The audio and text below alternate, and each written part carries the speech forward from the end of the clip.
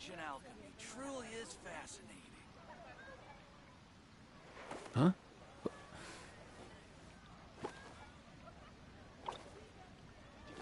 Hey, get cuckoo.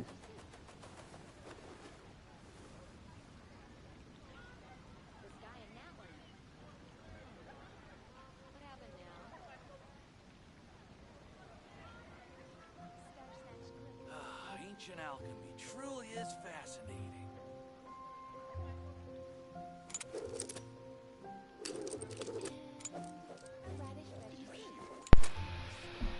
I don't want to jinx it, but I don't want anything bad to happen while I'm streaming, such as the screen crashing or the game going corrupt and have to re-download it. So I'm going to do what I can. But the goal of the stream is to do the character story Whenever I for get to take a Escoffier. break, I always want a snack. So it's very nice, man.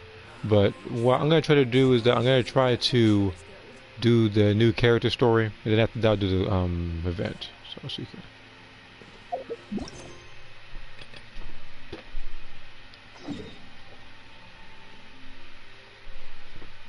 I got it.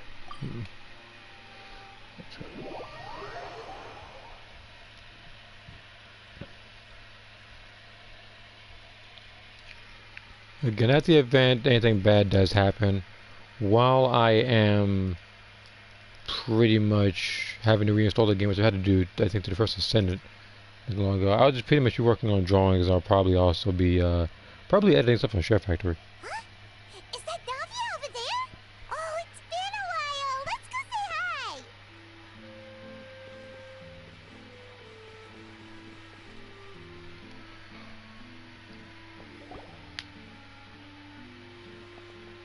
Hey, Navia, what you up to?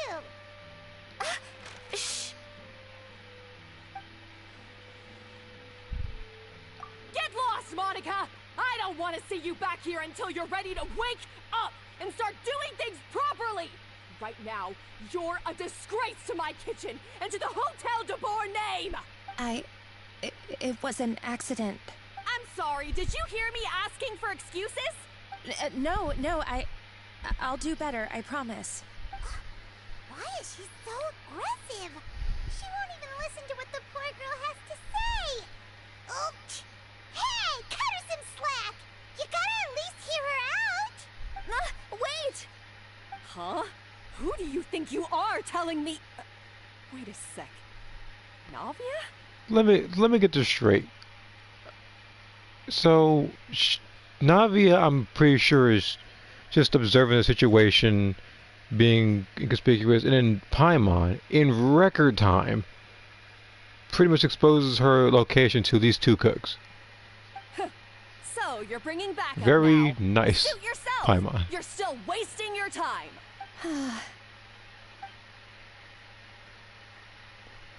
Freaking Paimon. Savannah, is this how you always treat your staff? My staff is right. I'm the one in charge here now. And last time I checked, the Hotel de Boer doesn't take orders from the Spina di Rosula. Also, another thing. If I don't get Navia in this particular banner, which would be very unfortunate, I will probably go for Skirk.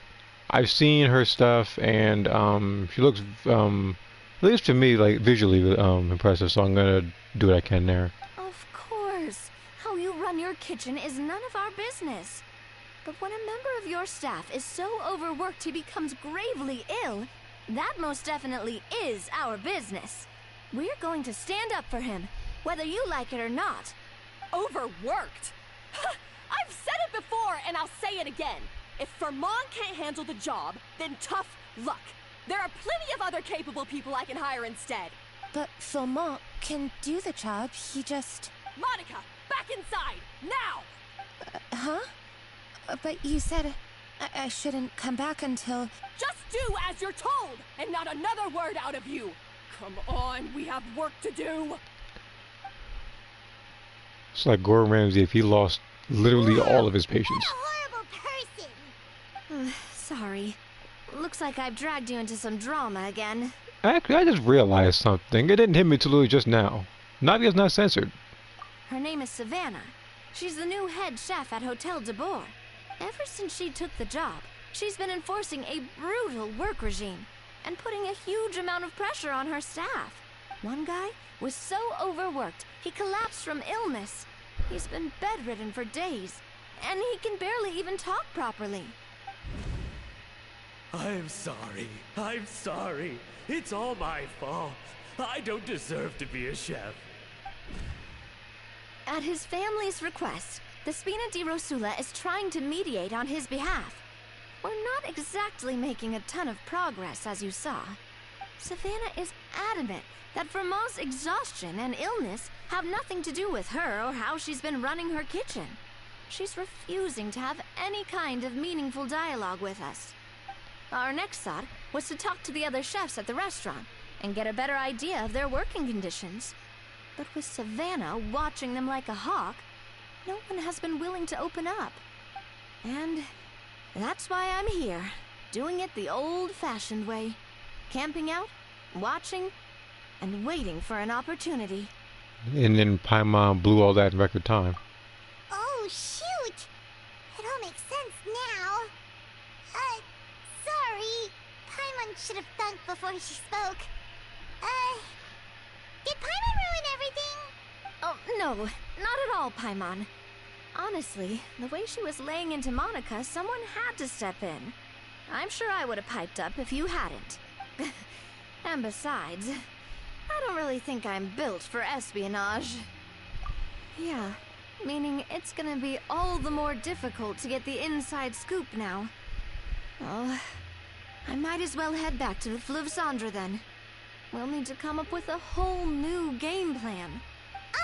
Paimon will join you, 'cause this is kinda all Paimon's fault.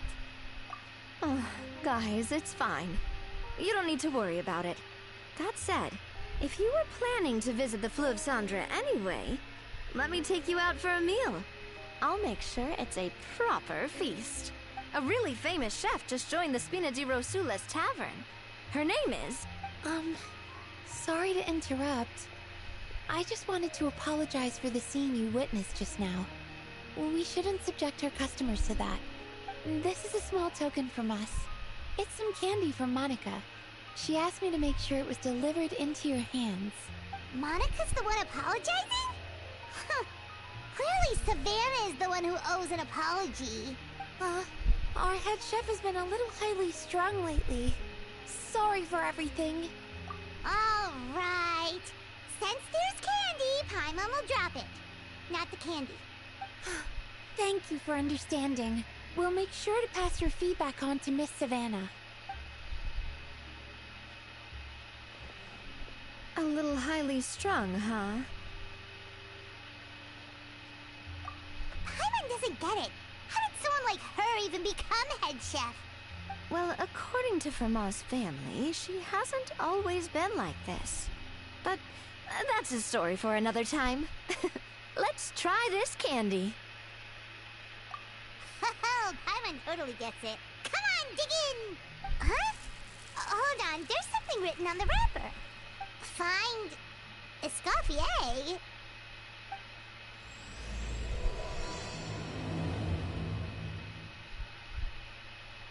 Escoffier? Could this Like a little mean... freaking cry for help on a freaking candy wrapper. I ain't never heard that before. You know that name, Nadia? Yeah. Let's stick to the plan and go back to the Fleuve Cendre for now.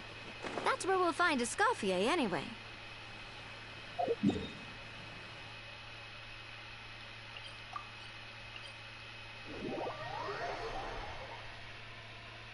Okay.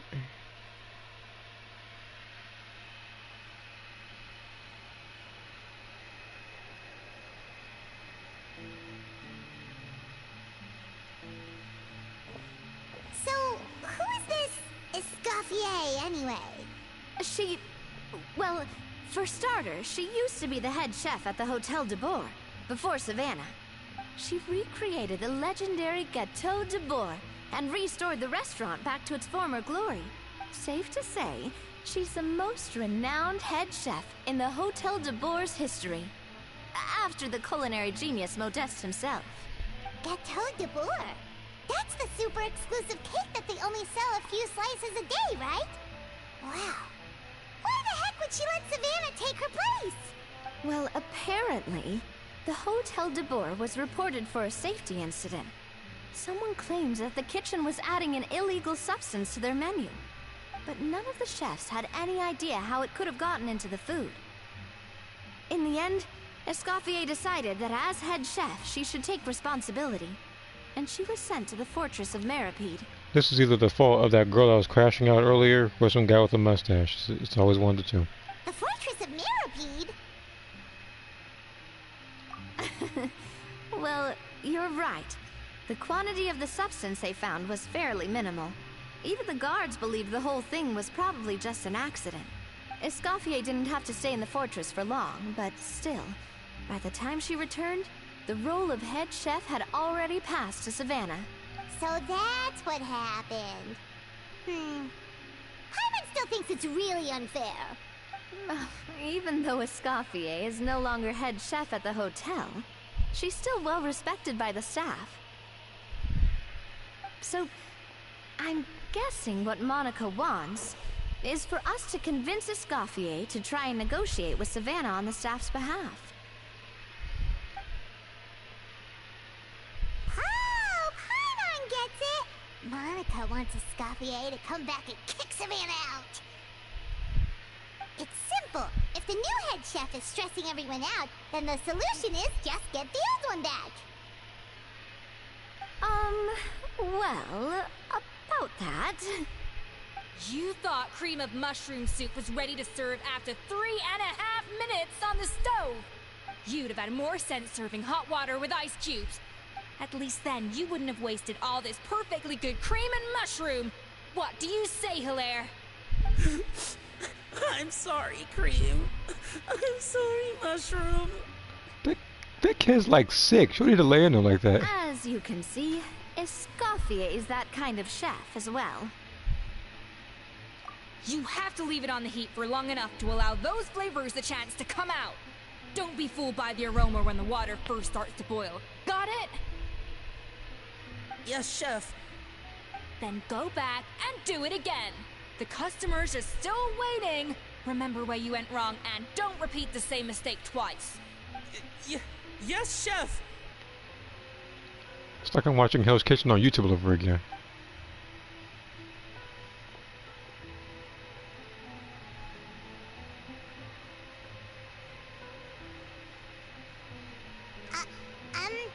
Excuse us, we're... Waiting to be served? Sorry, we're pretty busy. I'm afraid you have to join the line. Oh, no, we're not here to eat. So you're not paying customers. Then I'm afraid the wait will be even longer. It's hard to talk to Escoffier when she's in the zone. Let's take a seat. We can catch up while we wait.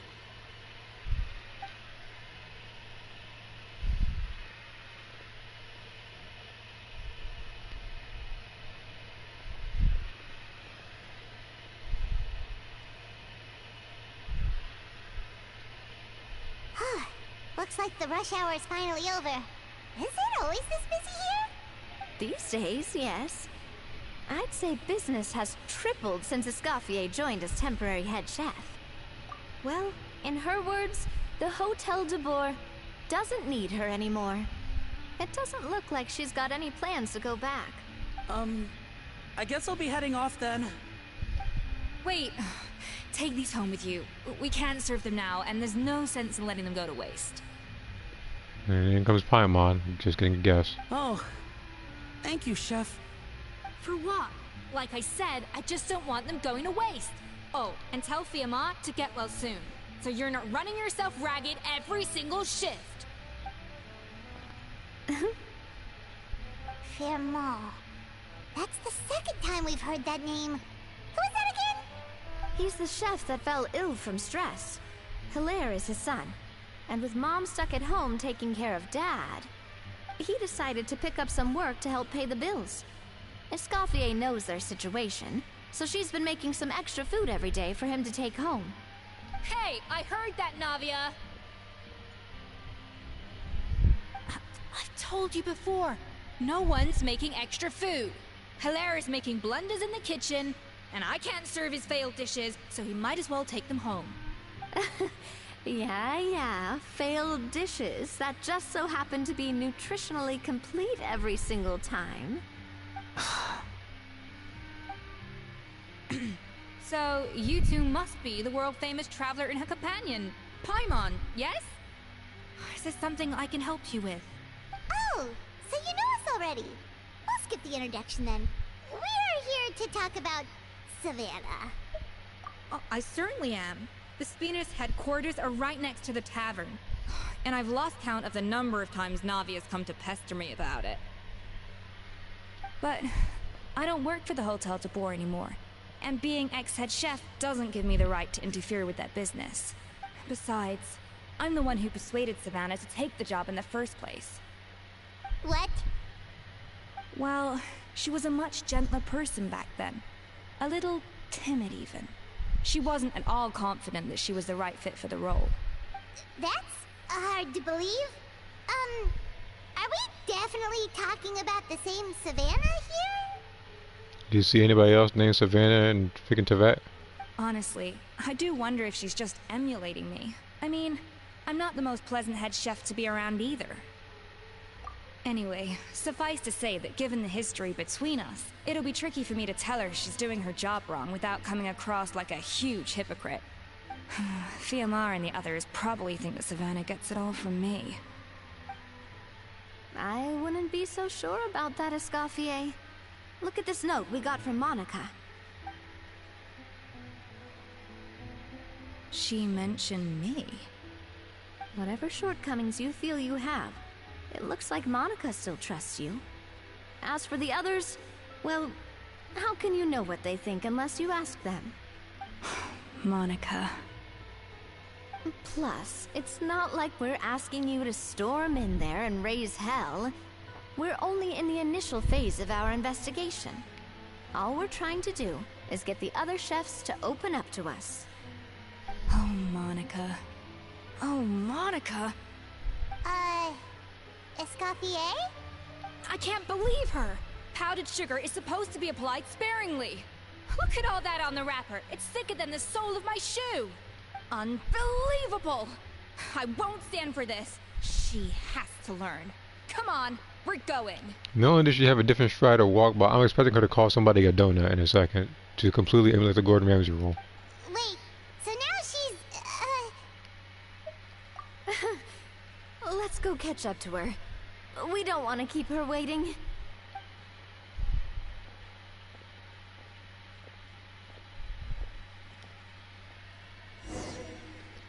Actually, I want to see something real quick.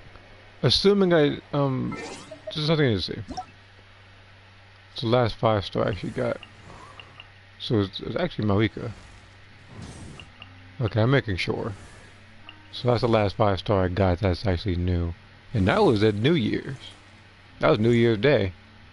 We're almost halfway through the year and haven't got another 5-star character that's actually new. Okay. Then how am I going to bring another food discussion? Well, they already brought up food earlier. It was candy. But the candy wrapper said find Escoffier. Like, I'm guessing it was a secret like plea for help.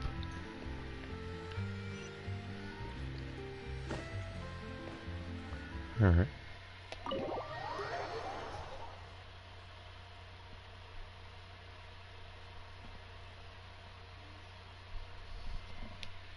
But yeah, I would not be surprised, seeing as how this character is like a cook, I would not be surprised if food is mentioned by Paimon another 3 times. I can actually start right now with the counting, because I know it's coming.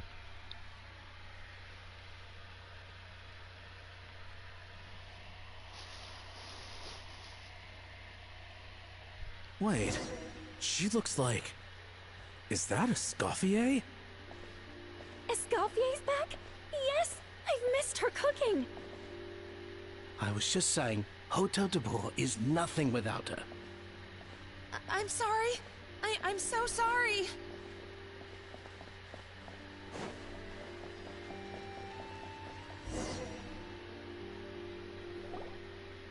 I'm sorry, I'm so sorry. I messed up your order. Oh, I wouldn't go that far. Maybe the taste is a little off, but if you hadn't brought it up, I don't think I would have noticed. But, please, you have to forgive me or Chef is gonna... Okay, I know. I'll kneel before you. What? Like, does the head chef beat you regularly or something for you to go this far? What the heck? Get up, Monica! Can't you see that you're just making your customer feel more awkward? Escoffier? If you want forgiveness, then do what any self-respecting chef would do. Make the dish again. And this time, get it right. You cannot go begging your customers to feel sorry for you. Savannah said that I'm not allowed back in the kitchen until I've corrected my mistake. But if I can't go back into the kitchen, I can't do the dish over. That's some backwards logic. How can you fix your mistake without being allowed to cook? If this is what Fermat had to put up with, then no wonder he had a breakdown. We apologize for interrupting your meal, sir. It's fine. With my layman's palate, it's not like I can tell the difference anyway. I was actually quite enjoying my meal until she appeared out of nowhere and started apologizing. Gave me a bit of a fright, to be honest. Oh, well, it's because Chef Savannah tasted a bit of the leftover soup from my pot and then threw me out of the kitchen. Gosh, that's pretty strict. Has she always been that way? I don't recall things being like this when Escoffier was head chef here. I gotta say, you're all looking a little worse for wear these days. I mean, Escoffier was strict too, but I think the difference is that her criticism was more constructive, so you knew what you did wrong and how to improve, and... Oh, so I get it. So basically, Escoffier is supposed to be like Gordon Ramsay, while the other person who's yelling at people is more like Joe from MasterChef, is what I'm hearing. We all knew that it came from a good place. Chef Escoffier was hard on us because she truly wanted us to reach her level. But these days, whenever we make a mistake, we just get told to wake up, get your head in the game, or just do it again. What's up, Moth? And it's only gotten worse since word got out that Chef Escoffier had started working again in the Fleuve Cendre. Monica, you don't need to call me chef. I'm not the boss here anymore. Yeah, but through no fault of your own. What happened back then, that wasn't on you, and all of us know that. That banquet was a huge event, and so many staff were involved every step of the way. With so many moving parts, there's no way of knowing how that Lumiline ended up in the food we served. I forget whether or not I actually written down if Ada actually had pets. The only I've only written down that like 3 people that had pets, and one of them was Lauren because she had a pet turtle. The other one I think was Jack. I think way back when. This is way before it's like way before Dragon Ball and all that type of stuff. He had like a pet. It was like a tiger, or it was like a lion or something like that. It was like a little cub. And someone else had another pet. Lumiline? What's that? A new drug from the Fontaine Research Institute. Produced from an extract of the Canonically. Lumitois. If you're referring to Lauren, Apparently yes, sharpens canonically. the Well, senses, I actually did so write they that one used it down. to treat people with impaired responses to stimuli. Like, again, it's just a lot of stuff I can't put into like a Xenoverse story without it looking very out of place. So. Oh, yeah, I've heard about that. They found out you can use it as a flavor enhancer since it stimulates the taste buds. Makes things pretty addictive. They also found that overuse can have mood-altering effects and even lead to nerve damage. So it quickly ended up on the guard's list of controlled substances. Unfortunately, however, some food products containing the additive had already made it to the market by the time the guards banned it from the restaurant industry. Everyone knows that in all likelihood, someone probably just purchased a batch of contaminated ingredients by mistake. But you took all the blame. We all know why. You just didn't want to see this turn into a place where tensions are constantly running high. Because everyone's suspicious of each other all the time. And now look at you. A fry chef in the Fleuve Cendre. What are you trying to say? Sure, the Spina's Tavern is no Hotel de Boer, but come on. It's not that bad, is it? Oh, the Fleuve Sandra, you say? Great. That's where I'm downing from now on. Monica, I'm very happy with my current job. And there's no changing the past. We just have to let bygones be bygones. Besides, at the end of the day, Let me read this over here because apparently it didn't show up on the right side of my screen. Mistake it was. Ultimately, the Not any past of my characters right now, simply because Myra is too distracted and lazy while lectures due to hanging out with friends or being workaholic. If only Savannah was half the boss you were. I'm sorry? Do you have a problem with my conduct as head chef? No, chef. So, you do remember who's boss? Escoffier? I thought you'd left this place for good. What are you doing back here? What happened to you, Savannah? Why are you acting like this? When I turned this place over to you, You made me the head chef and gave up your right to tell me how to do my job. You're not the boss here anymore, so stop acting like you own the place. Like, dial it back some. Whoa. Sounds like someone has a chip on her shoulder. Oh, Savannah! My God, have you grown a temper since I last saw you? Have you put even half the amount of energy into improving your cooking skills, or are you still using the Pluie Lotus as an off-brand marcotte, thinking no one can tell the difference? That's none of your business!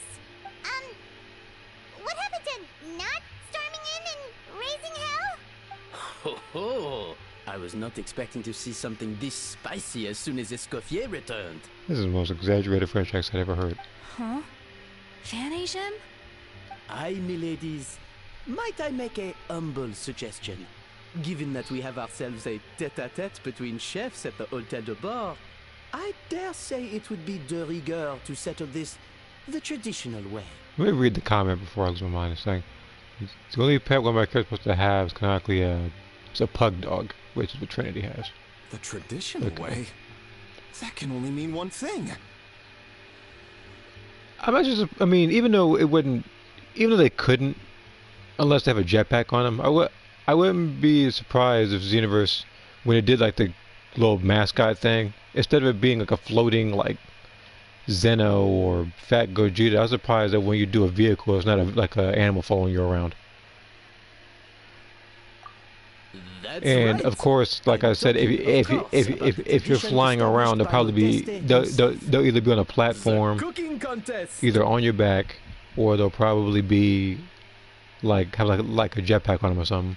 According to legend, the founders of Hôtel de Bord, Modeste and Savelli. And the reason why I'm thinking about that is because I'm thinking about games like the First Ascendant. We got like a little dog following you around. Over next week's menu to disagreements over the strategic direction of the restaurant. The cooking contest would decide who had the final say. Huh. It sounds like they had a lot of free time on their hands. Well, let's see here. Both of my characters love pets in general, though. Played an enormous Main role characters. in motivating chefs Okay. to hone their skills, reaching new heights of excellence in the culinary arts. And indeed, Because again, I don't think I have any character that has some sort of disdain or negativity towards pets. Into the top-ranking restaurant in Fontaine. Let's see, like even my character Aruka, who I think like she's also very fond of animals. Like she has a more particular fondness of, I believe, horses and cats. Reintroduction? Someone brought it back? Who? What say you, Escoffier? Surely you of all people won't back down from this challenge. It was you who put the rule in place after all. Because even guys look. Like with her, I mean, she would. I think from the way she was brought, she'd have a different she probably have a different favorite though when it comes to a pet, based on where they're brought up. Because that's kind of how I did it with them. It'd be yeah, pretty much. Let's see here. Now I'll say that I'm going to show about my other side character. I never thought about the other lives who agree. I didn't think about it either with some of the characters of mine. But again, I did the pictures kind of rather than it being like a fighting picture or a cool picture, just the character just living the life pretty much. Exhibition. A pet demon. No, if we're going to battle it out, let's put it all on the line. If I lose, it's up to you what happens to me. I don't want anything to happen to you. But if you lose, you hand over the Codex de Board to me. What? The Codex de Boer? Only the legendary handbook written by the original head chef Modeste. It contains all his secret recipes, including Gâteau de Boer. It's the greatest treasure in Fontaine's culinary world. And only the present and former head chefs of the Hotel de Boer have the right to read it. Present and former? Wait, but that already includes Savannah, though. What do you want that old thing for? You have your own copy, don't you? Don't take me for a fool. You know perfectly well what I mean. I want your copy, the original version, the one you took with you when you left us. You gotta, like, she was in the Fortress of Meripede. I'm sorry, I must be missing something. You know, there's no difference between the original and the copy, right? They contain the exact same recipes. Stop trying to change the topic. She's not changing the topic. Scared you're gonna lose to me? Or are you scared of me getting my hands on the original Codex? Savannah, you may remember that we gave her the original as a parting gift to thank Escoffier for her years of service. Asking for it back feels a little, Oh, I'm sure it won't be an issue, as long as both sides agree to the terms. Those were your words, weren't they? And as for the contest itself, let's make it a bake-off. Gâteau de Boer, per the recipe in the Codex. Well, Escoffier, you against me. Are you in or out? You sound surprisingly confident. Alright then, let's see how much you've actually grown. I hope you surprise me, Savannah. I'd hate to find out that all you've learned after this long is how to chew people's heads off. Believe me, I'll show you.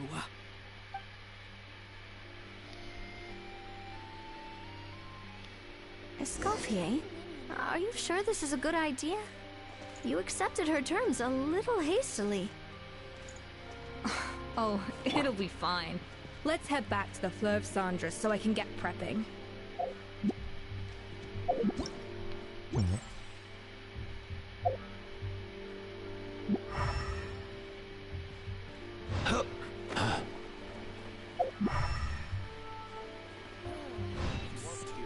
Just help yourselves.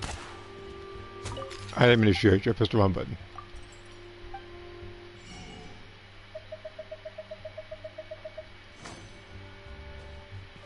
Let's go.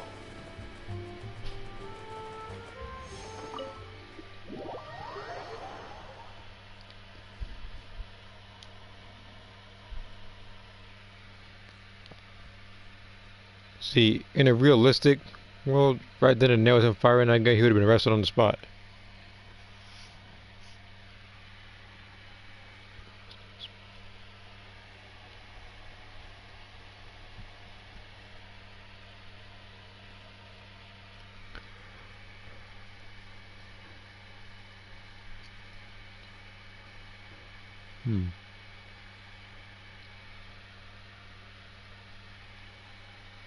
Well, how far did I travel? Okay, that's not far.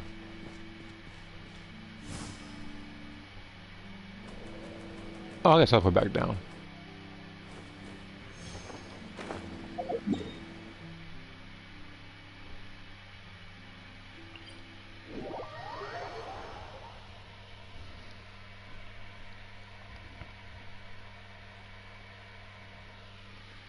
Speaking of Trinity, never actually draw her by herself. In a solo picture, I don't recall drawing her by herself. I think there's like 2 if not 3 characters like that where they haven't had a solo drawing.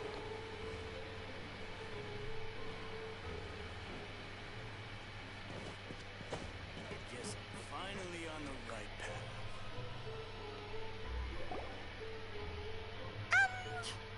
So, this whole bake-off thing kind of came out of nowhere. Was it really sensible to just go along with it? Well, I got a sense that she's holding something back. But we chefs always express ourselves in our cooking. So if she won't talk, this might be the best way to find out what's really going on with her. Huh? Holding back? Sure didn't sound that way to Paimon. Escoffier only picked up on it because she's the same way. Always closed off, never letting you know what she really thinks. That's patently false, at least where your macarons are concerned. I've been nothing but truthful with you about the disgraceful amount of sugar you use. Okay. That's one case where you can keep your thoughts to yourself. Oh, that? Well, it's not so much a recipe book as a diary of Modeste's adventures.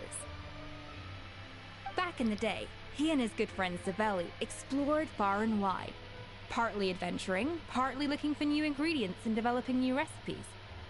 Their creations had an enormous influence on the course of Fontaine cuisine, turning it into a much more vibrant and diverse scene. For instance, legend has it that the original Gâteau de Bourg was made using a special secret ingredient that Modeste discovered on one of his adventures. So rare was the ingredient that they could never make more than 16 slices of the cake per day. But everyone who tried it claimed that it was one of the most blissful and invigorating things they had ever tasted.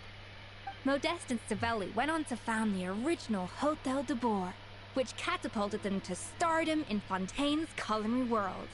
Especially Modeste. He was hailed as a once-in-a-generation genius, and over time, the recipes from his adventure log became known as the Codex de Bourg.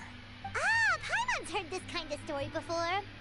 Armed with the Codex, the Hôtel de Bourg took its rightful place as the finest restaurant in the land, serving those recipes for centuries to come. Something like that? What? No, of course not. Cooking is a constantly evolving art form. How could any restaurant survive if they only served food that was popular last century? Anyway, never mind centuries. Savelli and Modeste parted ways not even 10 years after their rise to fame. Then, Modeste passed away while he was still in his prime.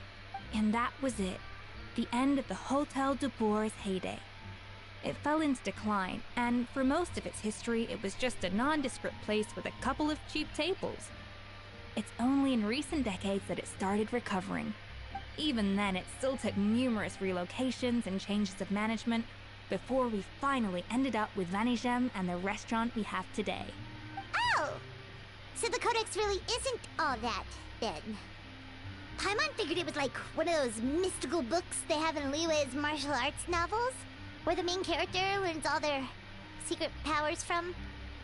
I was gonna watch a freaking Kung Fu Panda or something. Yes, well, that's fiction, and this is reality. You can't meet the tastes of modern diners by following some ancient recipes from a dusty old book. Impressive drawing coming along. Well, I already got one of them done, as you already saw. The Ada dodging the punch. Case in point. Even the Gâteau de Bourg they sell now is actually Escoffier's reimagination. Wait, really? Because again, I'm still doing some drawings of my own characters, as you also seen in a different folder. But I'm also still working on the requests from other people as well. It did, but like I said, it's the dusty old book now, and the records aren't as legible as they once were. And again, like I said before, during the day I don't have too much time because, well, that's pretty much when I'm watching niece and nephew, and one's fussing and crying, the other one's just running around the house. I got chased the entire time. So, reimagination is right. I consulted some historical records and took what I could from the Codex. But ultimately, the Gâteau de Bourg today But again, like, when I do get the time, I'm usually just doing stuff like this, streaming while simultaneously getting drawings done. As for why we gave it the same name and kept the tradition of only selling 16 slices a day, well, you've got Vanigem's business sense to thank for that. Oh! Huh. Well, that kind of takes all the mystique out of it. Hey now, it might not be the original Gâteau de Bourg, but it's still the most delicious cake in Fontaine today. And who knows, maybe Escoffier's version is more suited to your palate. Just think, if the original truly was the perfect cake you're imagining it to be, there's no way the recipe would have been lost to history, right? Not to mention that the Hotel de Boer never would have fallen into a slump. Anyway, before I left my role as head chef, I made a copy of all the recipes from the Codex, including my own improved versions, and turned them over to Savannah. So why is she so interested in the original copy? Could it be a symbolic thing? Like, whoever holds the original Codex de Boer is the true head chef? Well, it was clearly precious enough to give to Escoffier as a parting gift. Meanwhile, Savannah only got a copy. Maybe from her point of view, it's like management doesn't truly see her as being worthy of the role. You think so? If she wasn't worthy of the role, she wouldn't be in that role It was her right now. suggestion to give me the original in the first place. Well, a joint decision by her and Venegem. But still. What? Huh. Guess she's had a major change of heart since she became head chef. Yeesh. Who knows? We could speculate forever. Better to just let our Gato do the talking. It means besting her in this bake-off, and then getting her to explain herself, even if I have to beat it out of her with a spatula. However much she's changed since we worked together, I believe that she still has her chef's pride. And if she respects the art, she'll respect the outcome of our contest. Well, I'm confident that you and your spatula can get justice for Froment. All you need to do now is win the contest. But that should be a breeze for you. Let's not get too ahead of ourselves. Gâteau de Boer is very complicated to make. Usually, it takes 3 chefs working in tandem to cover everything. Now, if I had to push it, I could probably do the work of 3 chefs myself. But I'd prefer to play it safe if I can find a couple of assistants in time. Well, that's easy. The 3 of us are veterans in the kitchen. You just need to pick 2 of us. Okay, Paimon, let's back it up.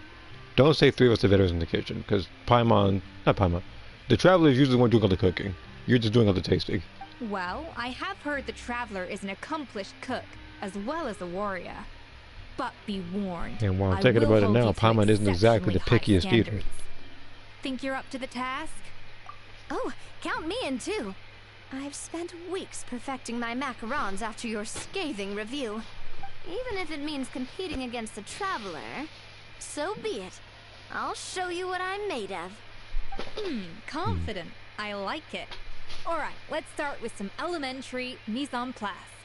Show me your knife skills.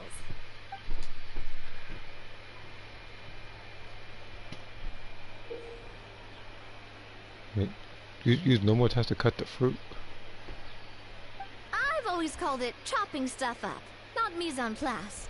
But it's basically the same thing, right? Oh, Navia. The difference in your case is that mise en place is chopping stuff up without sending juices flying all over the kitchen.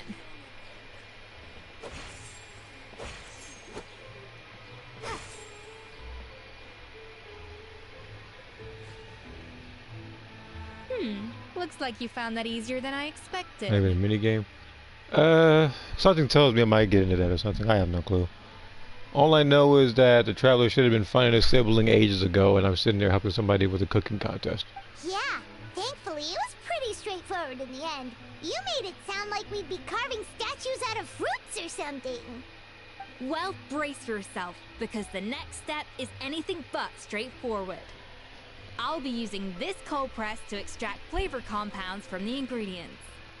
A kind of special food processor I got the Fontaine Research Institute to make for me. It uses cold temperature extraction to isolate the essence of cooking. I mean, we're gonna see. Which can then be used to flavor dishes more precisely. Because, again, like no attack thing or doing some other stuff, like that happens with some stuff. Sometimes they have their own little special minigame, but again, it's still early on. So, it's still not out of discussion, I guess. It can still happen with different stuff. This is an exactly Like example, like even some time ago, we were having a little mini game where we were mixing drinks with people and stuff. So.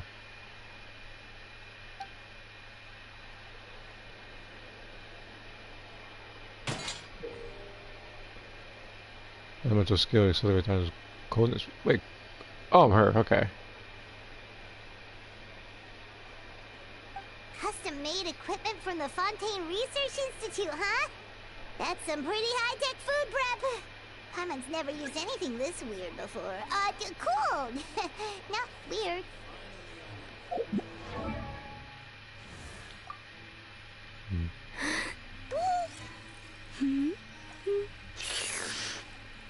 Like, to taste something hot out of an ice cold spoon is something weird in my personal opinion.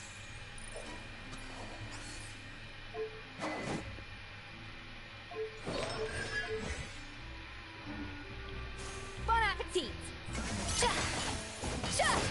I'm supposed to hold it on now.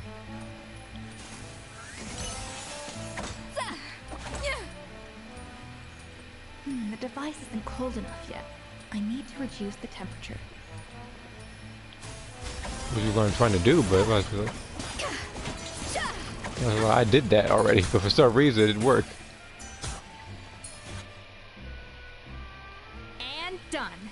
These are the flavor compounds extracted from our ingredients.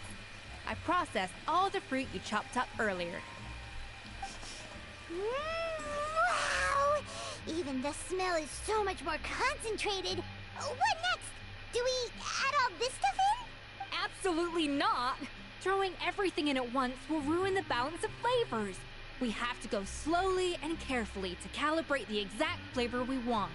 I'll demonstrate again. Now, watch closely.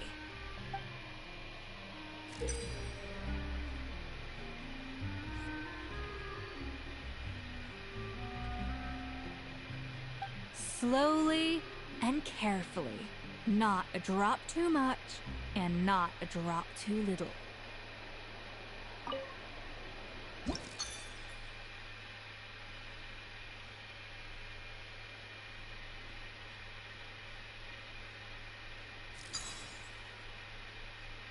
So I guess it's supposed to be a 0 or something? Yeah, supposed to be a 0.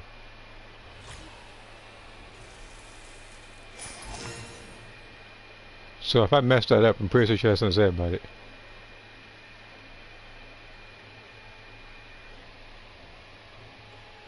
I'm pretty sure it's still loading. Yeah. And voila! Now it's your turn.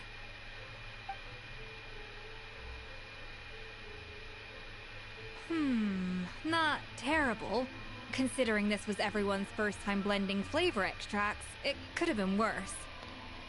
But the Traveler's work was surprisingly good. Are you sure you've never done this before? You got almost perfect results on your first try.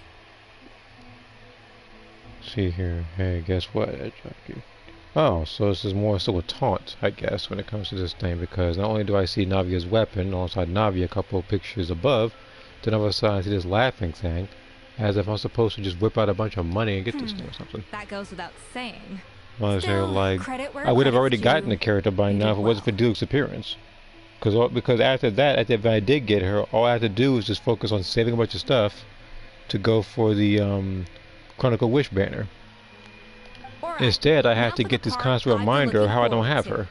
I want each of you to cook something from the Hotel du Bois' current menu. I'll judge your submissions and give you a final score. That's right. The true test of your cooking skills is the finished product. It'll be good practice for the contest itself. Now get to it. Chop chop!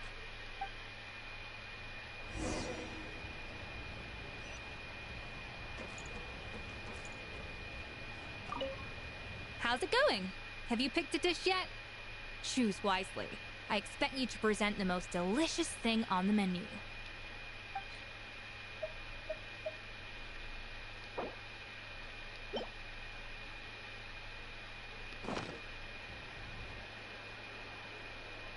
So what happens if you presented with the grace of a bad food? snow-winged goose, as I like to say.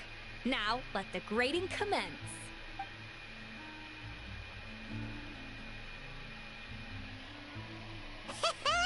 Pretty good, right? Not to brag or anything, but Paimon's a bit of a connoisseur when it comes to la food.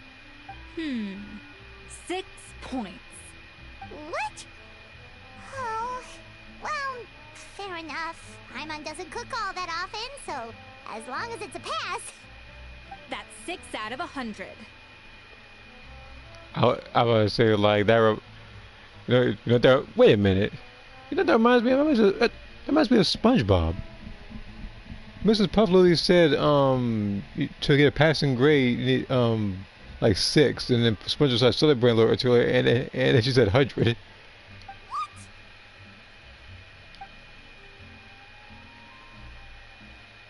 You say you're a connoisseur, but it's quite clear from this dish that you have far more experience consuming food than creating it. What do you know? What, you know exactly what I said? That's literally what I said like 20-30 minutes ago about Paimon. By that logic, I suppose you think listening to Lady Farina on repeat every day would make you an opera singer. Ugh, me next, me next.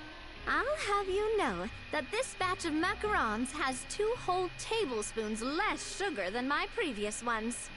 So you went from 12 tablespoons to 10? Well, it's nice to know you actually measured it out, because it tastes like you just threw in whatever was left in the jar. 6 points. Aww. Now to the final dish. So, what do you think? This is our last hope. 8 points. Darn! That's barely higher than what we got. Not exactly. The color is spot on. Beautiful aroma. Excellent presentation. I have to give this one 8 points out of 10. Maybe even 9 points. How you just change up the grading system like that, Dave Meltzer? Huh? How did you pull that off? You may as well have just said 80 then. Don't get me wrong. There's room for improvement. But still, this is clearly the work of an accomplished chef. I can tell that you've put many hours of work into honing your skills in the kitchen. Believe me, you have no ideas. I've been freaking cooking in this game since 2020. I can really taste the grace of the snow-winged goose in this dish. The traveler's journey, with all its trials, tribulations, and setbacks. Such as losing about a good 80% of all 50-50s that I've done in this game. Hey, you made that last part up! No way did you taste that! Well, it looks like I lost fair and square. I guess you'll be taking the Traveler as one of your assistants then? Man, she would have. I'm pretty sure Escoffier would have been livid if freaking Amber or Riding Sugar was in the kitchen. But if it takes 3 chefs, that still leaves 1 slot remaining. Maybe Paimon and Navia should keep practicing and see how it goes? Chef Escoffier. Oh, it's Hilaire. What brings you here? I heard the news about the cooking You saw my contest. messages. You're doing Yeah, Hotel de Bois, I right? did see a laughing was just picture wondering as if if you I was needed any supposed to help? be happy about that, stuff like that. Knowing good and well I lost 50-50 to the freaking D-Loop, as if I don't already have the freaking Power Archon. Because I already said it, had that not happened, if I actually got the character, to be fair, I wouldn't have had the moral to actually build her just yet, unless of course I actually would have a way to do something like that. But I would at least be able to save the Primogems for the next banner. I can't do that, so now I have to literally try to save for this one, and the points I don't get are going to have to A, go to Chronicle Wish banner, or B, I would have to go for Skirt. Now, unfortunately, last time I did Chronicle Wish banner, it never went gold, meaning that I could sure as heck lose the 50-50 to that one too, and then the second it goes gold, I'm gonna have some slight glimmer of hope, and there's gonna be some weapon that I already have, such as the Jade Spear or the Lost Prayer of Sacred Winds. Fear mine. It's either one of the two. Last I heard, you could barely get out of bed. Chef Escoffier, Navia, Traveler, thank you all so much for everything you're doing for me and my family. I've had enough of sitting around at home while you run yourselves ragged. If you let me, I'd like to help you win this cooking contest. Yeah, I was gonna say the same thing. Don't you worry. I'll be fine. I'm feeling much better now. I'm sorry. I know I've been rather useless these past few days, but not anymore. The fact is, I'm a fine chef, despite recent events. I've proven myself in the Hotel de Bourg kitchen, so if anyone's qualified to work under Chef Escoffier, it's me. I think. I mean, I hope so. Firma, have you even set foot in a kitchen since leaving Hotel de Bourg? I have not, but I'm fully rested now. I know I can handle it. I'll prove it. Let me whip something up for you right now.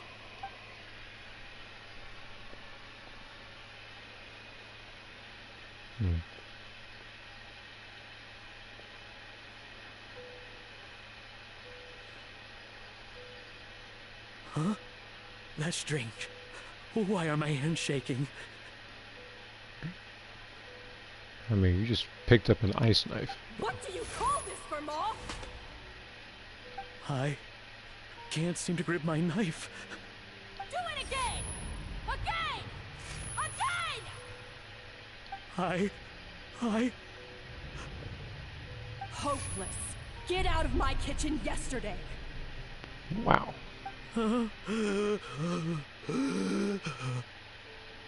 Dad, what's wrong? I don't understand. I was feeling so much better, and then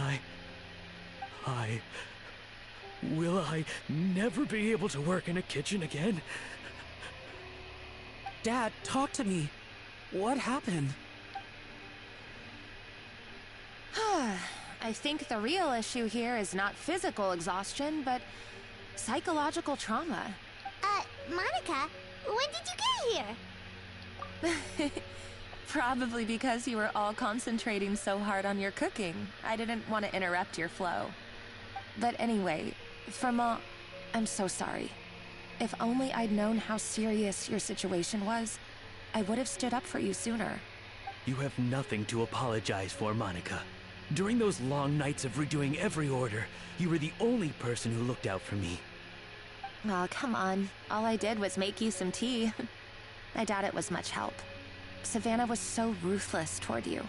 I probably should have brought you something stronger. She sounds like the worst.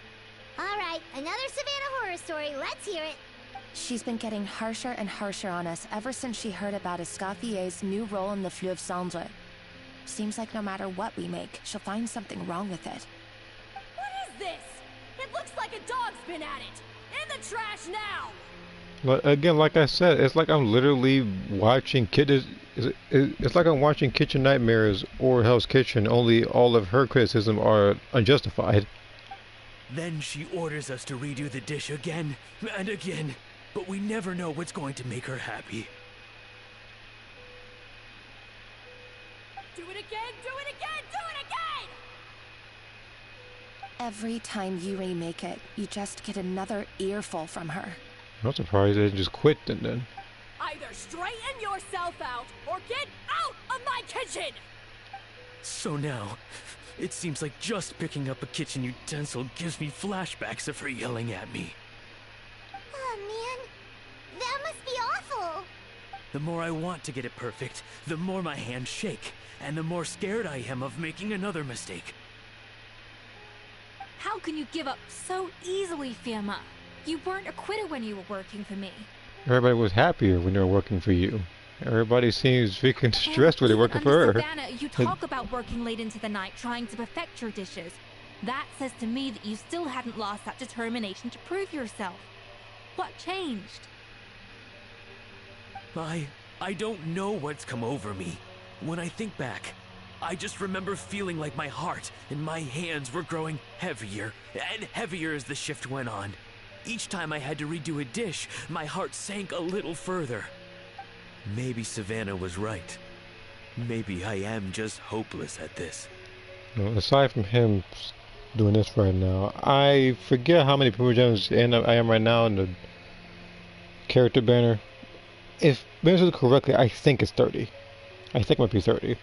So all I have to do is convert my other stuff to like 5 wishes, which I actually can do, because I can either do that or get a 4-star weapon, guaranteed, or I can try to pull for it, hope it goes gold, which I might do the latter option, because as it stands, I don't know, like, Dad. like, again, if I don't get Navia, like I said, even though I'll be disappointed, it's not a complete loss. I'll be getting Skirk, and on top of that, she might do a lot of damage.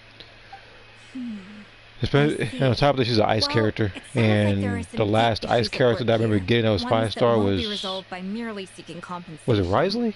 Because if that was a long time ago. I will win this contest. And now, don't get me wrong, I like Risley, but I do need a fresh character that's 5-star. I wanted Navia here because it would have made for the first 5-star Geo character that I got. But what if you can't find another assistant in time? Clearly, I'm in no state to help out. So no Rocky 3 where Rocky lost his confidence after Mickey was cursing him. Well, he was not only hit with the fact that he was getting a bunch of setup fights with people that weren't at Clubber Lang's level, but then freaking Mickey had a heart attack. So his head was completely not in that fight.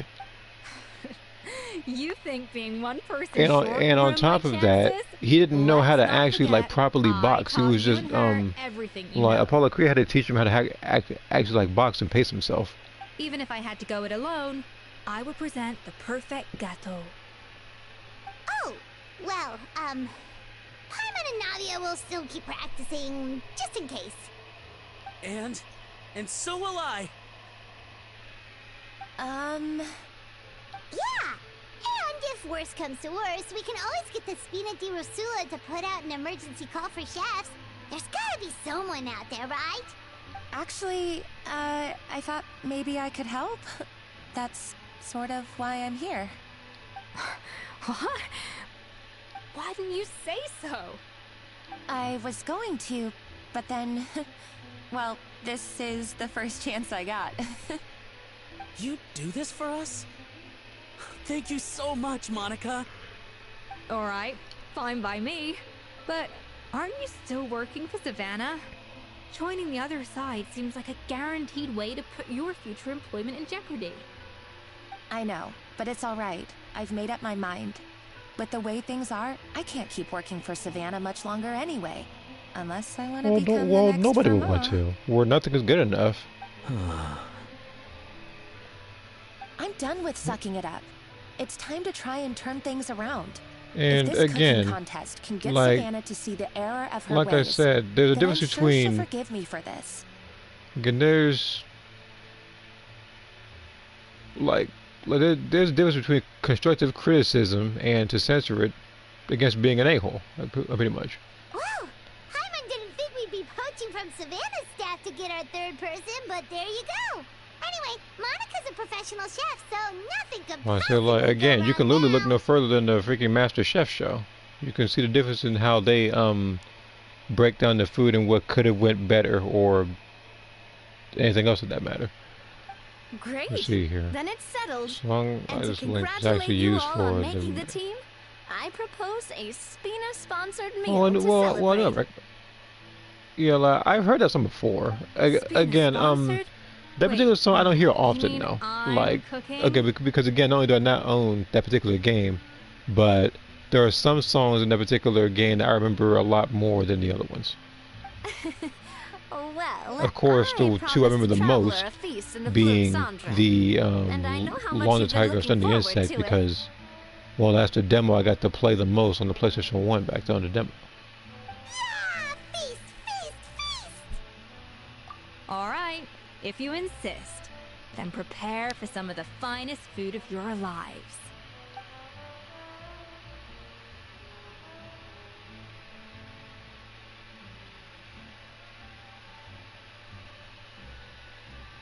That's not a bad idea, actually. Wait, hold on. You need to finesse that further.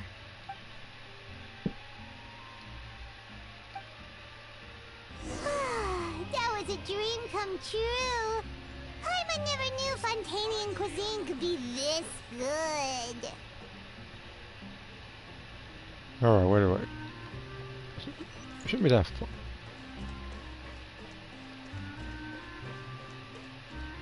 I will talk to Navia, but I want to get all this done as fast as possible. Because again, I wanted to do this. I need to do the event as well. Oh, nothing. I was just flicking through the original Codex de Boer. I wanted to see if there was anything I'm missing. Something I hadn't noticed before.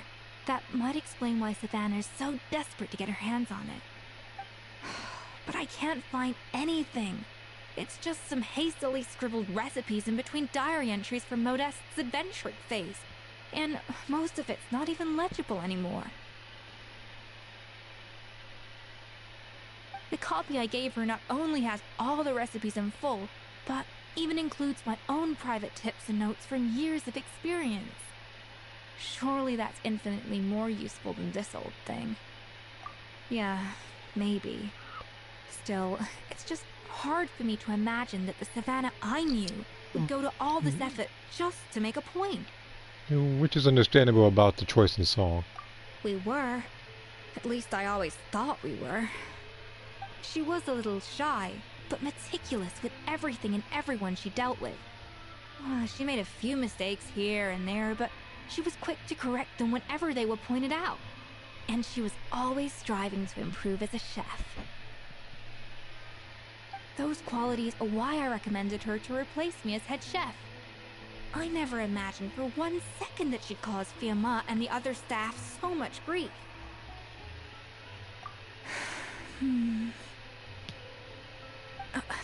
Well, I mean to an extent, of course. I pushed hard for her to get the role.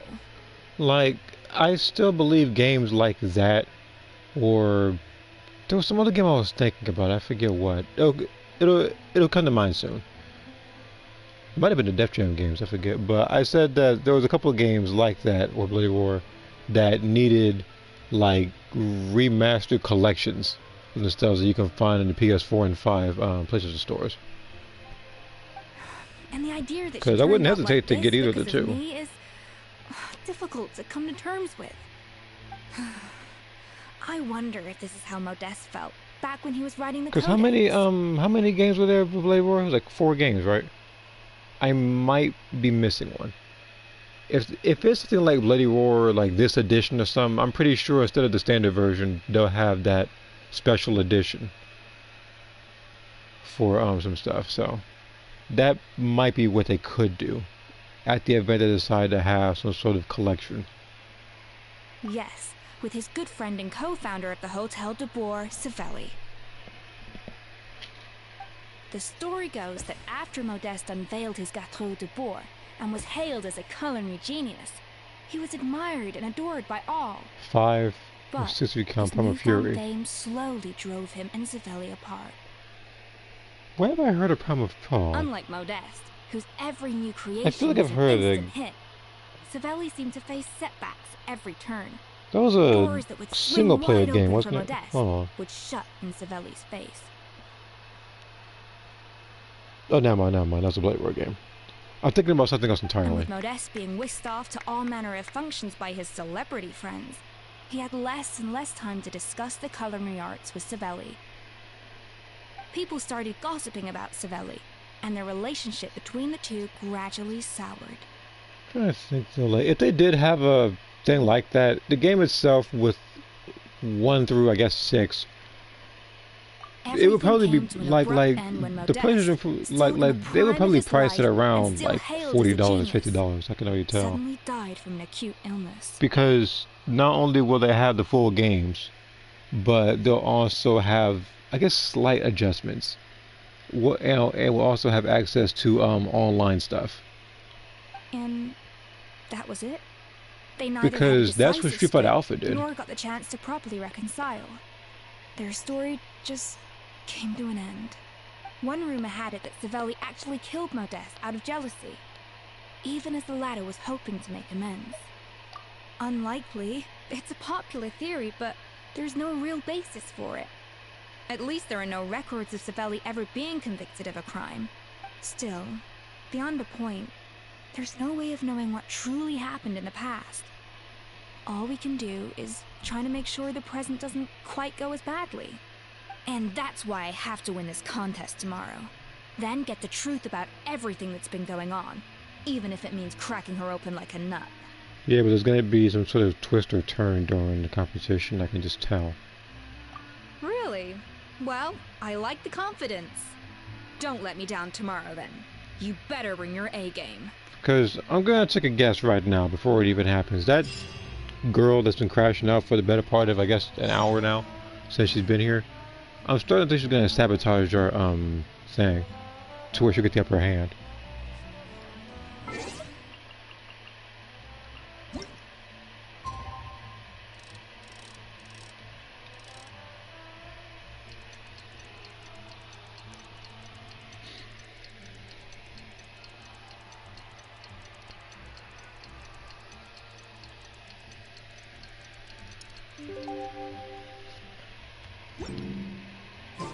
It's Cooking Contest Day! To the Hotel de Boer! Toot sweet! Can I just teleport to the hotel de boer? No. No, I can't teleport in there directly. I gotta teleport here first.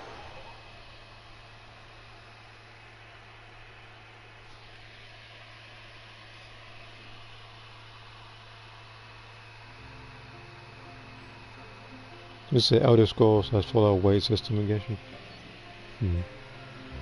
Well, I mean, I guess I haven't really played Elder Scrolls. I've seen it played, so.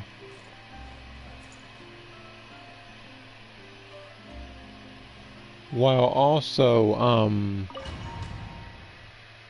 like the loading screens, as it can be self-explanatory, are much faster in comparison to the 4.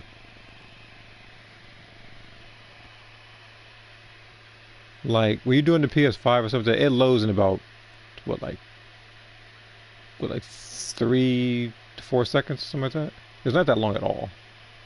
PS4, you know, you could literally get half a drawing done.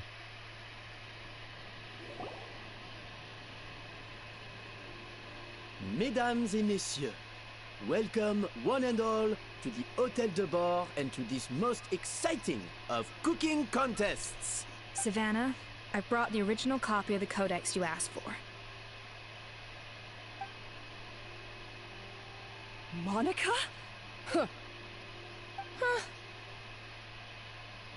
In the interests of fairness, I'm surprised you're still wearing that contest particular will be outfit conducted in a that double-blind format. represents the place that you Once hate. the dishes are complete, they will be sent to the back of the kitchen where they'll each It kind of reminds me of what's his name from Good Burger, where he literally had the same employee outfit no matter where he went. The labels will be placed out of sight underneath the plates, only to be revealed after the judges have sampled them and reached a final verdict. This is to ensure that no one will know which dish is made by which contestant. As one of the judges, I promise to be fair and impartial. When my meal got interrupted yesterday, I never thought this is how they'd make it up to me. Getting a seat on the judging panel is a pretty sweet deal. Both contestants have taken their positions. Then, without further ado, let the Hotel de Boer cooking contest commence!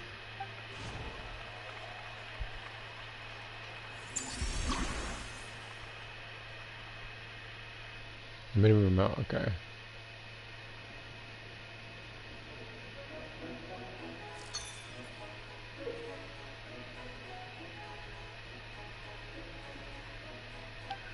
So I'm assuming I have to get to 0 at the least amount of tries.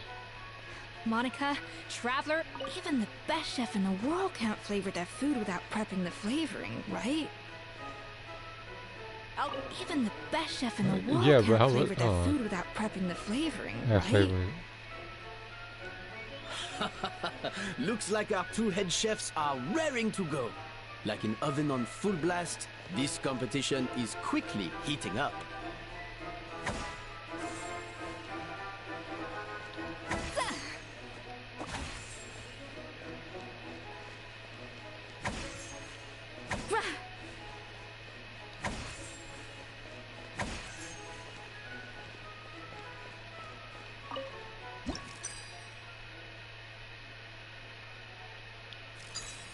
Oh, whoops, hold on. Pretty sure I missed this whole thing just now. Where's the... Up to the freezer!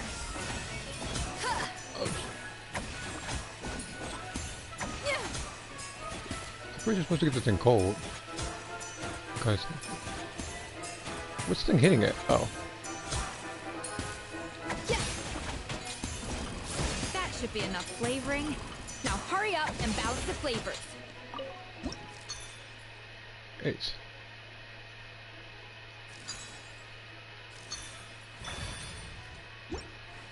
Like, I shouldn't have took that long. I didn't see the freaking pot. I should see that thing back there.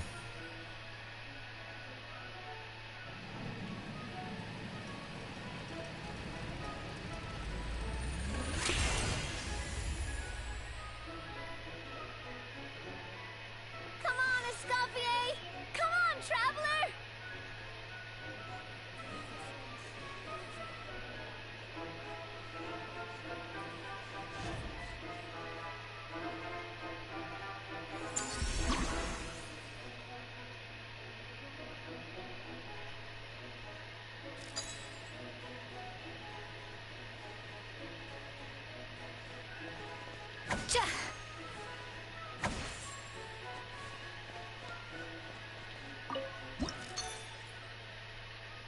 The balance of flavors is about right.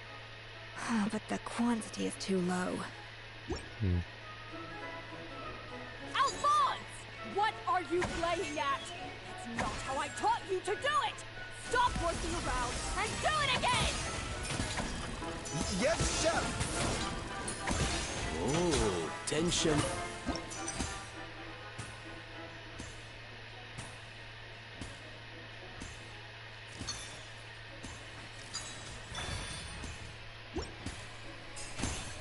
I think he's smacking me for some reason.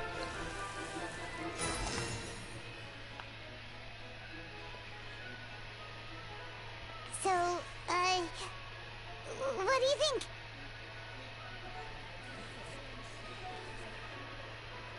No, so the second part did way better because I should get a better understanding of it.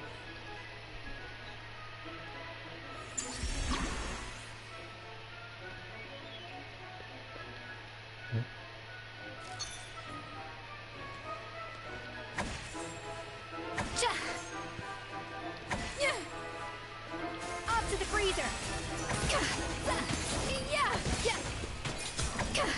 Escoffier is already... Jesus Christ.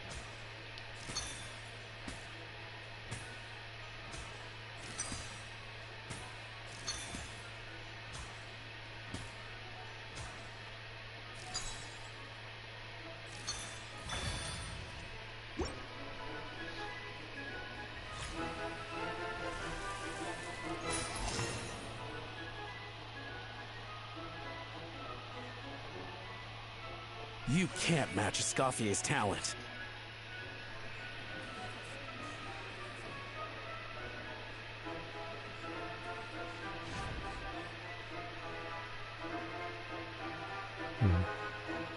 I present to you Gâteau de Bourg.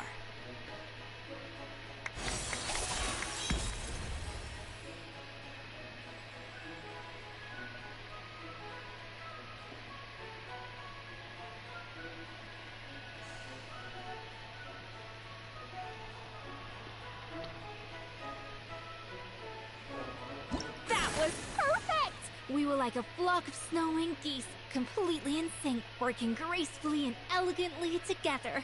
Great work, team. Again, I never felt I could do way better than that, but I'm not mad at it at all.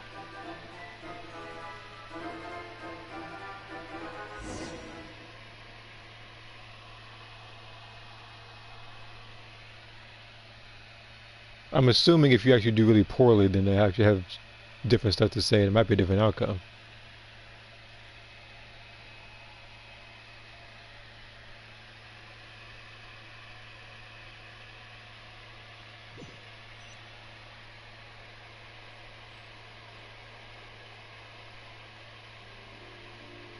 Time's up! Contestants, please take your dishes to the back.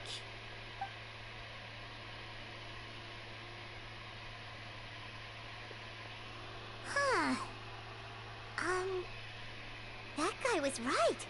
You really can't tell whose is whose just by looking at them. We both made the same dish after all. For all her flaws, Savannah's a talented chef who earned my recommendation for good reason. She wouldn't screw up something as elementary as the cake's appearance. Whoa! This is really rather good. Wonderfully soft and fluffy. Beautifully sweet. This is a masterclass in how to make gâteau de bois. I would give this one at least 9.9 out of 10. Why you just give him a why you just give him a 10, you jerk? It's about 9.9. Only because there's something about the flavor of the base. It's just a little different from the recipe I'm used to. Huh? Really? I couldn't tell. All right, on to gâteau number 2. I haven't had a single bite and already this aroma is a delight to the senses. I have a feeling that this gâteau will be a gâteau for the ages. How exciting! I'm gonna dig in.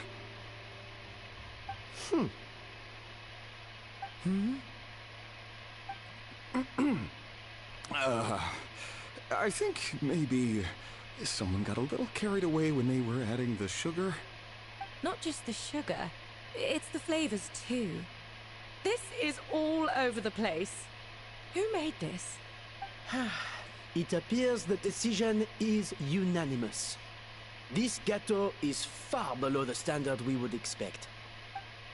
Whew! And Paimon thought this might actually be close. Turns out she can't bake to save her life. Oh, something's not right here. Savannah may not be perfect, but no way is she this sloppy. I can now declare that the creator of the first gâteau has won this cooking contest. Now, all that remains is to turn the plate over and reveal the chef's name underneath. What? It's Savannah? No, that's impossible. She didn't switch plates because she knew she was so underconfident in her staff. Did she? Hey, Savannah! You cheated, didn't you? You cheater! What did you do? Oh, you swapped the plates, didn't you? Well, someone's a sore loser. These cakes went from the oven to the judge's table without me ever laying a finger on them. And everyone here can attest to that. It was Van Gem's staff who labeled them in the kitchen. If you're looking to accuse someone, why don't you start with them? Isn't it more likely that Escoffier's lost her edge? Oh, or maybe her assistants let the team down. You take that back! Judges, we demand a rematch. That's enough. What's done is done. As head chef, or rather as team lead, I take responsibility for the dish I served. Whatever went wrong and however it happened, I should have spotted it. No. Savannah, No, I didn't think you'd stoop this low just to beat me in a bake-off. What happened to your chef's pride? I don't know what you're talking about. which is literally what everybody says when they're lying. If you want the Codex to bore that much, you can have it. Escoffier, no! But you must promise me that you'll apologize to Firma and compensate him for everything you put him through. It's a little late to be negotiating terms. The contest is over, and I won. That means you owe me the Codex, and I owe you nothing. Look, Savannah, you may have fooled everyone else, but can you really fool yourself? What I'm offering is to accept defeat without looking to expose what you've done. But only on the condition that you promise to stop putting so much pressure on your staff. Fine. I'll treat this as your final handover of duties from one head chef to the next. So, will that be all, ex-head chef? Or is there any other unfinished business you'd like to leave in my hands? I didn't mean that to be a scolding from your former boss, just a word of advice from a fellow chef and a friend. But I don't know if you're even open to input from other people anymore. I know what I'm doing. I don't need your advice. All right, fine. I'm glad to hear it.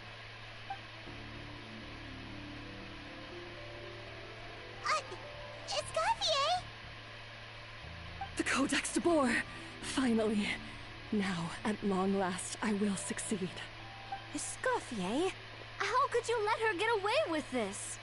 Yeah! The Codex is a souvenir of your time here! Doesn't that mean anything to you? It's alright. It was just a bake-off, not the end of the world. I'm already over it. Besides, it's not all bad. She agreed to compensate Firma. That's mission accomplished for the Spina. Honestly, if I'd have known that giving her the Codex would solve everything, I'd have just done that in the first place. I mean, why bother with the whole cooking contest? It's such a waste of time and energy.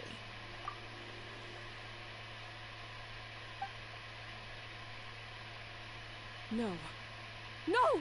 This doesn't make any sense! Huh? That's it? No secrets, no nothing?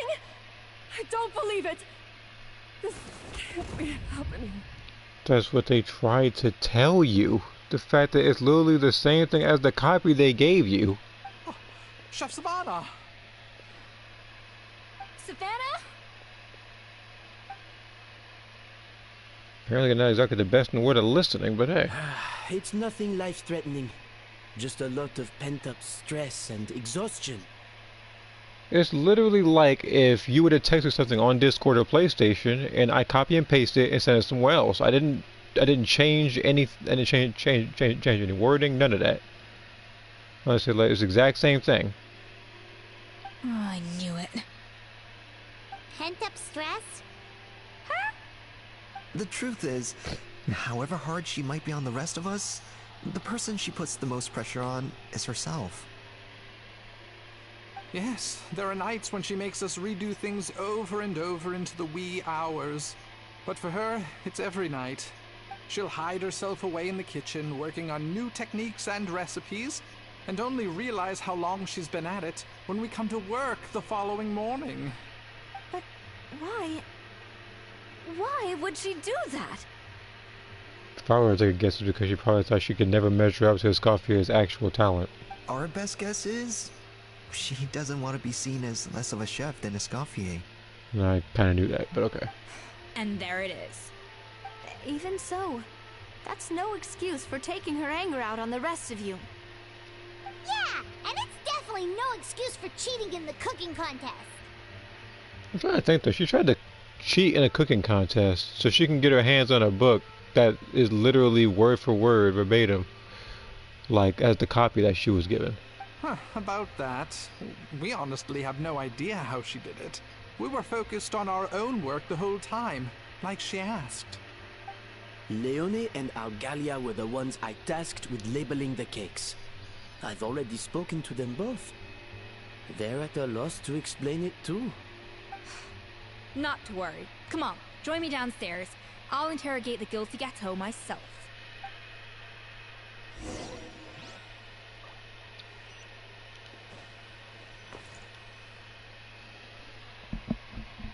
Well, how is it? Have you figured out what it was? Oh, this is aggravated assault on my palate. I'd rather eat wet cement than this. Is it really that bad? I made sure the taste tested before it was served. Oh, relax. This isn't your cake. Savannah never switched the plates. The offending flavors are coming from in between the icing and the cake base, which means someone tampered with it while it was being made. Or in other words, we have a traitor in our midst. I'm sorry. I was forced into it. It was Chef Savannah. She said if I didn't cooperate, she would... Calm down, Monica. I've already accepted defeat. And if I wanted retribution, I would have brought this up when the results were announced. Whatever's going on with you, just spill the beans. There's no need to hide it. I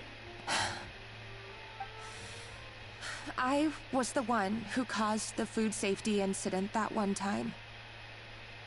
Food safety? Wait, you mean the Lumalin incident? So you procured the contaminated ingredients? I think so. Savannah and I were on procurement that day. I didn't check everything as well as I should have, and so I let contaminated ingredients make it into the kitchen. But I swear I didn't do it on purpose. I had no idea there was an issue with them, and I didn't know it would end up with Escoffier going to jail. But the last thing I expected was for Savannah to use it as leverage to blackmail me with... This is crazy! So Savannah pressured you into sabotaging Escoffier's cake by threatening to expose your secret if you didn't? I know, it's terrible. I'm so sorry. I was so scared. The thought of Chef Escoffier finding out that I put her in jail, it made me freeze up with fear.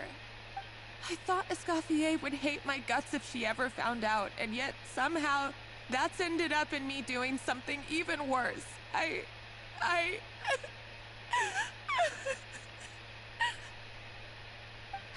Seriously? All this fuss over a little slip-up? Huh? Firstly, it's not like I got a life sentence. I did my stint at the fortress, and now I'm out. And secondly, I had my own reasons for leaving the Hotel de Boer. This wasn't the only factor. So, you don't need to feel ashamed or frightened or anything like that.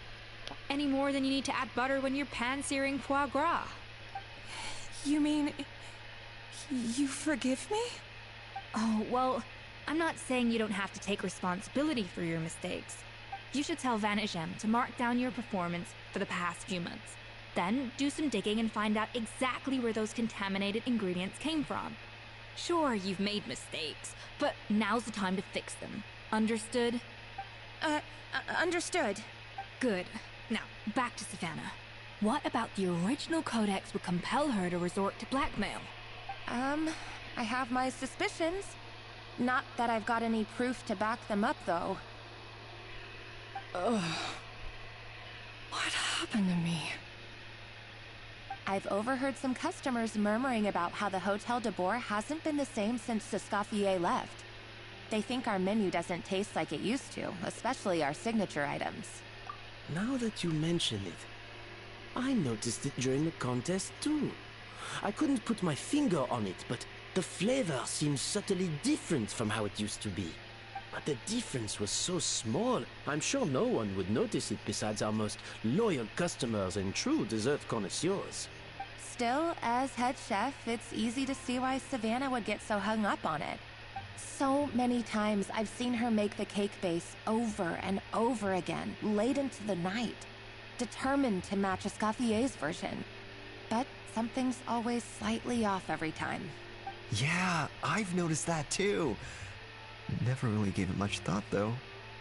Thinking back on it now, it's clear that Savannah's been in a downward spiral ever since Escoffier left.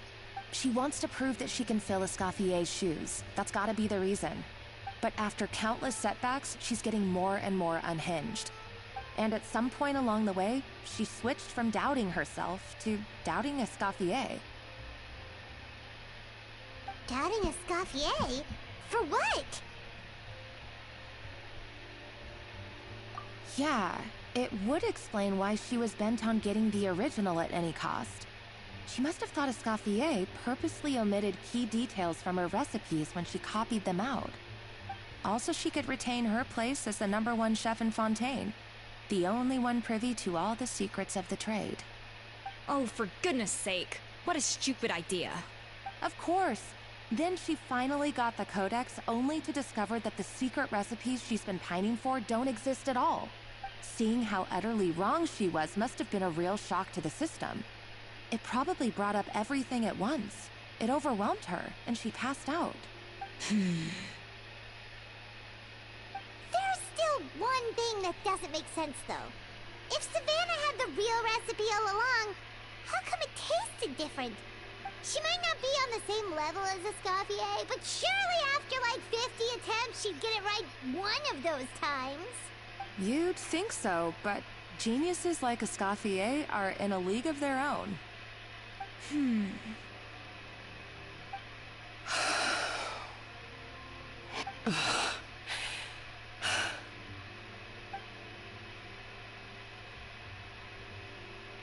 New head chef, you say? What's her name? I don't think I've heard of her before. I wonder, can the Hotel de Boer keep its edge without Escoffier at the helm? This tastes different from last time. Is it undercooked or something?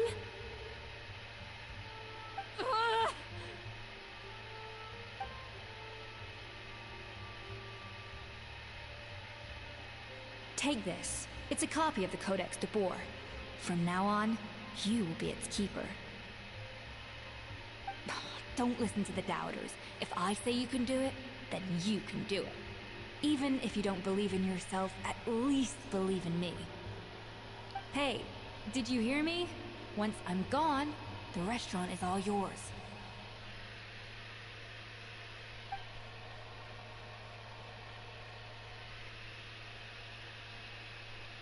All this time, I've been blaming other people, but maybe I'm the problem.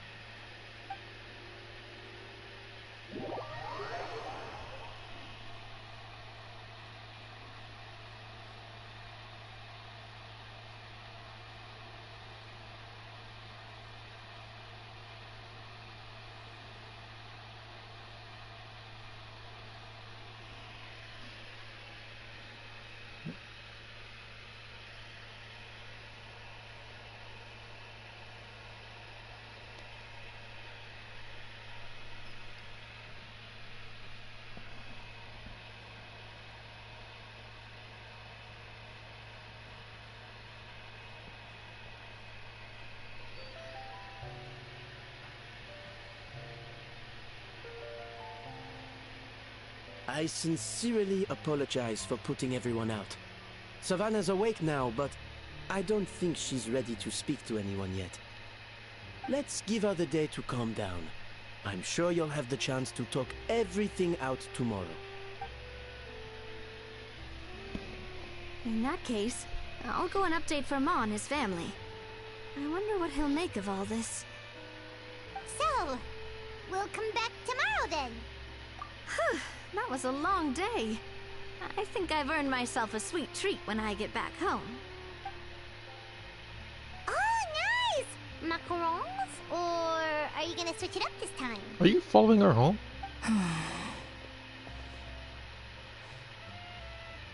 Traveler, how much do you know about the snow-winged goose? Every year they migrate long distances in search of a suitable home. There's always one goose at the front whose job is to lead the flock. Fontaine poets often use the image of that goose to explore the ideas about leadership and genius. They usually imagine someone who's a cut above the rest, a model of perfection. But what those poets don't know is that during a migration, the lead goose is always changing. Once the lead goose shows signs of fatigue, it retreats to the back of the flock and allows another goose to take its place. So the truth is that leadership, with all the responsibilities and pressures that come with it, it's something that everyone takes turns at. But we humans completely miss that fact when we project our own ideas about social hierarchies onto them. I guess what I'm saying is, I don't buy into this notion that there's some sort of gulf between normal and genius. Cooking is a science, not magic. Given the same ingredients, same recipe, and same environment, I see no reason why two different people shouldn't be able to create the exact same dish. Of course, some people have a more you had the sensitive benefit of a palate vision, than others, though. and I'm pretty sure some people are vision's just magic. born bolder or more conscientious. But these are all variables that can be accounted for with time and practice. I'd have no reason to expect so much from others if I believed that perfection can only come from the hands of a genius. The only reason I hold people to high standards is because, well, I believe they're capable of greatness. Okay, I've made up my mind. I'm gonna get to the bottom of why Savannah failed. And come tomorrow, I'll give her the scolding of her life, pointing out all the mistakes she's made along the way. Then she'll finally see the error of her ways.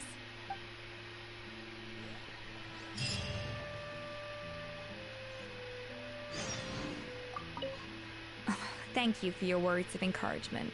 I'm gonna head to the Hotel de Boer and spend the night investigating. I guess I'll see you tomorrow. Genius?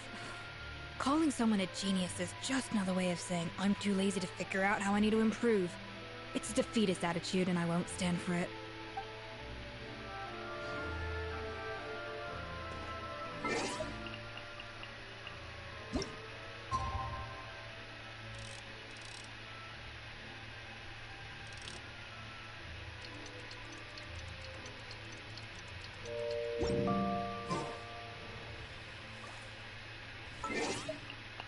I guess when I talked to her, it was exactly at midnight, because now I have to go all the way back over here to do this again.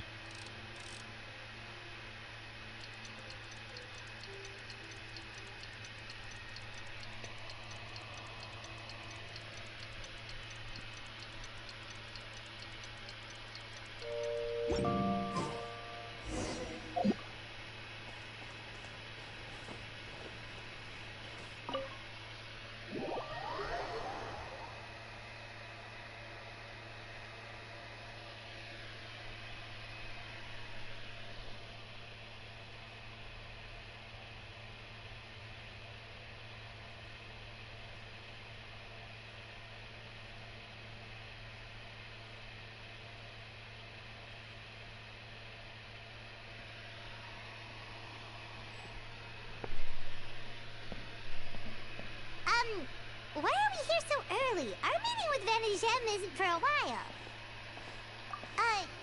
Check on her? Why? What happened? I mean, you would know if you didn't stuff your face with food and where freaking Navia was staying. Oh no. Escoffier, are you alright?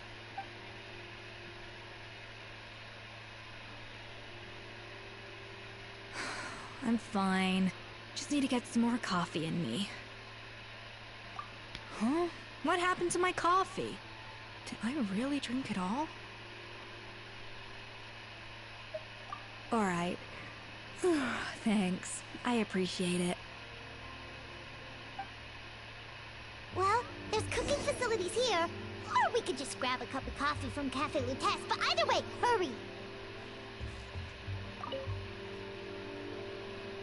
Coffee. Need coffee.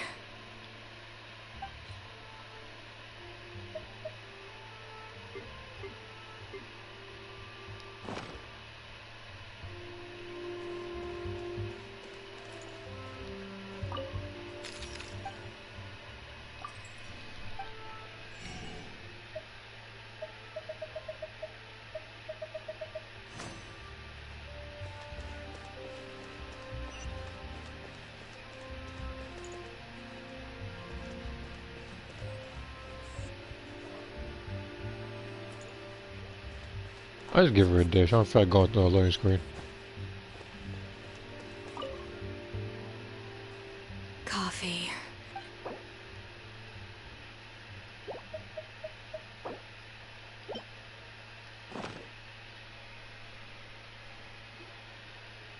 I feel much better now.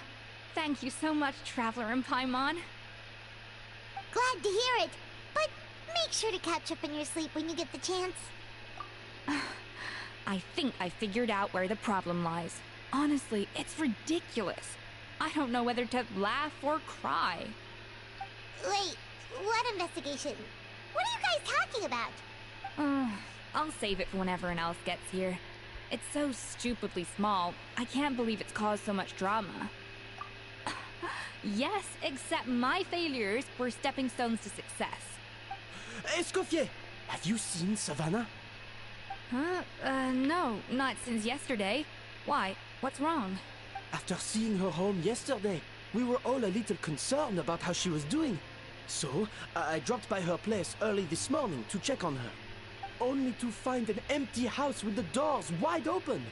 I left Alphonse and the others to keep watch at her home, while I checked the Hotel de Boer. I'm worried something bad might have happened. If she's not here, then where could she be? Boss, Escoffier, bad news. Alphonse? You're supposed to be keeping watch at Savannah's house. Yeah, you had one job. We were, but then, just after you left, we found this stuff in her house. Oh, looks like a map with a bunch of random places circled. What does it mean? Wait a second. This feels familiar. I'm sure these places are all connected somehow. Of course, from the Codex. They're all places that Modeste explored on his adventures. Yeah, but I don't understand. The adventure logs in the Codex are too fragmented to be of any use. How come this map shows all the missing details? The Codex de Bord? Then this place marked in red out at sea. Could that be the fabled birthplace of Gateau de Bord? Seriously? So now she set her sights on finding the original recipe and beating Escoffier that way? Geez, Savannah. Anything to overcome a Gateau plateau, huh? Ugh, idiot! Does she have a death wish? Those ruins are thousands of years old. Hold on. There's more. Besides the map, we also found these letters.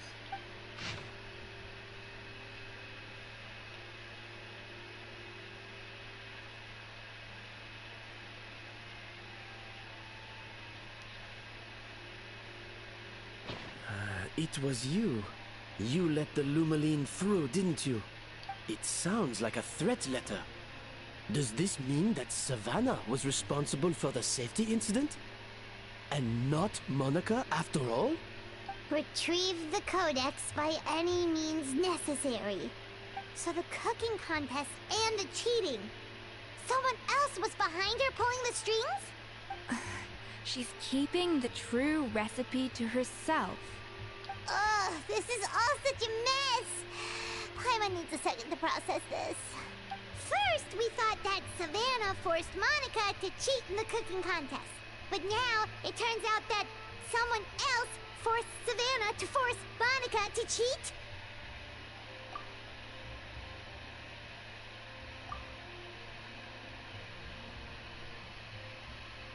You're finally here. Of course. I should have put two and two together as soon as I read your threat letter. The food safety incident, the demand for a cooking contest, the instruction to blackmail Monica, even the suggestion that Escoffier was keeping secrets from me. It was all part of your grand plan, wasn't it, Monica?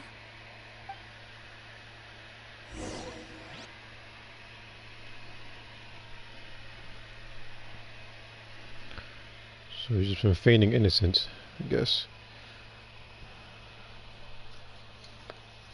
Alright. Oh. Okay.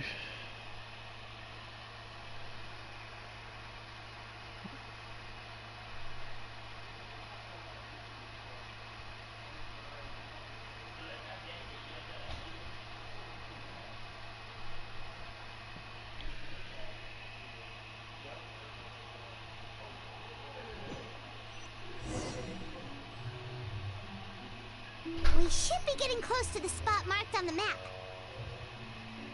Of all the stupid things she's done, this really takes the cake.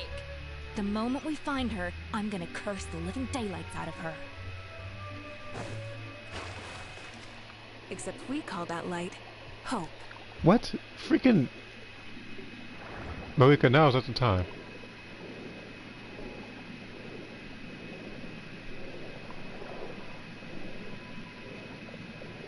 I'm well aware of where you call that lie. I've been AFK with you so many times already.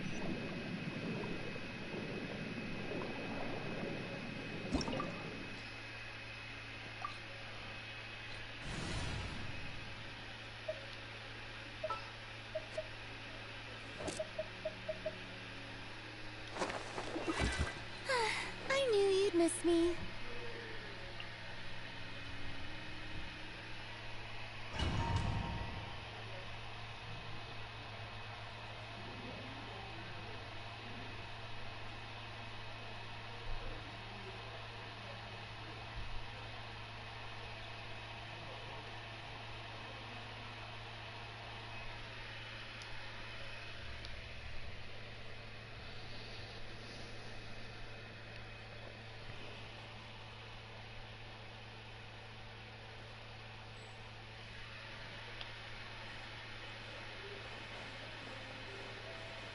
I'm gonna be using her in Furina the most, because, you know, this is a character, while as good as she is, I'm not gonna get. Only because Navia and Skirk are so close together. On top of that, I have no clue if I'm gonna get Skirk's weapon or anything from the Chronicle Wish banner. So there's too many variables and too many things happening to where I can't get her as a character.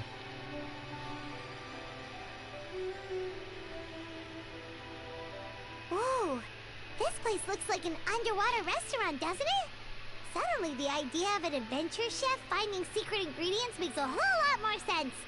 I think Modest's codex mentioned this place. A public bath from the time of Remoria. So yeah, definitely the kind of place that would have served food and drinks. Huh? Some blubber beasts have come to join the party? How did they get here?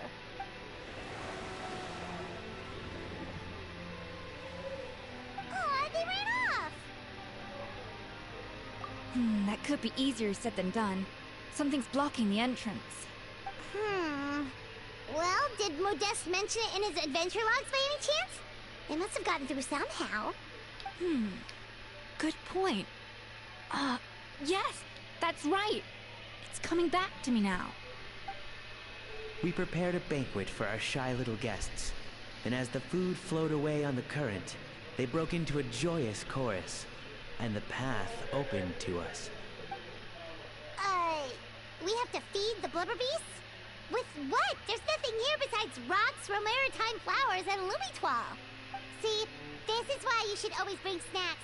You never know when you're gonna need them. Now we have to head all the way back to shore and grab some. There's no time for that. Romaritime flowers and lumitoile will have to do. They may not look appetizing to us, but who knows?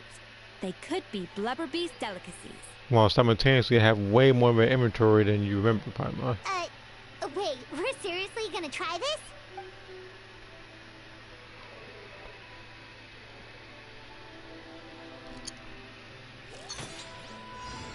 I gotta do this again. A little amuse-bouche. Ja. Yeah. Sa. Ha. Yeah. Yeah. Yeah.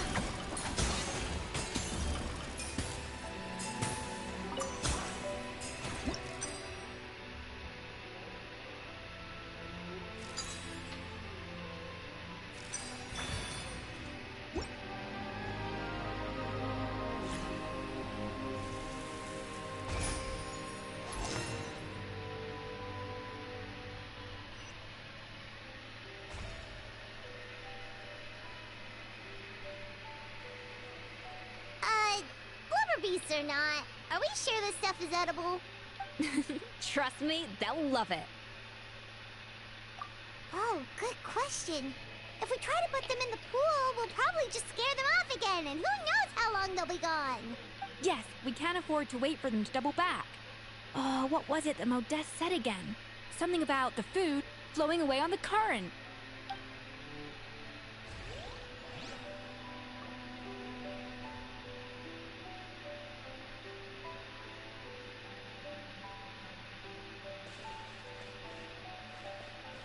What?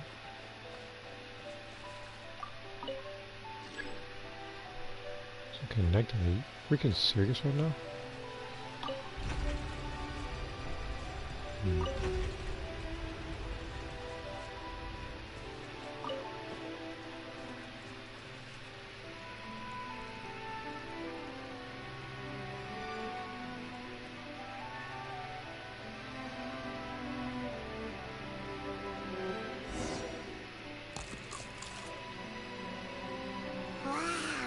It's really singing! It must taste better than Paimon thought! That's one down. I gotta deal with the other one now.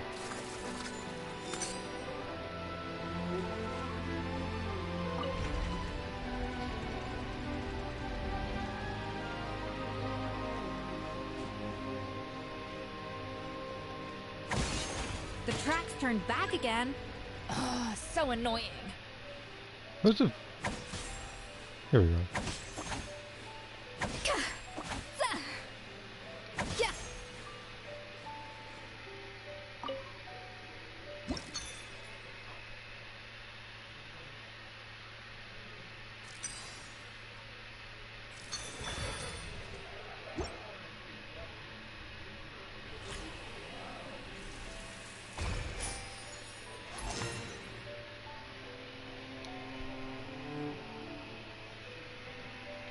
Okay.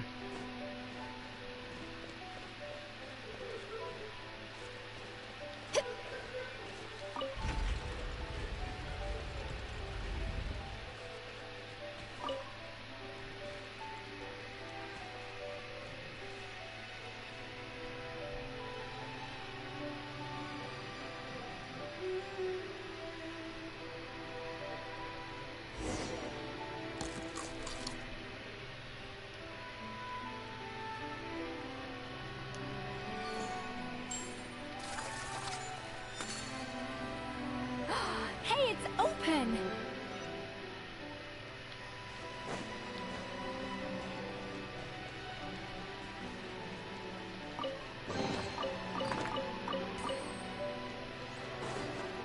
Actually, what is her thing? Like her, reason to hold for.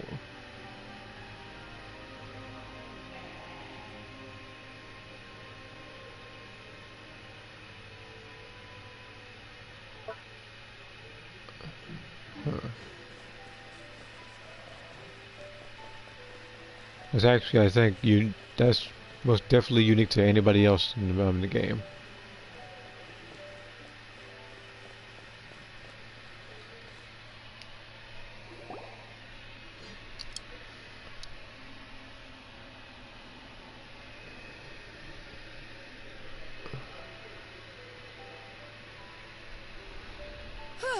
Hey, give me your water. Here. I said your water, the one you just drank out of? Sure.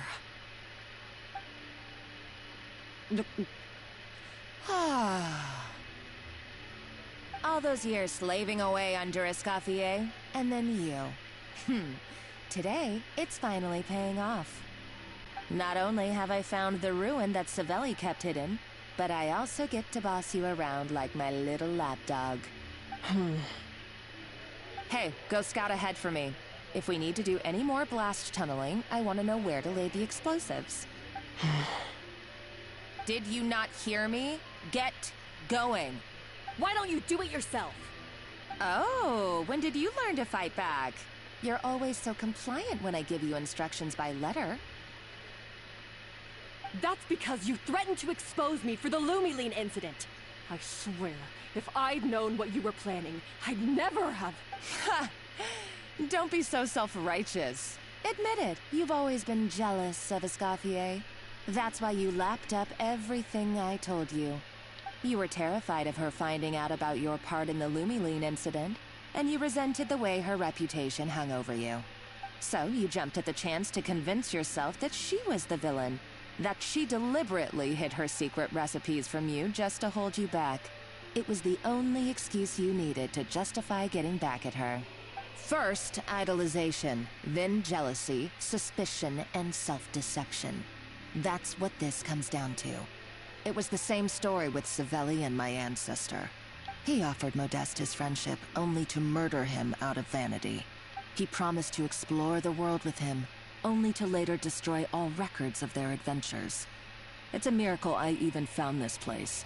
You have no idea the countless hours I spent piecing it all together. So you see, you're no better than Savelli. If you can't beat him, betray him, right?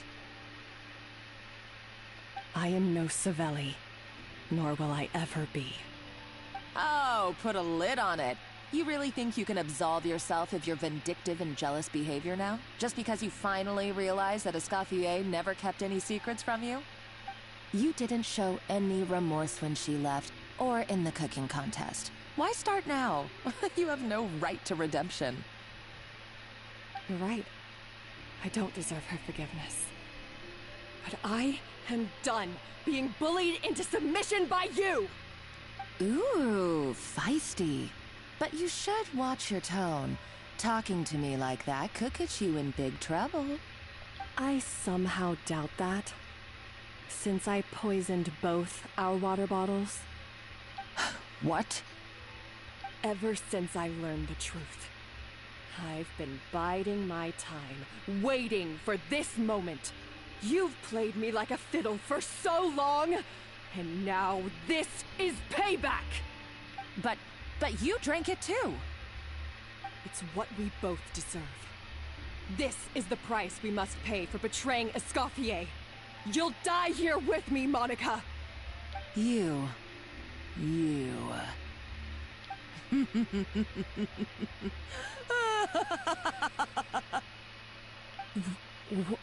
What's so funny? Oh, you're too much. I thought I'd play along for a bit just to amuse myself. You gave a very rousing performance. I saw your dumb plan a mile off. There's no poison in these bottles, just clean, fresh water. No. Revenge is a dish best served cold, you know? Did you really think your half-baked plot would fool me? You're a lousy chef, and you make a lousy villain, too. A complete waste of space. No wonder you never amounted to anything. Everything I ever did was a failure. And now, I failed again, for the last time. Hey, why don't you try your hand at being a comedian in your next life? You got a good laugh out of me. But now the show's over. You should have just done like I asked, Savannah. All I wanted you to do was scout the ruins for me. But you had your chance, and now it's time to say goodbye. Stop right there! Let her go, Monica! We got you surrounded! Escoffier? Ugh, looks like I'll have to keep you around for a little longer. You can't! Stay back if you want her alive! Escoffier and the Traveler. I can't take you both on in combat, but if you so much as flinch, I can end Savannah's life in a heartbeat. Monica, what are you hoping to achieve by this? You're about to commit murder, and for what? A recipe? A recipe? You chefs are all blinded by your myopic focus on kitchen affairs. Well, some of us actually have bigger fish to fry. Modeste had a secret. The truth behind his so-called genius, the je ne sais quoi factor in his Gâteau de Bourg, and it's right here in these ruins. Are you serious? You're here because of a Gâteau de Bourg obsession? You've gone completely mad! I couldn't care less about the cake itself. No, the real treasure is the secret ingredient that Modeste sourced from these ruins. He and Savelli were fools. A priceless treasure of Remoria in the palms of their hands, and they thought, ooh, this would go great in our cake mix. We're talking about a powerful stimulant that also sharpens the senses. That's no cooking ingredient. It's a groundbreaking drug. That's right, I've done my research. It was a drug that Remoria developed for their war machine. I could make a killing by selling it to the treasure hoarders or the Fatui. Will you listen to yourself? You're completely delusional. My eyes are wide open. Just wait till I get my hands on this treasure. You'll see what a fool you've been.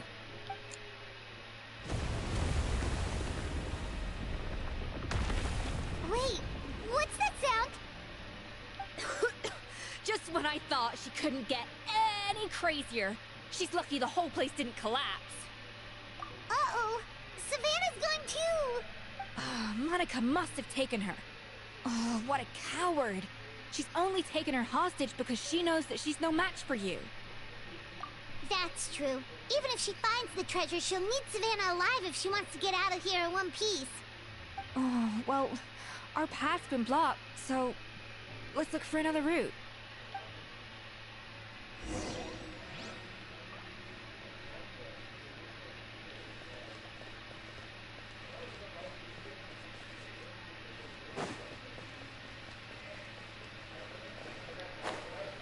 The water looks pretty deep here. Maybe it leads somewhere.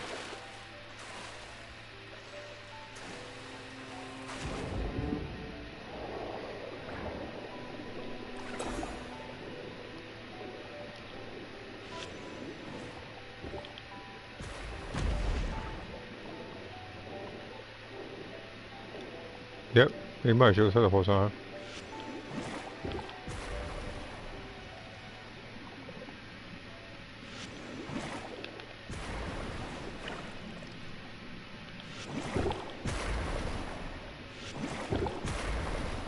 Oh yeah, I forgot the cooldown was lower because I have Fiorina on the team.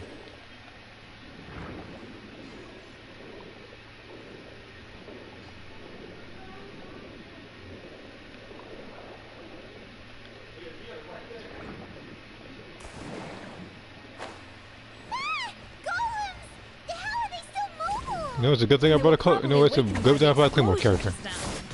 Alright, Life Skills 101. Time for some rough chopping. Try and stop me! What the? I didn't click. I did not click that.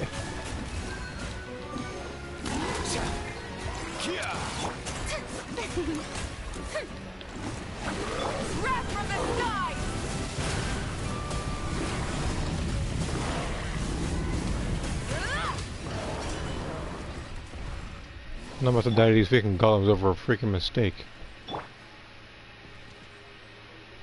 Speaking of mistakes, I need to redo Aoife's kit because I moved a couple of stuff to try to get more liner to do more damage. So I'm gonna see how that goes later. If it doesn't work out like I wanted to, we'll switch it back.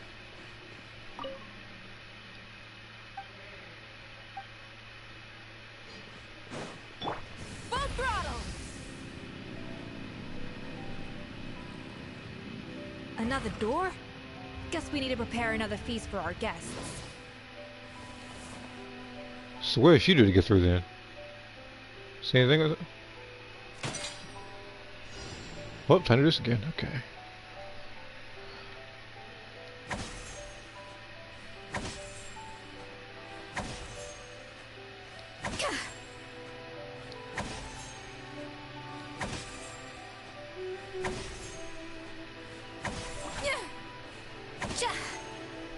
Alright, so for the looks of things, it's never going to be two. A dash of frosting!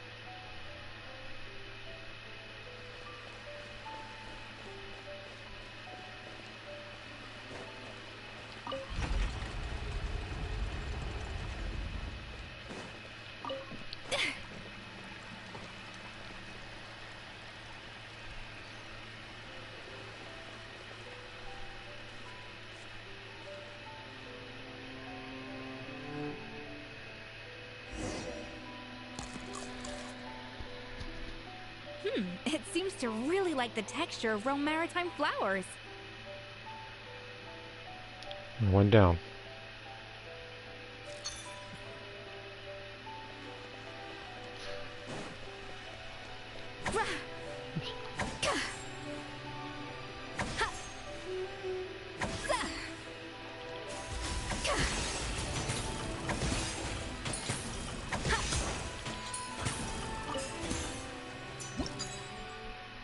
Genshin Impact doing way better twist villains than Disney.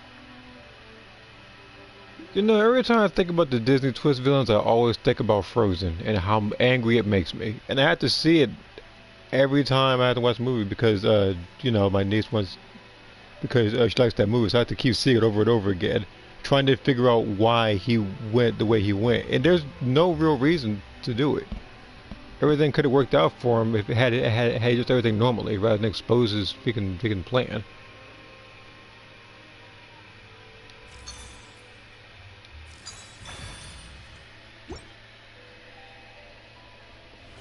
And the thing is, like, some villains in Disney, I'm not going to say are bad, because some of them are actually really good.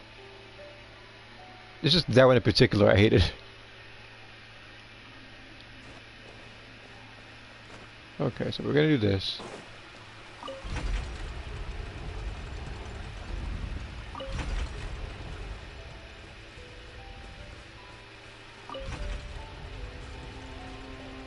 Okay.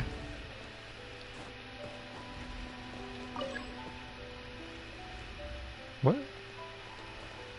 What's this position?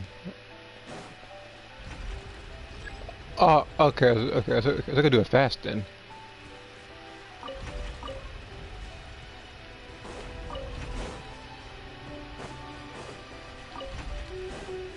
I was unaware I was under a time limit for this thing.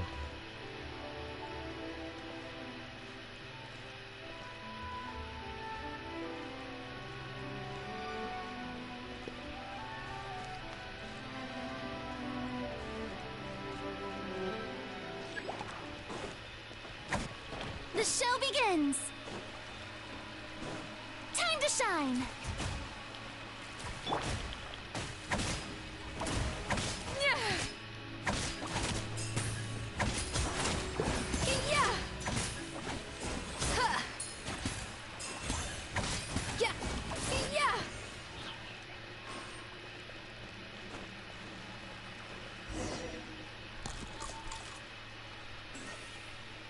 I never knew you could process Limitwell like that. Alright, I've got to jot this down. Limitwells and maritime flowers. This could open the door to a Yeah, whole look at the new comment, but then world. everybody responded with that one was actually a good literally villain. the plan. Wait, hold on. Which door are you talking about?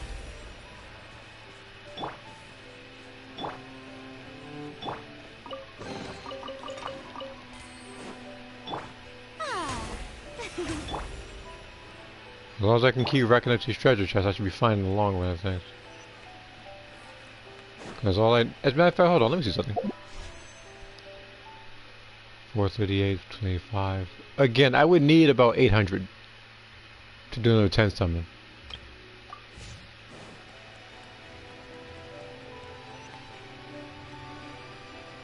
Which means that I also have to wait for Spiral Abyss to reset itself.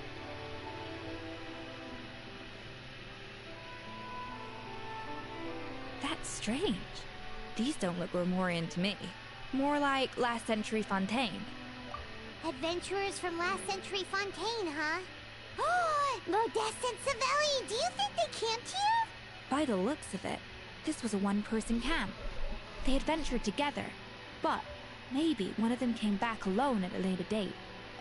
Huh, you really think so? Trust our adventurer's instinct. We're pros at this stuff, just like you're a pro in the kitchen. Okay, well, the Traveler has more adventuring experience overall, but Paimon's definitely a pro rummager from all those treasure chests. Darn it! Paimon was just about to show off her rummaging skills! Huh, no kidding. Are all adventurers so obsessed with journaling? I mean, I guess I take a lot of notes when I'm cooking as well, but Yeah, I thought that was just me. again, that's the one. Freaking Hans from Frozen. Like this. So that one particular picture or question that I posted, I think on Discord, where it said name any person that was 100% in the wrong, you could literally put Hans in there. Because again, his little twist wasn't necessarily wasn't necessary. And I looked at it. I did the first time I reviewed it on TV. I thought to myself, "Oh yeah, they need a villain for this movie," and obviously he showed up. And the thing is, not every movie I've seen needs an actual villain like that. They really don't. It's been years since I've last visited these The thing is, it was going slightly fine, I guess, early on, and that happened. I was like, all right. It's exactly the way I remember it. This place probably hasn't changed in millennia. Sadly, up above. So when when people were comparing that particular movie, or whatever, to other Disney movies from the past, I kind of just scoffed at it. The treasure of Remoria. That's what we used to call it. But if I'm going to be fair, it is by no means a bad movie. It's just when they were being compared by the older ones, that's where I kind of got a little bit head scratchy. Our limited stock of the substance meant that the gâteau could only be produced on a small scale. But this only drove up the popularity all the more. Modeste was right about that too. He predicted all of it. He was praised as a genius, while I, as the one person who'd ever disagreed with him, was labeled a talentless fool. Modeste tried his best to console me, but I knew better than anyone just how great the gulf was between us. Our conversations grew scarce, and we saw a lesson less. And again, like, it is a decent movie, and it actually does have good songs. It's just, you know, aside from the songs and just looking at the story that, like, on its own, that was a completely unnecessary move. I told myself that maybe one day, when I finally created a masterpiece of my own, I'd be able to face him without shame. Because, again, like, the reason why, and I may have already said it, but the reason why I hated that twist, quote unquote, more than anything else, is because there was no build-up or foreshadowing to it. It just kind of happened. Unfortunately, that day will never come. So it was Savelli. From the sounds of it, he came back after Modeste had already died. And the thing is, and again, I don't need every villain to be like, how do I say this? I don't need every villain to be obvious, but I need them to have at least a half-decent reason as to why they're doing what they're doing. I always thought it was just a legend. But if it's true, then this must be the place where they found their secret ingredient. The birthplace of Dato de Boer. In that case, what does that say about the death of Modeste? If it's all true, maybe Savelli really did have something to do with it. And the thing is, like I remember looking at that particular thing, and I remember like some people said if I said correctly in the comment section, some people said like Scar from The Lion King. One person said what's his name? Angstrom Levy from Being the perfectionist that he was, Invincible. He refused to accept even the slightest flaw in his work. He stopped all sales of the product, locked himself away in the kitchen. I say like I agree with both of those. While I also agree with Frieza being one of the worst ones because he was just 100% wrong and racist. Again, he found he only strayed further and further from the original taste. It was only when he was sipping on coffee one day and realized he could not taste the bitterness that the truth finally dawned on him. What had changed was not the gâteau, but his sense of taste. The treasure of Remoria stimulates the senses, taste included, and invigorates the spirit. There was a moment in Mortal Kombat 1 story where just like the ultimate gourmet experience, but in the long term, it dulls their senses off entirely. screen. Again, like some of the story I actually did see because my brother played it. So obviously, every time I walk in, it's always something more combat related, whether it's Combat League or something story based. It made perfect sense. So some stuff about the story I do After know. all, why would I a do not culture know that sought 100% of it. liberation from the constraints of their body's care for the loss of their senses? But we realized it too late. And the Kodo thing, I actually did know happened. And I'm just surprised that Kodo, being who he was, I mean, yeah, I know he's not general at this particular given point since Shao is. I'm just surprised that he's not playable, let alone a cameo character that can like summon totems to buff your character. Instead, I'm seeing people like Female Chameleon, Janet Cage, freaking. I'm seeing a playable Kung Lao and a cameo Kung Lao, a playable Sub-Zero and a cameo Sub-Zero. Same thing, and the same goes for Scorpion. Over the course of his many culinary experiments, Modeste exhausted the I feel like if they didn't have any, I feel like if they didn't have some characters that were playable as well as cameos, that's when they could have put in other characters that needed a second chance, such as Kai, who hasn't been canon since 1997. The finest culinary talent of his generation. And the worst part is about Kai. Never be able to taste anything hold ever on. again. Finally, Like and the worst part about Kai is when I mentioned him, that was technically 2 timelines ago. Because that was the original Midway timeline. Then it was, of course, the timeline from NRS where Raiden was trying to fix things. Now it's Liu Kang's era. And because we had become estranged, I could not be there to stop him, to offer some words of comfort, or even to say goodbye. I find it funny how, again, Cole's not even in the game, and yeah, he is getting his behind whooped, but they gave characters like what's his name, like Darius a second chance, and I wouldn't. I think it's like I remember saying I think a while ago, whether it was on stream or not on stream. I remember saying that one of the people that should have been in a combat pass should have been I think Drummond and Moloch. I didn't like Drummond at first, and probably still don't. But I feel like him having an updated moveset and Moloch being a cameo character, since it wouldn't really work for him being like a playable character, that could also make a little bit of sense. The treasure So like instead I'm seeing freaking instead I'm looking at Rambo and RoboCop from the last game, and now I'm seeing people like freaking Ghostface, despite all of his quote unquote overpowered abilities, despite getting washed by freaking random civilians in the movies. Like, what can he actually do against someone like the T-1000? So Modeste chose to end his own life. Then why all the rumors that Savelli murdered him? At least other people looking at a character like Sub-Zero or Scorpion, at least with their particular powers, same thing with Reptile, they can contend with the T-1000. So someone with a knife and a couple of one-liners cannot match it. Also, neither the Codex nor any other contemporary records make any mention of the treasure of Memoria. It's almost as if someone deliberately erased it from history. Modeste told me everything in his final letter. His was a tale of Didn't how move even a that genius fast. could That's what it fail, is. and how much more devastating it is when it happens.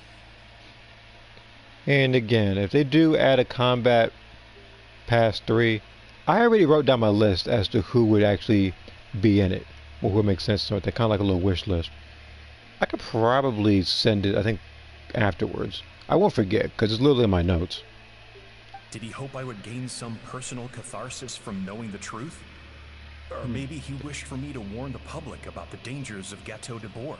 As a matter of fact, hold on, I got an idea. Let me just I'm just put it on autoplay, like while I'm looking for it. Learned how Modeste's greatest triumph became his undoing? His fall from grace would be swift and merciless.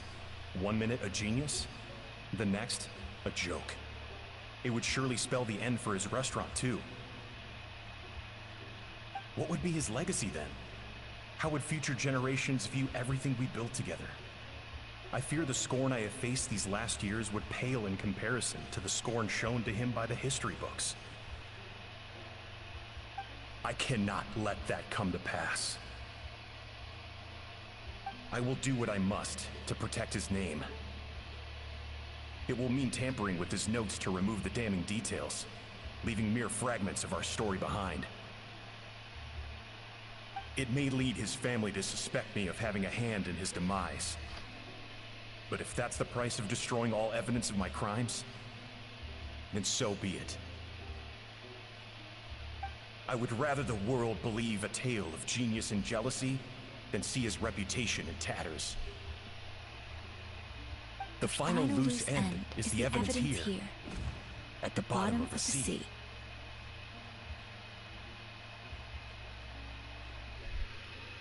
Huh? What's wrong? Didn't we say Savannah should be safe for now? So we thought, but if Monica finds out what happened to the treasure, there's no telling what she might do.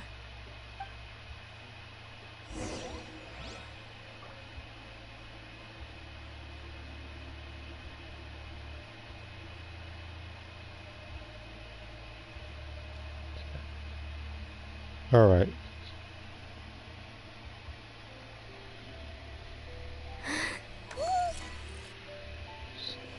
So that was the list I pretty much gave you. And the thing is, like, what I had to, in realistic fashion, I had to think about one character that's not from Mortal Kombat or whatever. Like, you know, like a little, like a guest character, which of course is in the middle, which.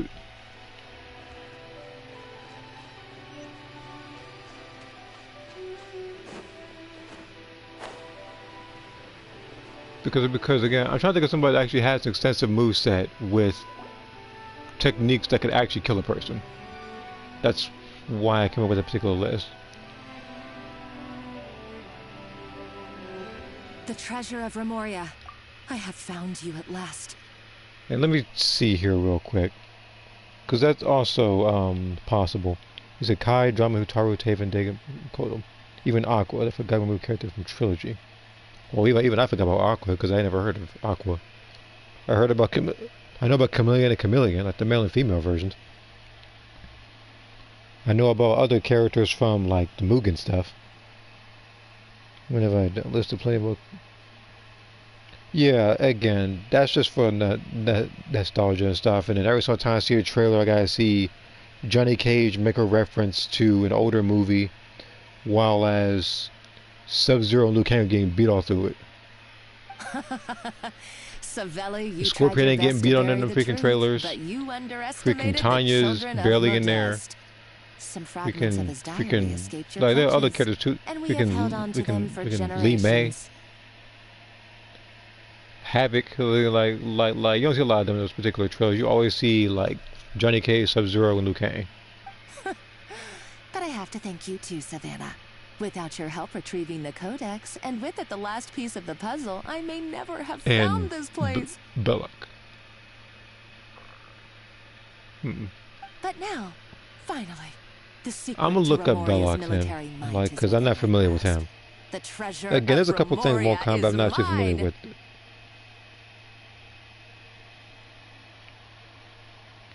Oh, he looks familiar.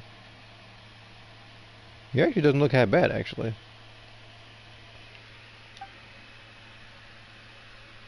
Oh. It's empty. It's empty? Monica? Oh, we were seconds too late. Escoffier? What's the deal with that jar? Savelli's final act. He wanted to conceal the secret of the treasure forevermore and make sure it would never harm anyone again. So he came here after his friend's death and destroyed every last shred that remained. This can't be happening. All the years I spent piecing together the truth. All my painstaking planning. All that for an empty jar? Monica, don't do anything stupid. This ruin is more dangerous than you realize. Oh, shut your pie hole! Praise be to Lord Remus. You barbarians shall be slain. So how does he start smashing smashing objects below him? Oh. She's a nutcase! A liability to herself and everyone else.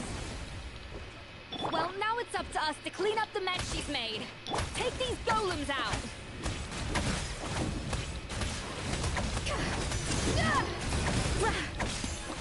Show no fear.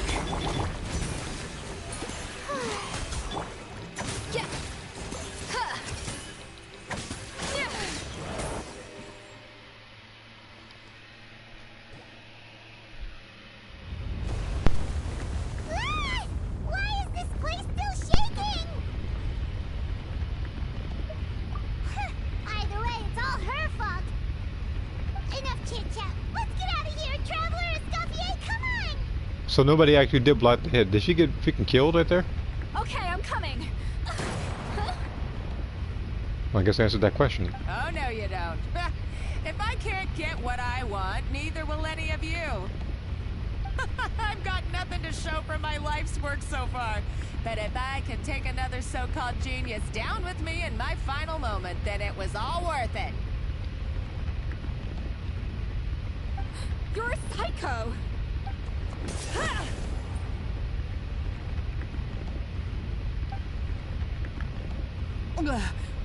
Savannah? When did you wake up?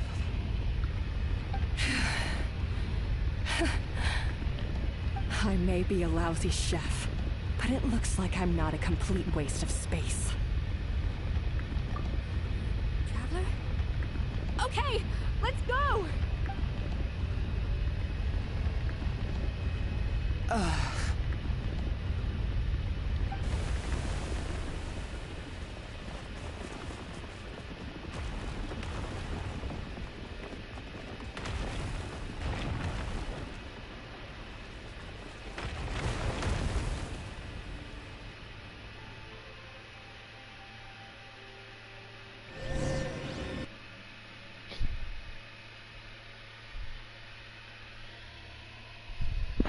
It looks like she most definitely did.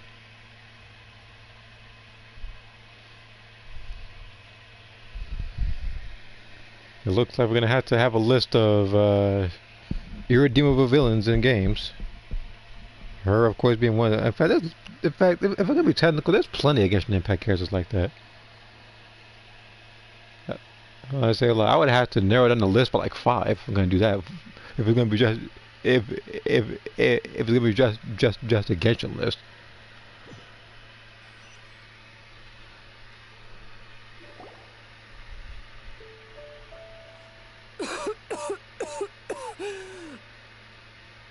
Escoffier! Savannah! Traveler! And Paimon! Renegem! What are you all doing here? What did you expect us to do? Stay at the restaurant and sit on our merry derrieres while the Traveler and Escoffier were out here risking their lives? We had to do something, even though that something ended up being, well, waiting for you here instead. I don't deserve any of you. And I certainly don't deserve to be your head chef. It was my fault Escoffier had to leave. Then I couldn't live up to her standards. I acted like a tyrant in the kitchen. And now I almost got myself killed. Come back, Escoffier. Come and be our head chef again. I'll never be able to replace you. Okay, so everything I said to you the day I left, it just went in one ear and out the other? Huh? Sorry, I was kinda in my own head at the time. All I could think about was the Lumiline situation. What was it you said again? Forget it. It doesn't matter. Anyway, I didn't leave this job because of you.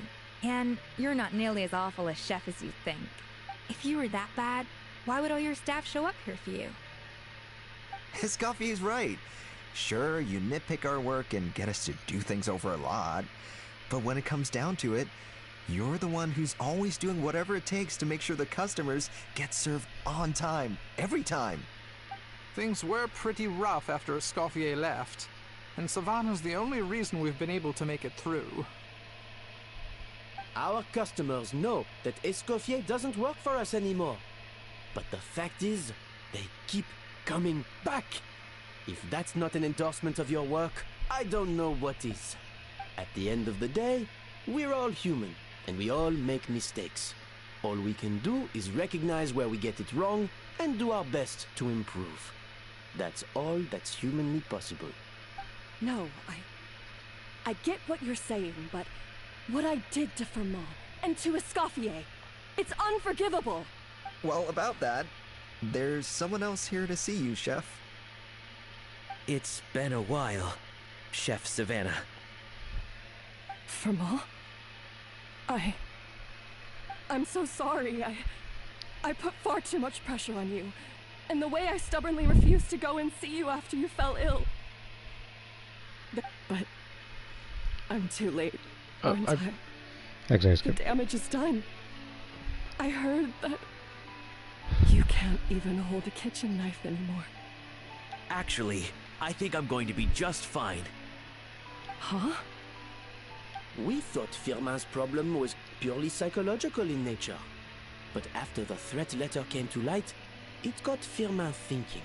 And then he remembered the tea that Monica used to give him every night.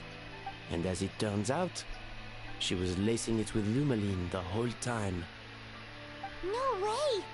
Doesn't that cause nerve damage? It can. High doses pose a risk of serious nervous and sensory complications. But if you calculate the dosage carefully, you can control the extent of its effects. A small dose might simply make a person more emotional, whether that means more fragile or more hot-tempered. No wonder it seemed like you'd lost your edge.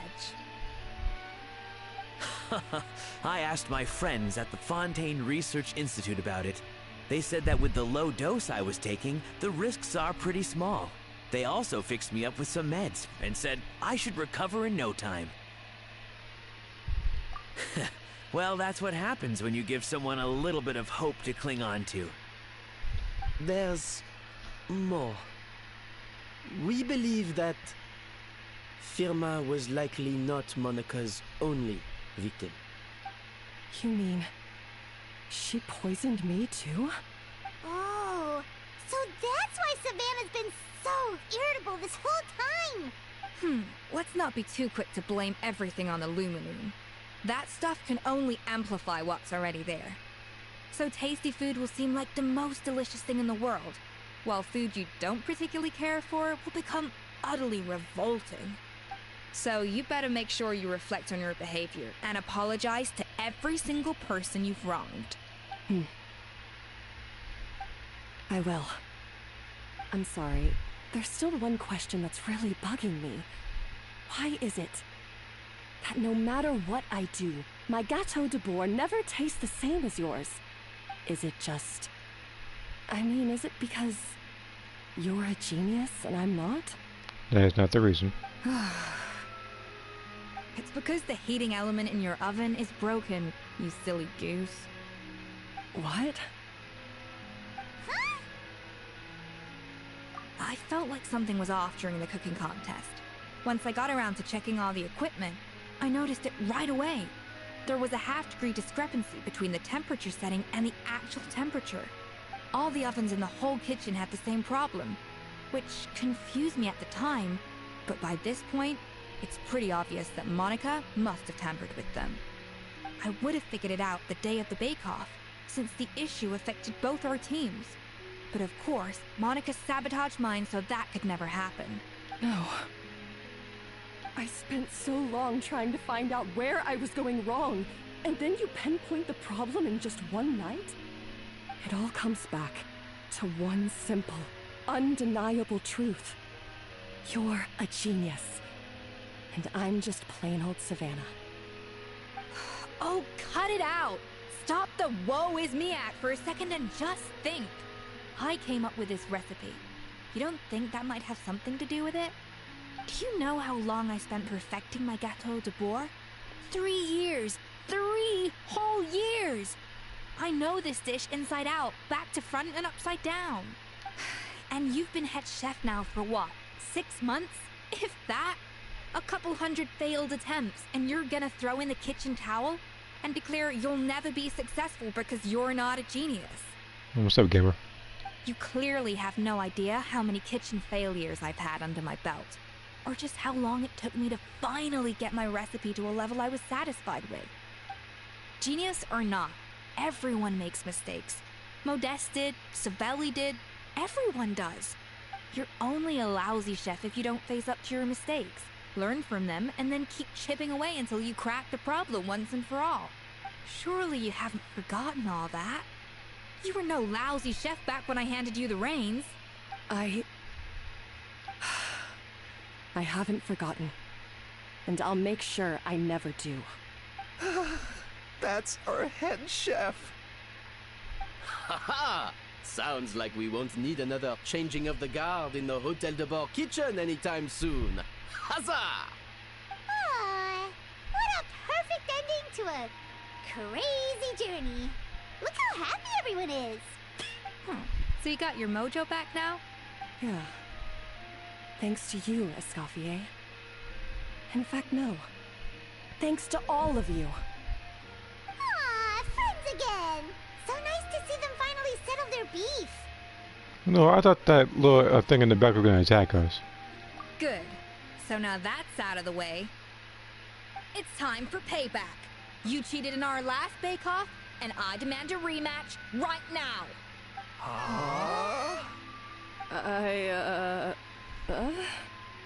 But that was mostly Monica's fault, wasn't it?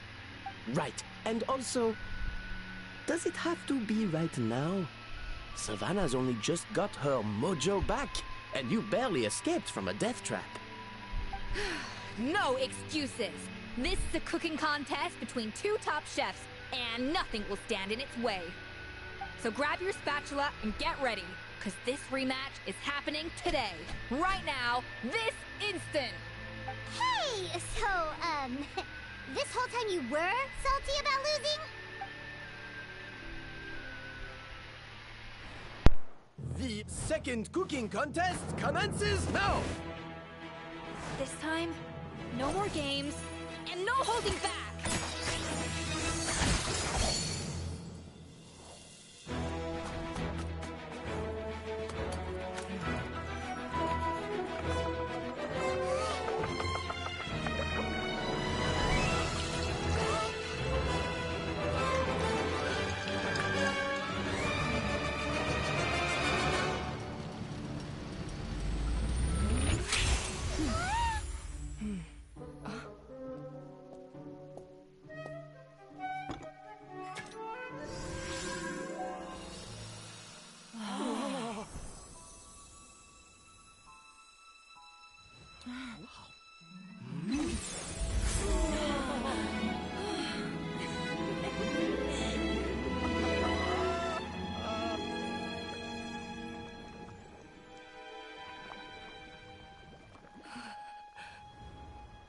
I feel like I don't have the right to be here.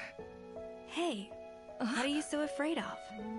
You can't unbake it now. And if you don't serve it, then good or bad, you'll never find out how to improve. If you're too scared to fail, you'll never know what real success tastes like. So? Embrace your failure. Taste it. Digest it. That's the way to success. I don't know. Sounds like it's easier said than done. I'll do it.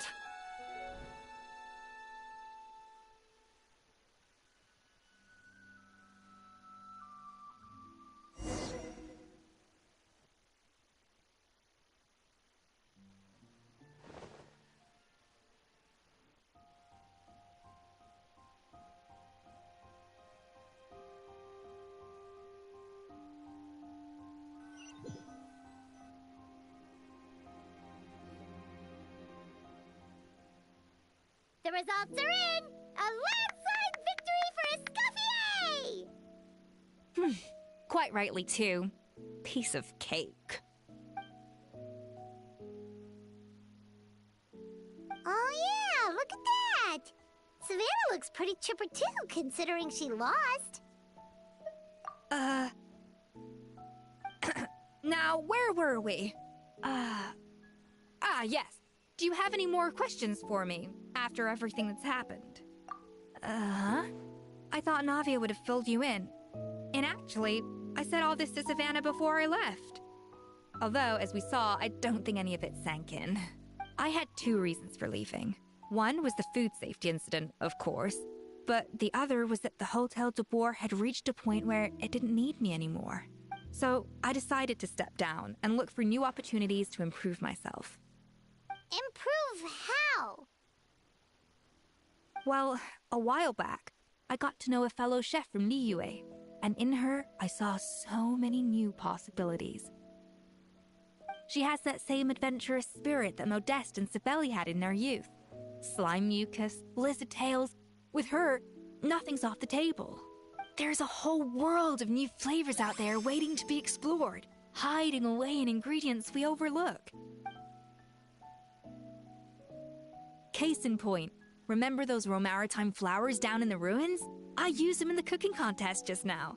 Did you taste the difference? What? Paimon didn't notice at all. Half of the art of cooking is dissecting the recipes of previous chefs and figuring out the exact constellation of elements that gave their work its signature taste. And the other half, it lies in freeing yourself from the confines of the kitchen. You've got to go out and explore the endless possibilities out there. Uh-oh. Paimon's suddenly not sure she wants to try your cooking anymore. Don't worry, it's not going to be a free-for-all like in Modeste's time. Before I put anything into my food, I'll obviously do my research, make sure it doesn't contain any harmful substances. In the meantime, take this. It's a recipe for Petit Gâteau de Boer revised version. I tweaked it to suit your needs as busy adventurers. Hope you enjoy, and remember, feedback is always welcome. All right! So, do Do you ever see yourself returning to Hotel de Boer? Oh, of course. I've already promised Vanish M that I'll come back every once in a while to make sure the quality of the food remains at an acceptable level. You know, Paimon's still a little disappointed that we never got to see the treasure of Remoria. Surely Monica wouldn't have gotten drawn in so deeply if it wasn't for all the mystery surrounding the original Gâteau de Boer. She practically dedicated her life to finding the lost pieces of Modeste's diary. Then went to all that trouble to infiltrate the Hotel de Boer. And in the end, it was all for nothing. Since you mentioned the treasure, between Modeste's writings and what we saw in those ruins, I think I may have figured out the truth. The so-called treasure of Remoria was most likely a substance that the Remorians extracted from Lumitoiles, better known to us as Lumiline. Huh? So then, why all the hype back in the early days of Gâteau de Boer?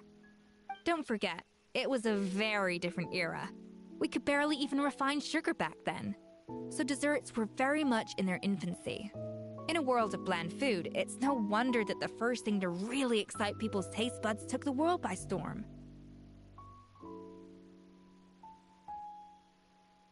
Well, I'm going for 30 minutes for what I miss. So, what was her name? Monica. Turns out she wasn't who thought she was, and they had a second cooking contest. That's pretty much how I'm gonna try to summarize it. And as for the Lumiline, because there is more that goes into it. Valuable in ancient times, but these days it's just another drug from the Fontaine Research Institute. So what I'm gonna do after I do this is that I'm going to be doing the event. Even if Savelli hadn't destroyed it all, I doubt it would be worth that much these days. So after all that, there was nothing in those ruins but worthless junk. Feels strange to say it, but Paimon almost feels sorry for Monica. She sacrificed it all only to get nothing in return. Oh, hey! Huh? Navia? You just got back from that underwater ruin, right? Well, check it out. They ran a special issue. Did you see anything like this down there? Freshly unearthed from the ruins of Remoria. A magnificent jar thought to be over 1,000 years old. Experts say it has immense artistic and historical value. It could be worth an absolute fortune. Wait! Isn't that the jar they used to hold the treasure? If only it was still in one piece. Some butterfingers must have dropped it or something. It's such a shame. Well, meaning that they could have gotten rich if someone wasn't being an idiot smashing things in there and got killed in the process. But hey, each his own. Okay, now I can go ahead and accept these particular rewards and I can get started on the events.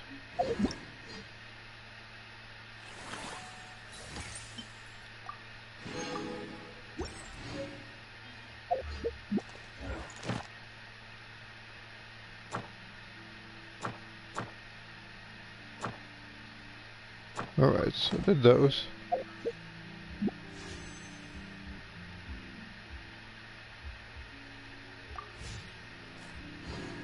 Hold on.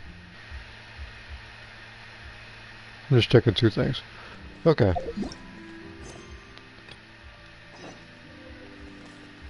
Oh, it's not that far actually.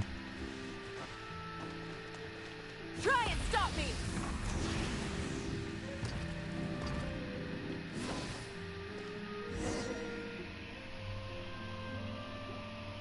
Hey, there's a newsstand over there! Wanna grab a copy of the Steambird? We know our Fontanian friends love a little drama. There's no way they've let their readers down. Yeah, no, we had a whole nearly 3 hours of it actually. Isn't that Charlotte? And standing next to her, surely that can't be Kaniche? How about... Lost treasure resurfaces at last. Behold the beauty of the Remurian teacup. Alright, now we're back to our regularly scheduled Genshin programming where people are muted. Pretty shocking. But it still feels like it's missing something. But yeah, got she it. but yeah, she was. Again, some villains didn't need to be villains. Udex gravely wounded in shocking stabbing. Set to miss cross-border smuggling trial.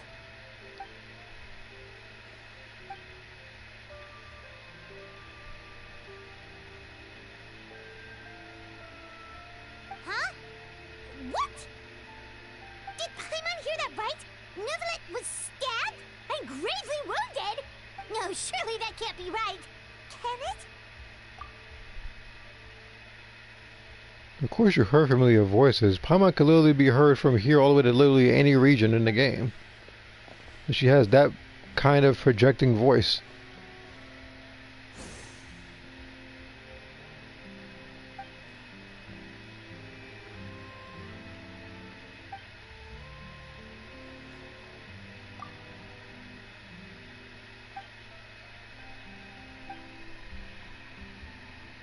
Hey there, you two. Fancy running into you here. Yeah, that, and also a less than pleasant shock. What the heck was all that about a Saurian meat restaurant and the Udex getting stabbed? Please say you weren't being serious. Trading tabloid headlines? Yeah. Charlotte and I were having a little contest to see who could find the most ridiculous fake news stories. Either I got lucky, or I have a knack for honing in on the most outrageous material.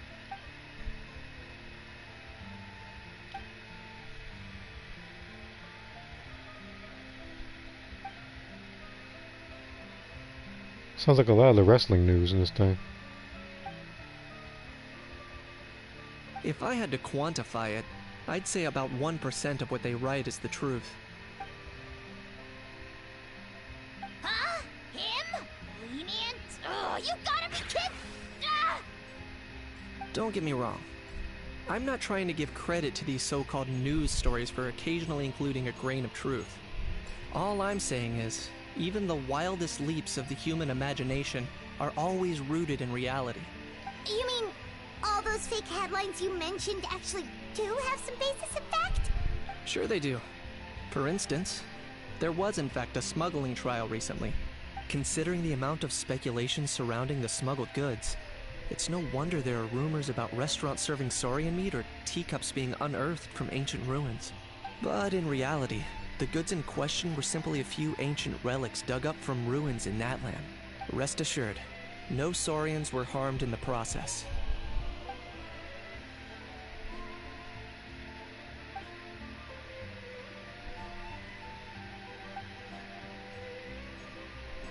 Oh, okay!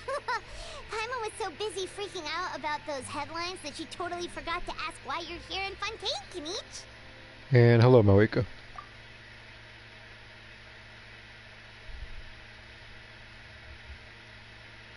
It was a pretty open and shut case, and my testimony in court was clear enough.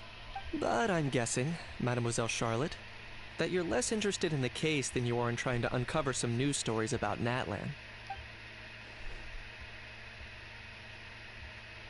I appreciate your kind invitation, but like I said, storytelling isn't really my forte. Kinich the speechless! Kinich the tongue-tied! Huh? If you're dead set on doing an interview, why not talk to the Traveler instead?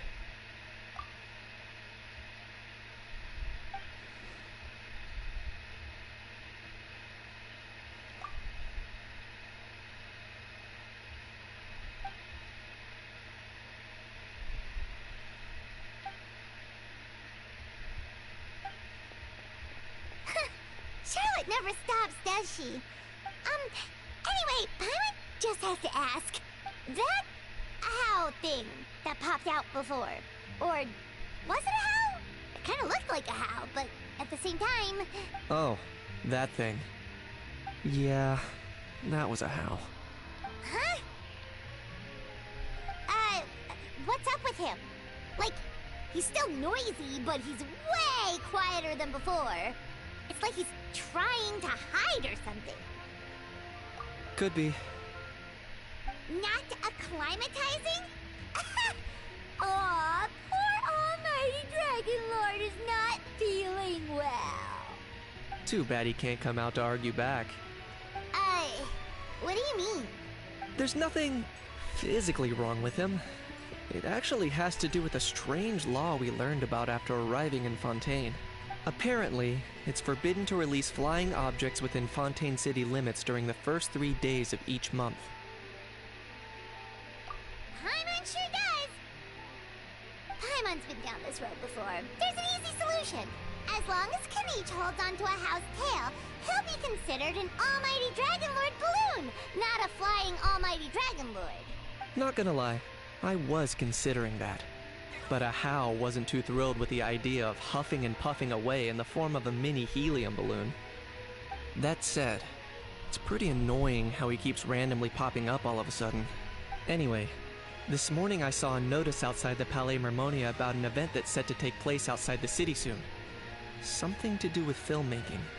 I hear that's all the rage here. I was planning to stay here and do some exploring for a few extra days anyway, so I think I'll go check it out. It'll be a good chance to let that noisy helium balloon out. He might even learn a thing or two.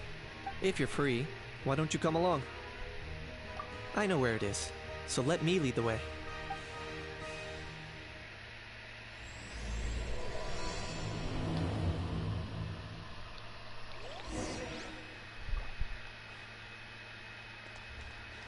I'm not walking there. Especially if it's over the water. I mean, technically I do have Furina, I can just walk above it. But I do want to get this done. I don't want to spend too long on it. Hold on.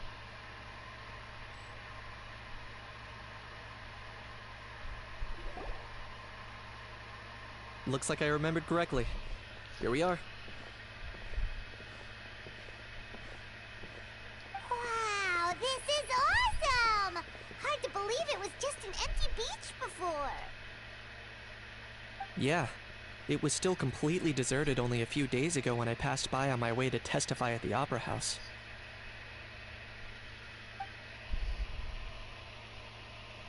There must be some efficient workers in Fontaine. Quite impressive. A few days? One night was all it took. Rap-a-tap-tap, ta-da! But is this all it takes to blow people away? Oh, no, no, no. Given my past experience, I can't let myself get carried away. Well, I can't believe you actually remember me. It's me, Lepine Pauline. That's right, the unlucky one. Of course! How else would we have managed to build Fantasyland in a single night? Fantasyland?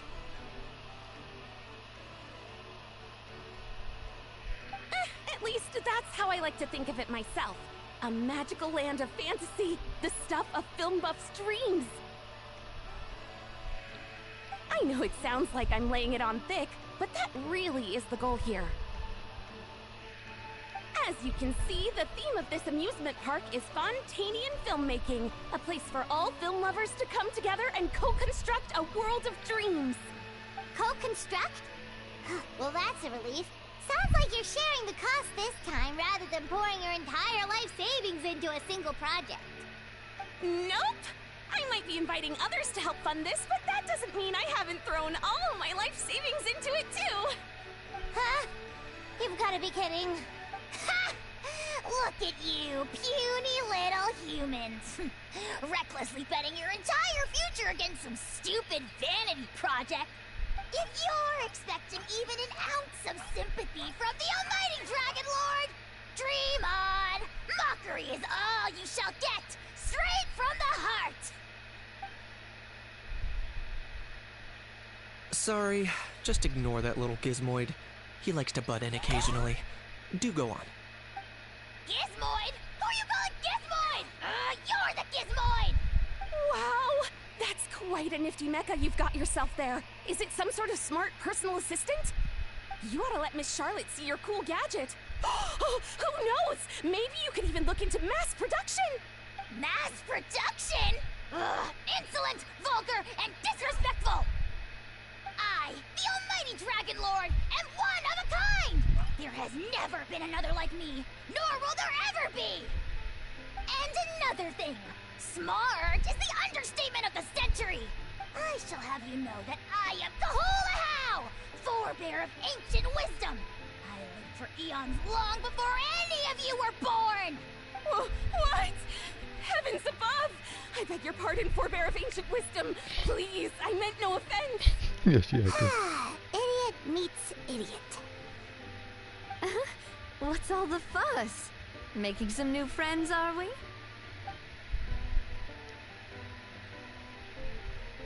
Miss Navia! Allow me to introduce the star behind all the work that's gone into this venue. Miss Navia, president of Fontaine Spina di Rosula. Got me a new AFK team. Marika, Ryden, Furina, and Escoffier. Okay, so let me look at that team. Okay, so one of them is the Freeze team, which is Furina and Escoffier. Marika, she's pretty good too, but she doesn't have Natland support. Ryden Sugar's pretty good too for support though. It just depends on the situation at hand and what kind of enemies you're doing. How have you been lately? Hello there. I'm Kanich. It's also good that you brought, I think it's 2 healers. I think Escoffier is a healer. What about me? What about me? My useless servant can't even give me a proper introduction. You think someone yelling their name out in the middle of a public street really needs an introduction? He's not wrong. I caught yours just now, in fact. Okay. No, I know what AFK means. So, you must be the almighty Dragon Lord, Mr. Ahow. I just said it was a good team and concept as well.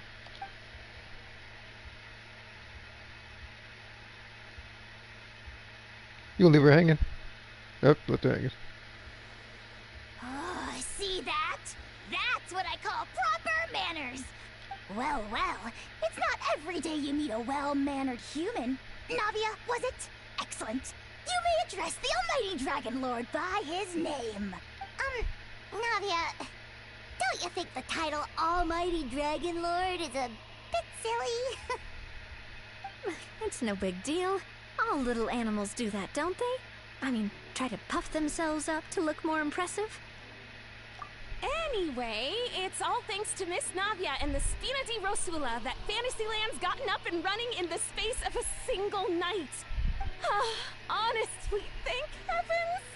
After all that paperwork and endless waiting, the event and venue finally got the green light. Funny enough, looking at that thing now, I think AFK-wise, like, actually really thinking about it, I think the best character to use, I think, is Dea. Because even if you're in a place like Dragon Spine, based on the build you have, you can't die. And she's also beating bosses without by literally just being AFK. I couldn't wait a moment longer. The second the approval came through, I reached out to President Navia, hoping she could lend a hand. After all, who else but the Spina di Rosula would indulge such impulsive demands?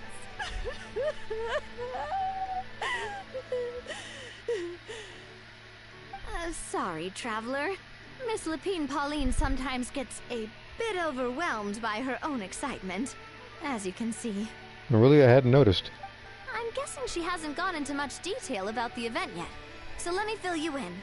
In short, the Cheval Moran Film Fantasyland is a fan convention that's open to film enthusiasts from all over Teyvat. Miss Lapine Pauline is hosting this event, and also providing technical support. Huh? Cheval Moran? That's right! The one and only Sir Intendant Cheval Moran! After much persistence and many solicitations, I finally obtained Lady Farina's permission to use the image of her close friend.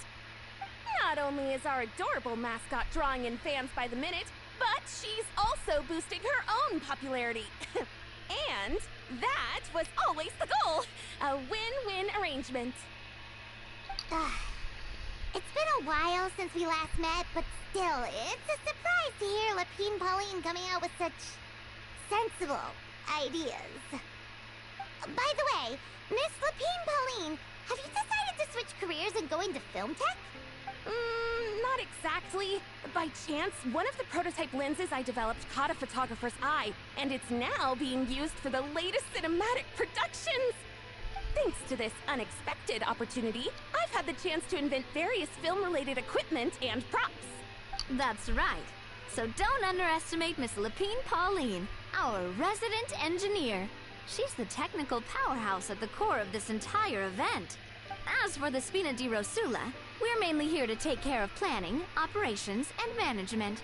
For anyone feeling inspired to set up a booth, Miss Lapine Pauline and I will provide the necessary technical and operational support once their application has been approved. By the way, Traveler, are you at all interested in taking part? It would be a chance for you to earn some extra income. Plus, with your skills, I'm sure you could bring something special to the table. Paimon would be even more tempted if you were to, say, throw in one of those fancy feasts she's seen in those gourmet food reels. You know, Paimon, I gave it a pass earlier about the food comments you made because it was like a cooking-based character story. But now you're just throwing in some food-related thing, like just for the fun of it at this point. Well, as it happens, that'll be a piece of cake. Where's Clarence? I don't know yet. I'm sure she'll be here. It's a Fontaine thing. Everyone needs to eat, whether they be tourists or the stall owners themselves. So thanks to Miss Navia's help, we've managed to invite none other than the celebrity chef, Miss Escoffier, to run our theme restaurant. Look over there! You! Yes, you! For the last time, the ingredients have to be in the right ratio! Get it right next time, or you might as well just lie down on the chopping board yourself. She seems a bit busy right now. Well, I'm sold. I think I'll make a Hao go be her assistant. You little... what's your game here? Demoiselle, sorry to bother you, but there's an issue over here that requires your personal attention. This is my perfect wrestling match. Apologies. Looks like it's back to work with me. I got why you said that. Feel free to take a gander at what we've got. Anyway, if you're interested in taking part, come find me later. Because while one is some pro wrestler that, you know, can't be beaten in any sort of eating contest, Clorand is a person who's never been beaten in combat.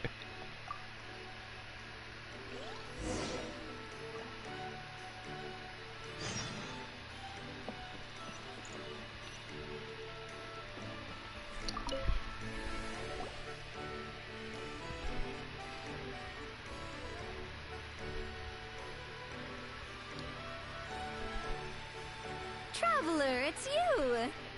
Ready to join the Cheval Moran Film Fantasyland crew? It's time, dear partner and Paimon, for us to turn our attention to the Cheval Moran Film Fantasyland. As I mentioned, the park was started up by enthusiasts who brought in the Spina di Rosula to handle the planning, construction, and operations. Of course, enthusiasts aren't typically all-around experts. They usually stick to designing the event booths. We, for our part, handle long-term operations and develop standardized strategy guides for the different activities. Long-term operations? Strategy? It all sounds so complicated. We spend most of our time adventuring and we barely have any experience running a stall. Do you think we can handle this? That's more like it. You've seen it all before, haven't you, partner? I'd even go as far as to say you've shaped some of Tevat's biggest business ventures. Anyway, first things first. Let's get an overview of how the whole festival's gonna be run. Yeah, she pretty much is like Gordon Ramsay. Like she's a perfectionist education while giving constructive criticism.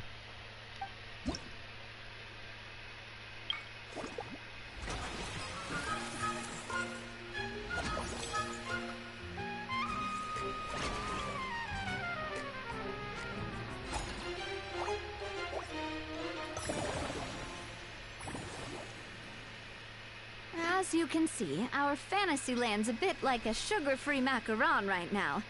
Several areas are still under construction. The Spina's only been able to hire a limited number of craftsmen. Besides, we don't have enough experience to handle multiple projects simultaneously.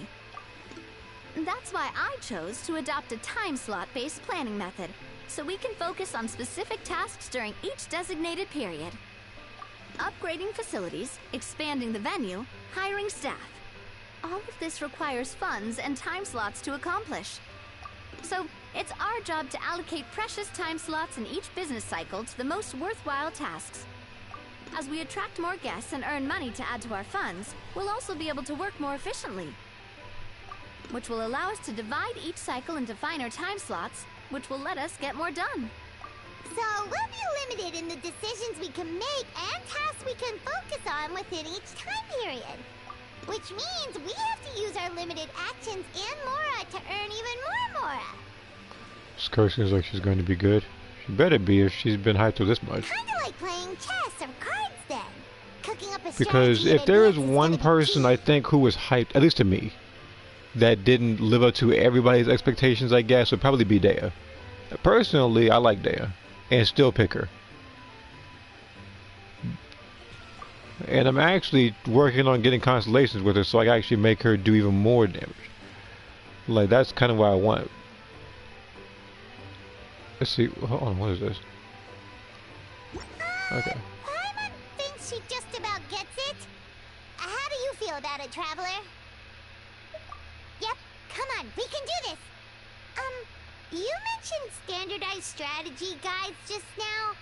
Does that mean there are non-standard But ways yeah, to there's a lot of characters, Skirk included, I think are going to be more focused on elemental reaction based stuff. Of course. Film and entertainment mean different things to different people. And there's gonna be a wide range of exciting activities for people to try out. And again, if she starts doing damage like Arlecchina, but she's cryo type, then you can sign me up for it. If we're not careful, And the thing is, I do. visitors might wander off and end up Here's the getting in thing. trouble. Like I said earlier, I do really want Navia here. It'll be my first and only Geo 5-star character. But if I don't get her and I have to pull on stuff for the Chronicle Wish banner, then so be it. I just know that the wishes I did put into this particular banner will carry over to the next one, and I can probably get Skirk that way. And others might pick up dangerous props by mistake. To avoid confusion, we need to create a standardized strategy guide for each activity. Just think of it like a walkthrough. Wow, if we're the first ones to test out the activities, who knows what surprises there could be waiting for us?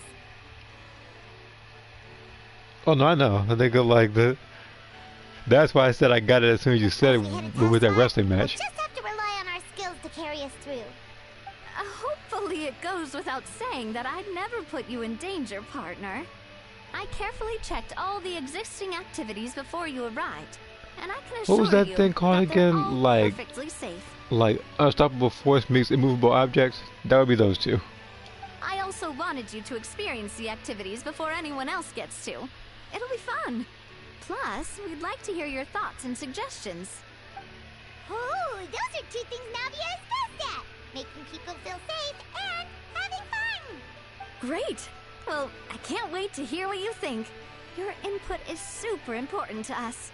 Alright then, let's start with Eclectic Escapades and put our first guide together.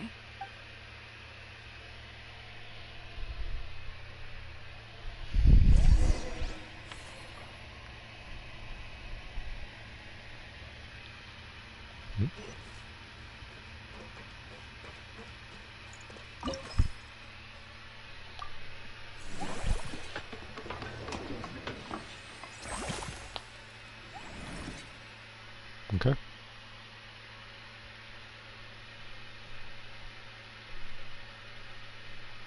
She seems like she has a special type of cryo, though I thought it'd be a new element or something. You know what's funny?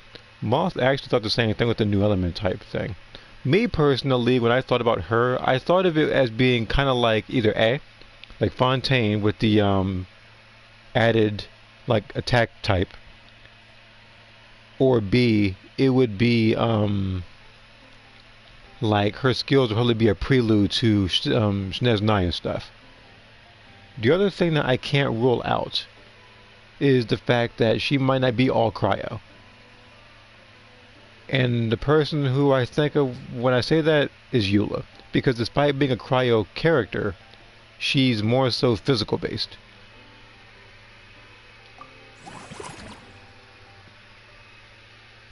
So you never know what she's gonna do.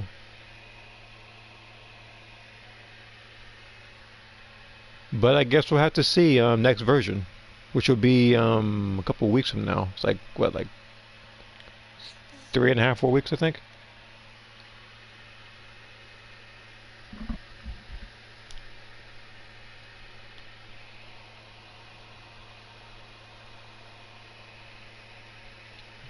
And again, in that time, as long as you're just doing the login stuff, you should be fine for the most part.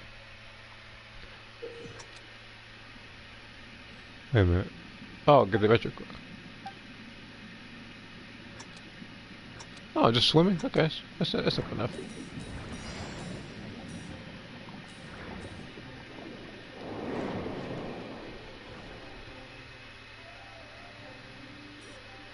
We do just avoid obstacles while swimming.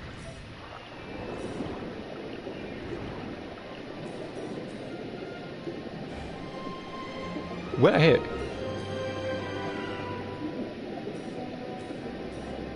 I don't remember hitting anything just now.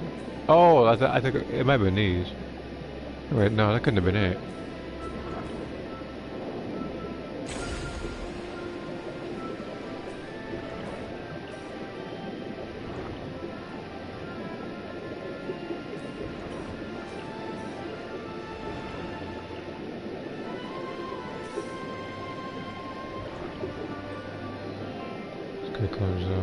Yeah, okay. Actually, that begs the question now. Looking at that. So you said June 18th. It's like, is she in phase 1 or 2? Coming out. I'm very certain, based on track records of certain banners, she might be phase 1. And there was some other character. I think the person in Mondstadt that we were introduced to, he might be in the same banner but as a 4-star. And I'm assuming there might be 2 other characters that are, I guess, coherent or lined up with the elemental reactions that she does. So at the event she's someone like Frozen, you might see a character like Barbara or Singshow in that particular banner. You know, Singshow won't pass up the chance to be in like his 13,000th banner.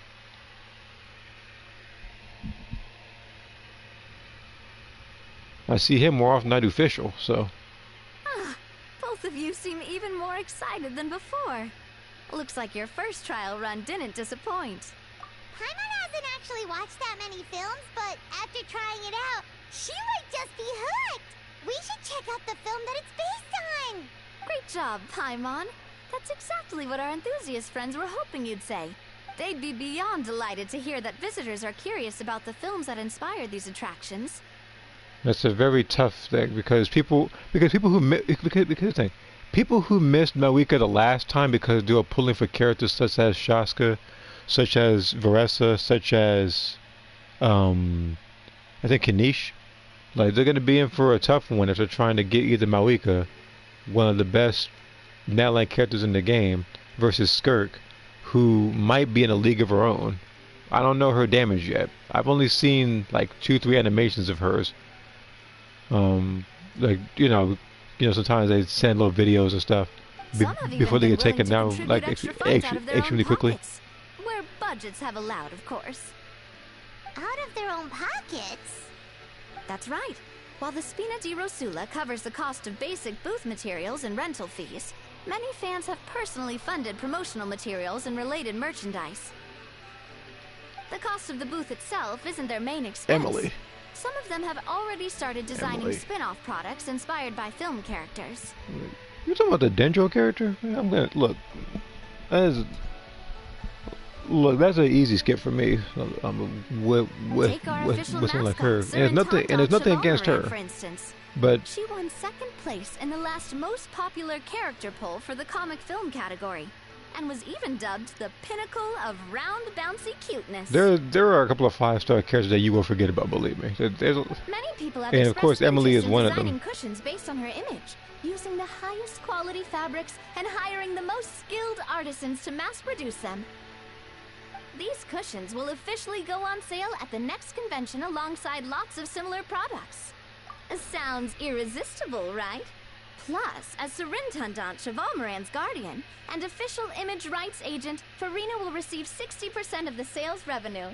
After all, the fans are doing this voluntarily, not for profit, but to promote Surintendant Chevalmoran's adorable image. The more Mora ends up in Farina's purse, the better Surintendant Chevalmoran's meals will be. And who wouldn't be happy to hear that? Yeah, especially Paimon over here. Oh, Paimon likes the sound of that. My point exactly. Working hard for something they all love without worrying about profit. Still, we can't just ignore Mora completely. Whether it's fan creations or official commercial projects, some level of financial balance is still necessary. The same logic applies to the Chevalmoran Film Fantasyland taken as a whole. Once we finish the standardized strategy guides, our attractions can officially be open to the public. But we can't take personal charge of the ticketing process. There's plenty of work to do at the various booths, and the park itself is a work in progress. We'll need to assign dedicated employees to maintain and manage each attraction. There's a recruitment section on the park's bulletin board. Pretty much. We've received many applications, and each candidate has their strengths. Our job is to match the best candidates to each attraction based on their overall performance. But yeah, but this particular thing, 60% of the revenue is going to her. Once assigned, the staff will keep the attractions running, ensuring a continuous revenue stream. Wait, so we've suddenly gone from being playtesters to heads of human resources? That's definitely a first for us. Just don't hold everyone up to your own standards, okay? You can't expect everyone else to be as capable as you. Alright, time to review some resumes. Fingers crossed we'll get some exceptional candidates.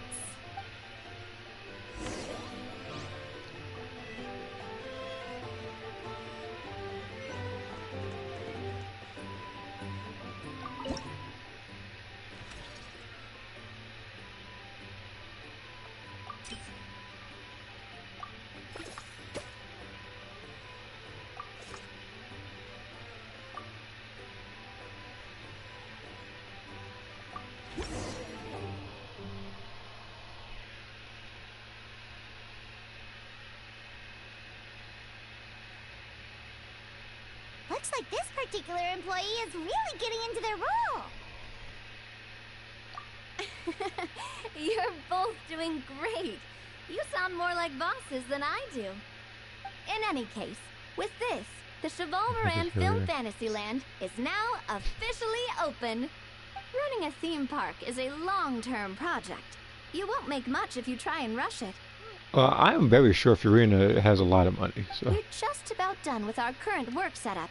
So let's take a short break and wait for this cycle's revenue report to come in. Like, if you live for 500 plus years, like, you would have a lot of money in your pocket too.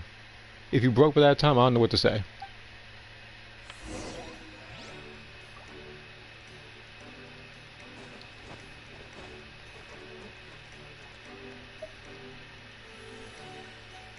Because everybody already knows I'm not the wealthiest person in the world, but if I live for 500 years, I'm gonna have some money in my pocket.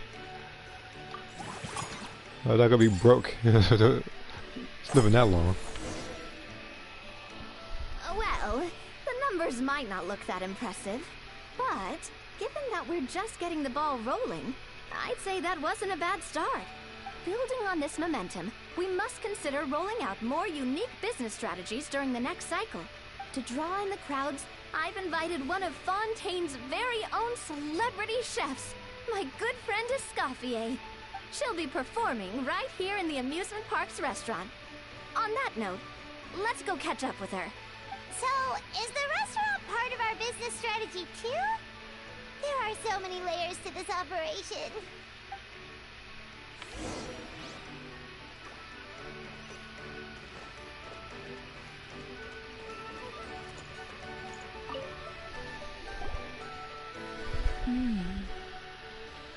The restaurant is up to standard, and the waterside location will make for a unique dining experience. The beautiful scenic reflections in the water create a stunning backdrop, lifting diners' spirits and allowing them to truly savor their meals. Ingredients, check. Cooking utensils, check. Looks like we're ready to rumble. Hey there, Escoffier! Oh, my employers are here. The president of the Spina di Rosula, plus the famous traveler and Paimon. I must say, you seem a bit overqualified to be running a film-themed amusement park. I'd say that if anyone here was overqualified, it would be the former head chef of the Hotel de Boer. Wherever you walk, the aroma of fine cuisine follows in your wake. Let's get back to business. I'm guessing you want the traveler to help me decide the theme dish for each cycle, right? This is the business strategy I mentioned earlier. Using Escoffier's top-tier dishes to attract more visitors to the park. But this isn't just about attracting visitors. Her culinary masterpieces will surely have other surprising effects. Just imagine, Paimon, if all you needed was a single ticket to enjoy all the attractions and taste all the legendary food. Wouldn't you be tempted? Then Paimon come every single day! Now, here's the twist. To get the most out of this strategy, the menu can't be made public. Based on research by a certain food branding consultant, many restaurants have started offering a special chef surprise dish. So give me some inspiration every few business cycles, and I'll decide on our next theme dish. Now then, give me your hand.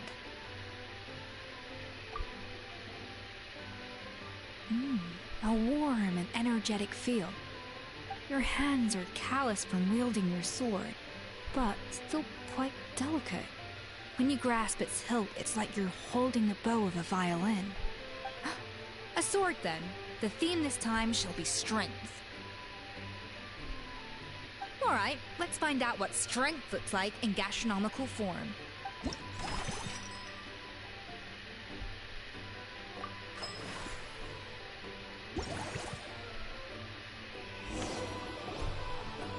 I've refined the sauce for these barbecue ribs. It's a richer flavor than the classic version, but not at all greasy. The mint extract in the seasoning leaves a refreshing aftertaste, perfect for indulging yourself after a fun-filled day. But if you ask me, I'd say the artisans need these more than the guests. The artisans? As I'm sure you've noticed, this park isn't quite finished. A serving of these barbecue ribs should help the artisans replenish their strength much more quickly. As their bosses, you have an obligation to provide meals for them. So why not invite them to dine here? Who knows? The morale boost might even improve their productivity.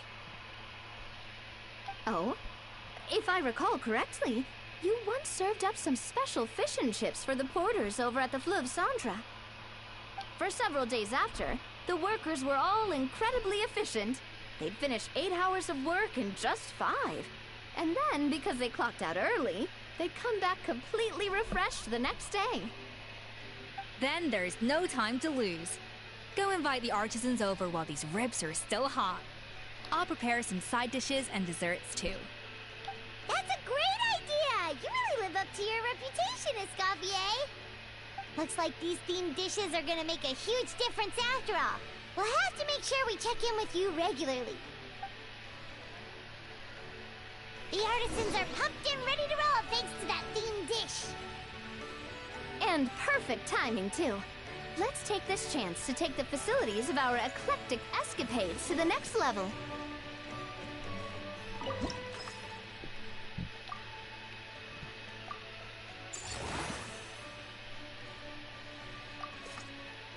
We should be able to attract more customers by upgrading the stall, don't you think? That's right. Based on my business experience with the Spina di Rosula, I've quantified the service value to help you intuitively understand how satisfied customers are with each stall. An attraction will reach its ideal revenue only when its service value meets customer expectations. As we improve and expand our facilities, expectations will also increase accordingly. When that happens, we can deploy more capable employees. or invest funds in training to enhance our employees' skills.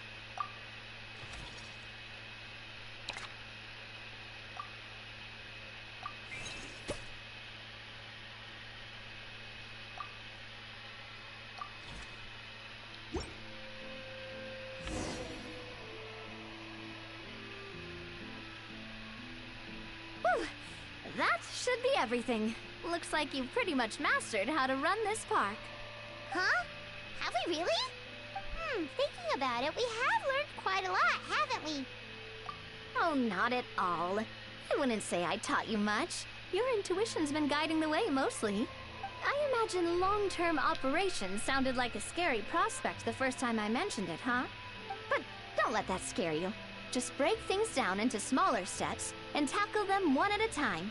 Even if you're not a genius or naturally gifted, you'll get it done in the end. Whoa, seeing her own progress has really got Paimon fired up! Actually, she's gonna jot your words of encouragement right down. From here on out, we'll be running the Cheval Moran Film Fantasyland together. Let's make it a big success!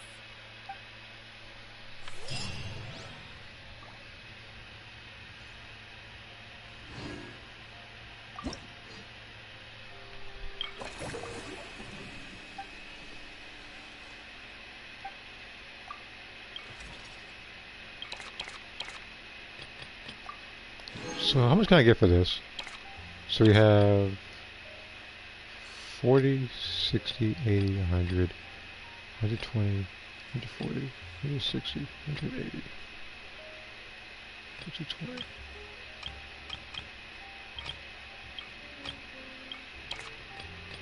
So, okay, there's a lot to get then. And the weapon too. Health. When attack hits an opponent, deal 80%. I feel like this weapon would go good for if you don't have if you don't have Yalan's weapon, you can put this on her. You can also put this on Diona because she's also a health-based character. About to head out a little bit. All right. Again, I'll be here doing the event. Just trying to rack up some more points to get some more characters.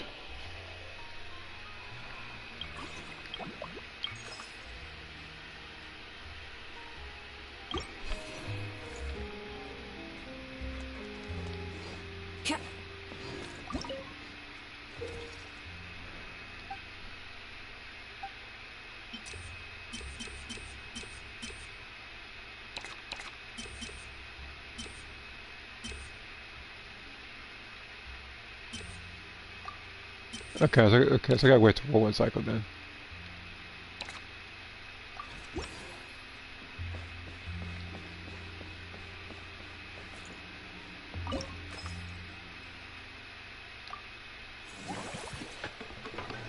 I'll show you back in the chat. Alright.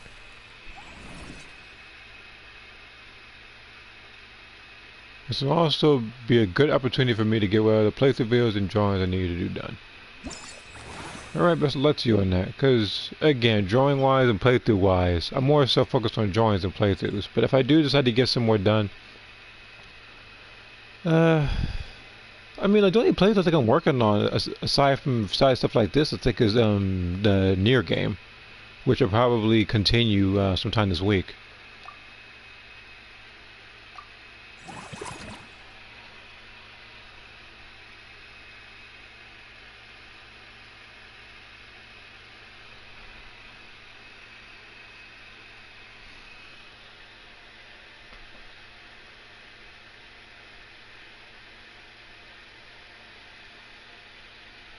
Some playthroughs I wanted to do without a single continue.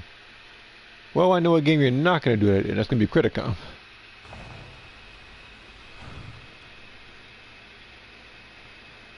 I'd much rather you keep your sanity than playing that game a second time. or a third time, I guess. I don't know.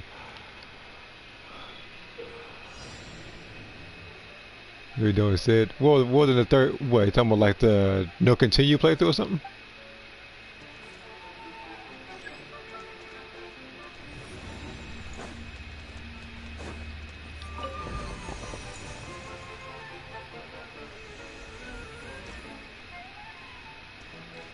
Okay. Hey, you freaking drive. The guy wasn't driving any louder with that thing? I thought I was gonna freaking hit the house how loud he was just now.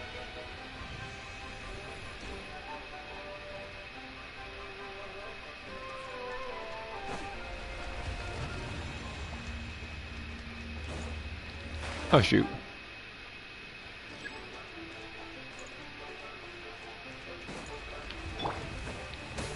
Yeah, for a second I thought I was gonna be able to, the guy goes again. But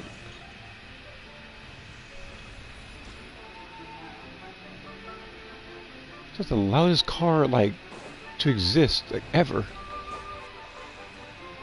Okay, so I gotta be careful.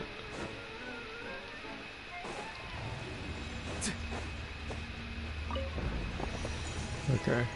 Again, this particular thing is actually not too difficult.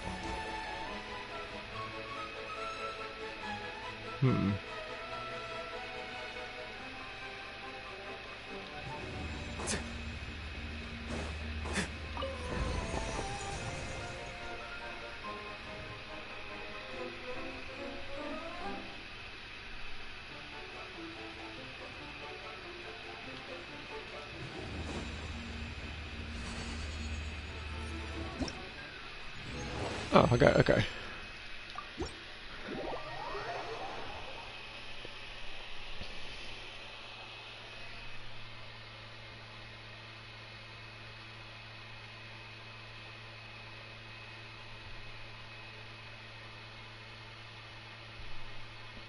But again, for that particular request, I'll think of something. I usually do. So I got about 2 mood-based moves to do, which I'll probably have them posted around the same time, so they don't feel left out or whatever. But yeah, I'll probably get those done around the same time. Alright, where is this thing at? Whirling Waltz.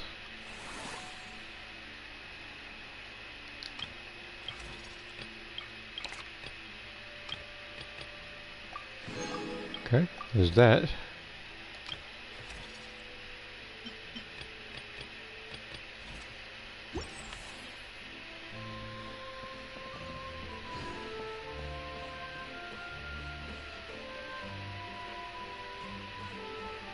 How many more? Oh. I feel like there's one more shop I can unlock. Usually, all these crabs over here. Yep, I knew there'd be another one somewhere. But I don't have enough. I need 4.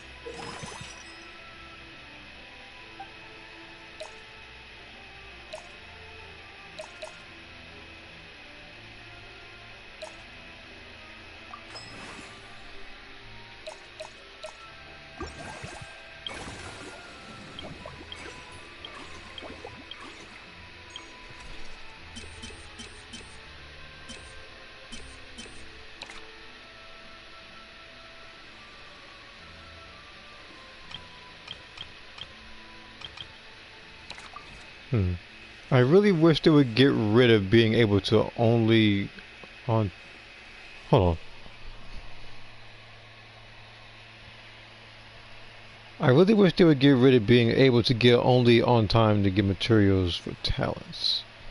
I'm assuming based on the wording of that, I'm assuming you mean like certain days where you get certain talent books as people.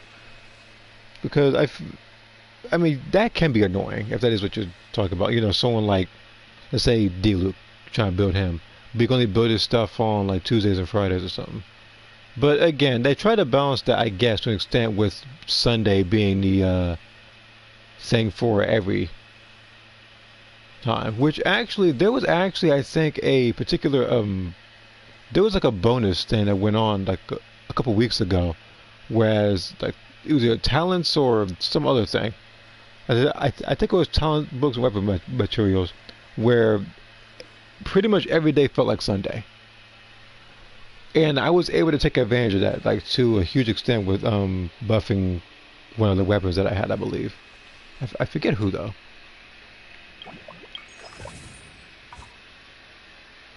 Sorry.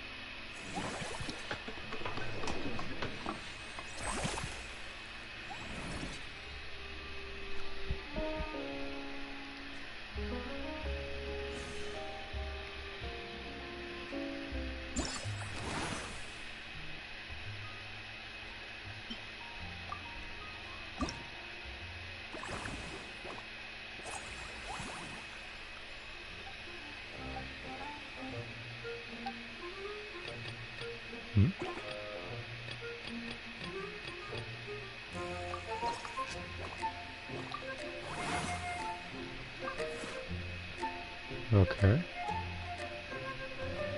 I don't think I have any more of these.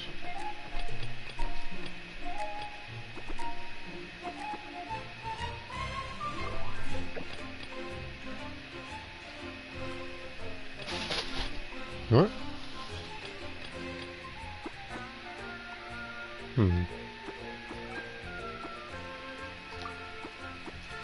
I feel like I've done something like this before.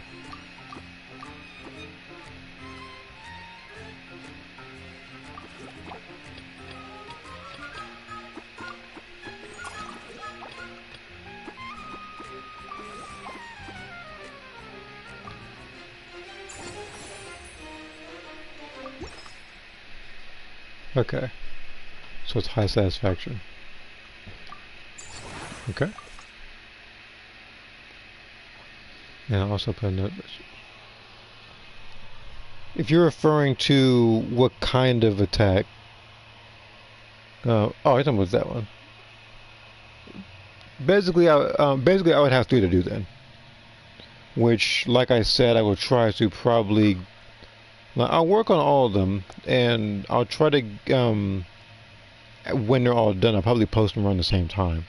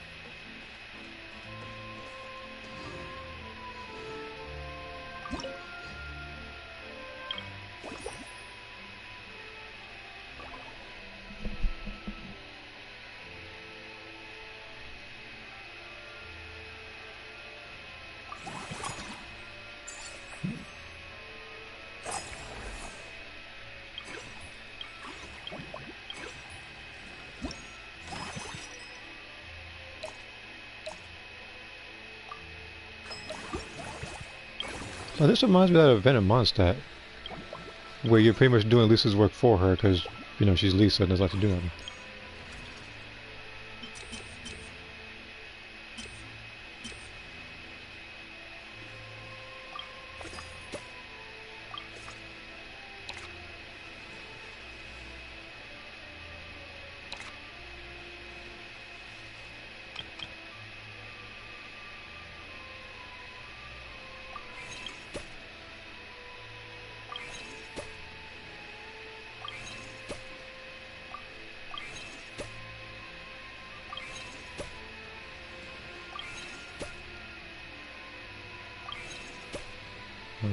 I'm training her well over here.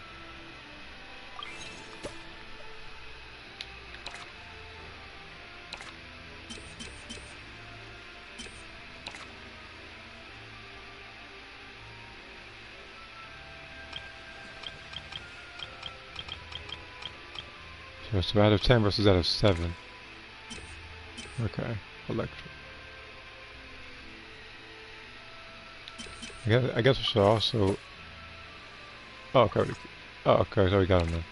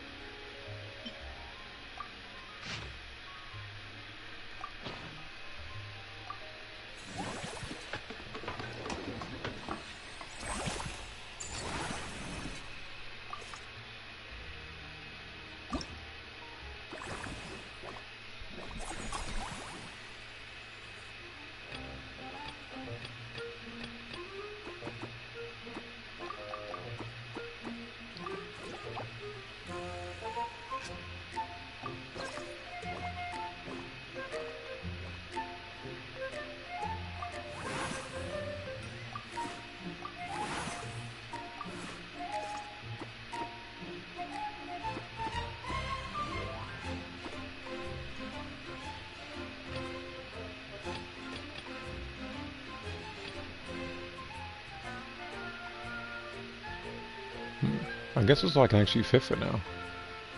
Unless...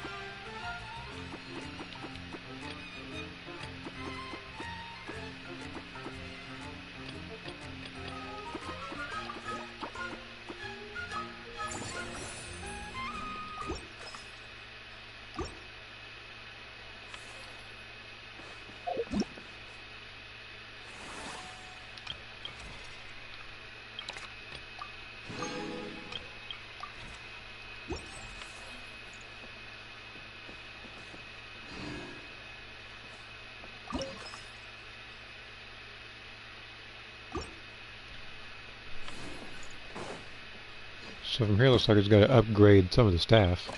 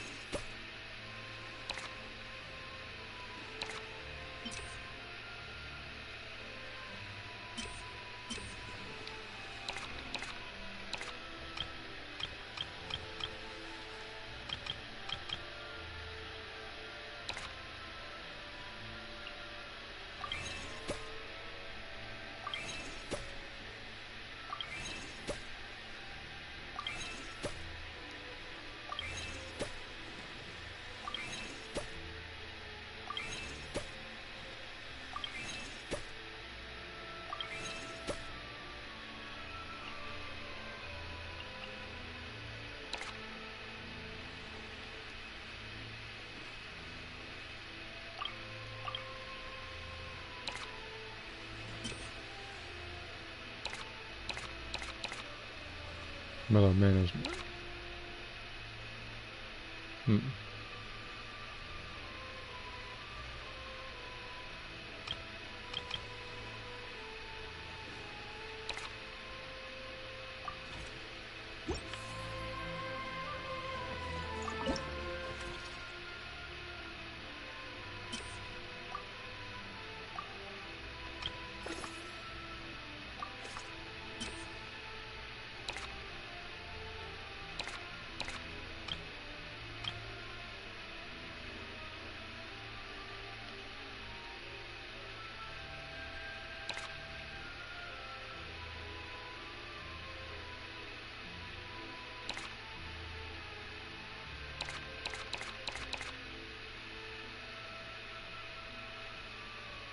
Everyone's doing the service by you but the Mellow Manor for some reason.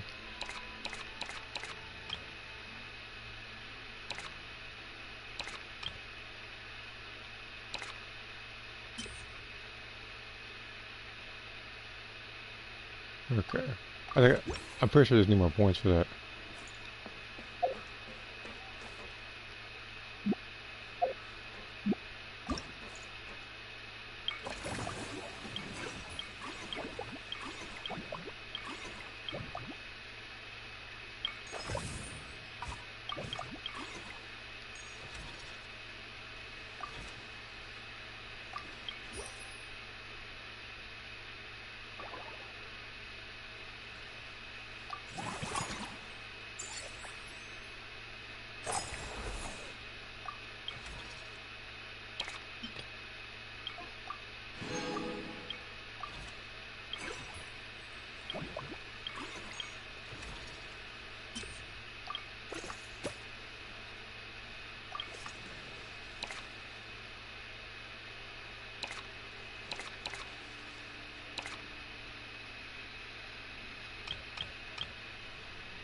Okay, so I don't think I can upgrade anybody.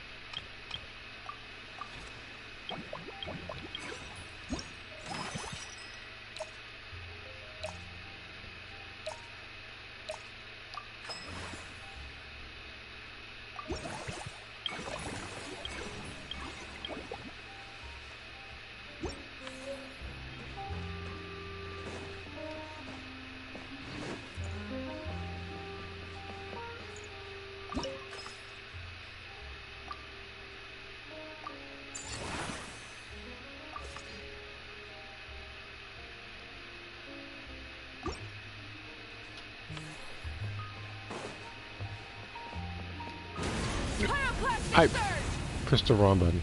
I can get it back though.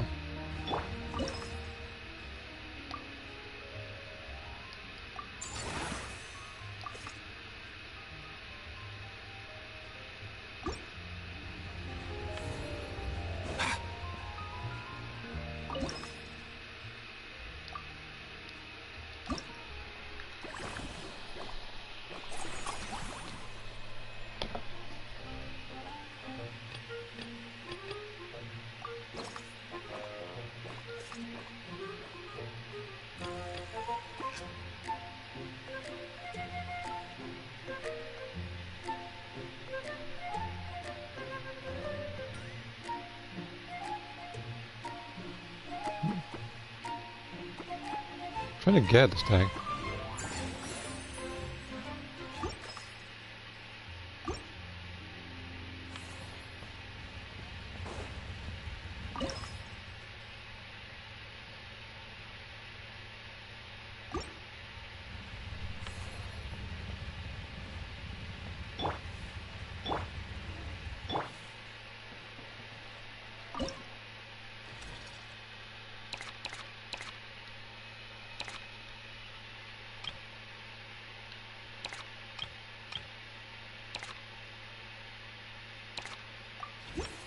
Okay.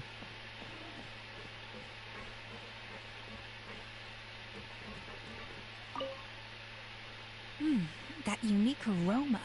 I wonder how you'll inspire my cooking this time. Alright then, I'll just go with the flow. It's about time for a fresh new flavor. I already did that.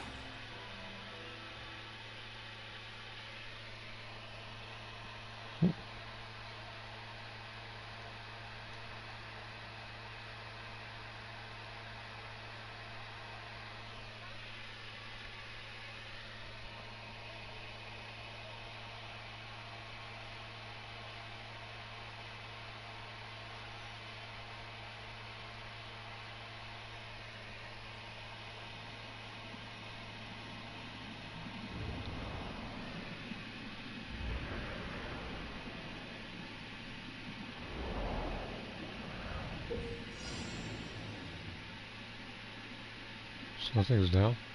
Underwater? Okay. Oh, I know why.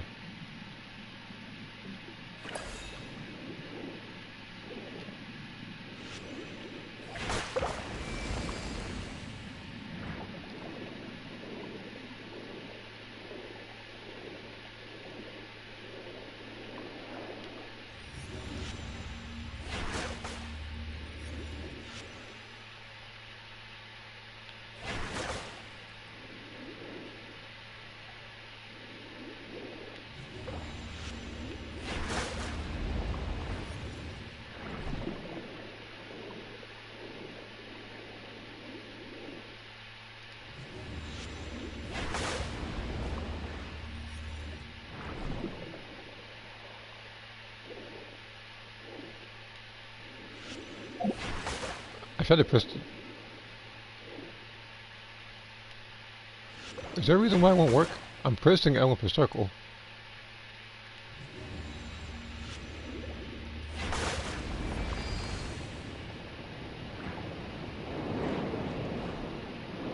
Again, being weird for a second. It was like I kept pressing it, but it didn't work, and my character just throws something out after I pressed R2.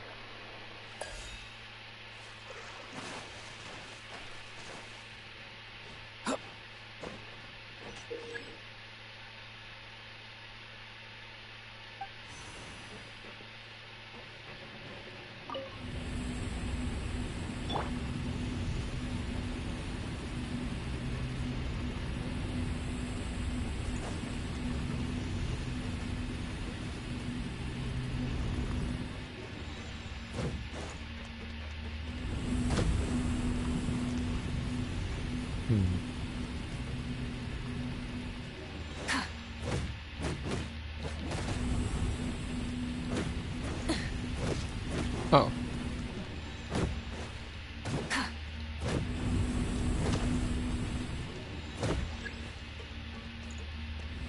Okay.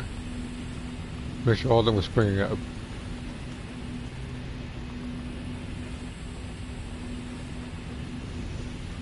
That's simple enough.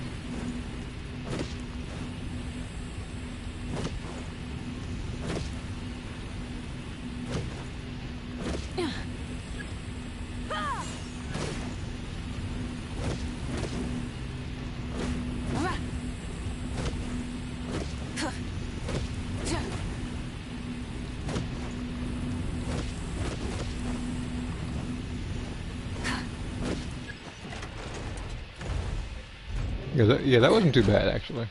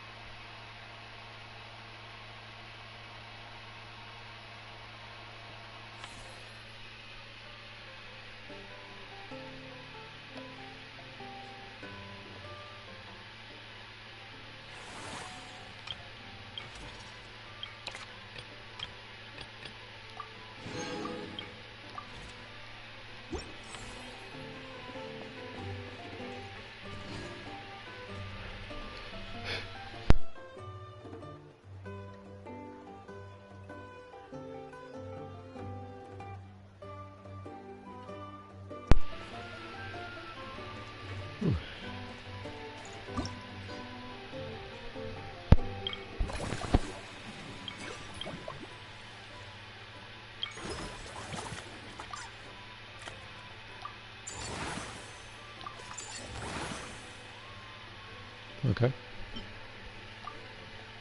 Yeah, I can't expand it just yet. I need another employee.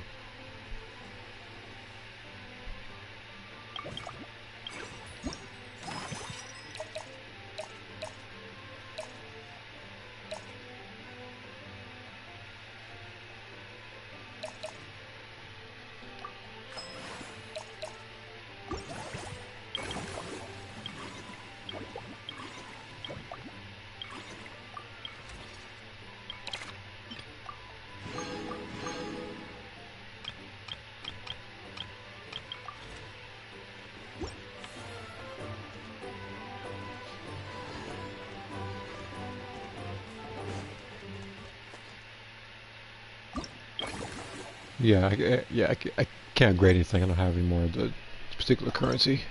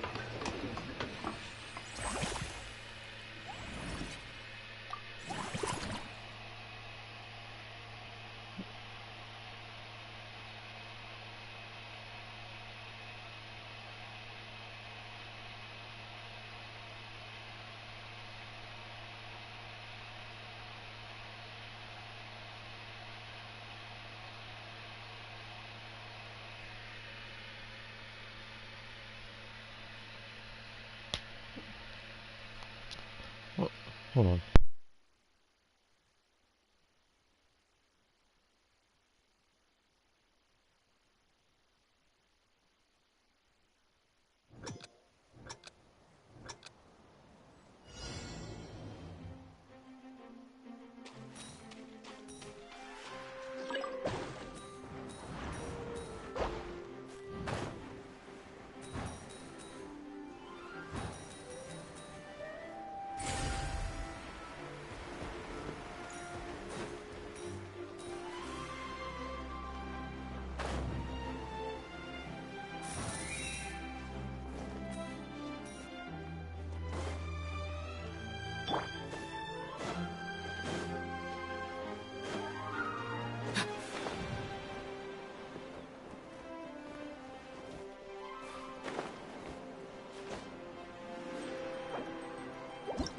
Yeah, somehow that happened. Okay, let's try this again.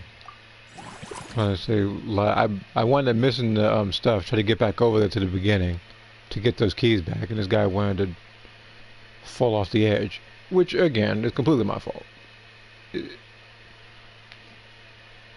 Like a hiccup of that degree doesn't happen too often to me. I guess it did today. Well, we are going to try this again. I need to do everything a little faster. That's probably what I need. That's probably what I need to do.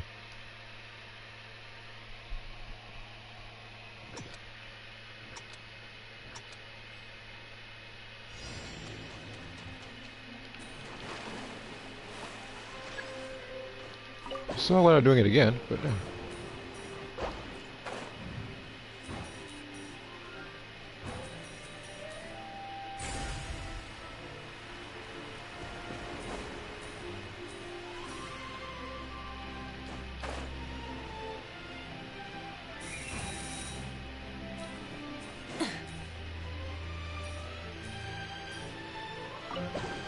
No, maybe that's my problem. I don't need to get every coin. There's always going to be extra. Maybe that's me being a perfectionist again when it comes to this thing.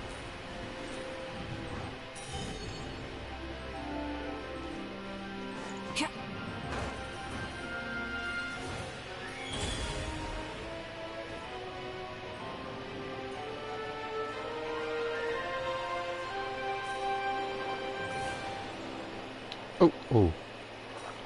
Hey, pay attention a little bit.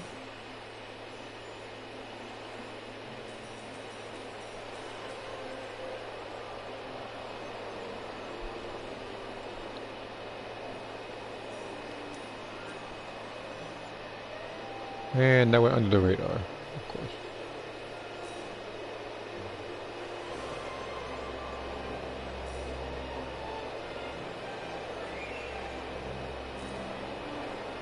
I might be able to get over 140. I just messed up on a couple of times. Now, if I was required to get every coin, then yeah, we're doing this again.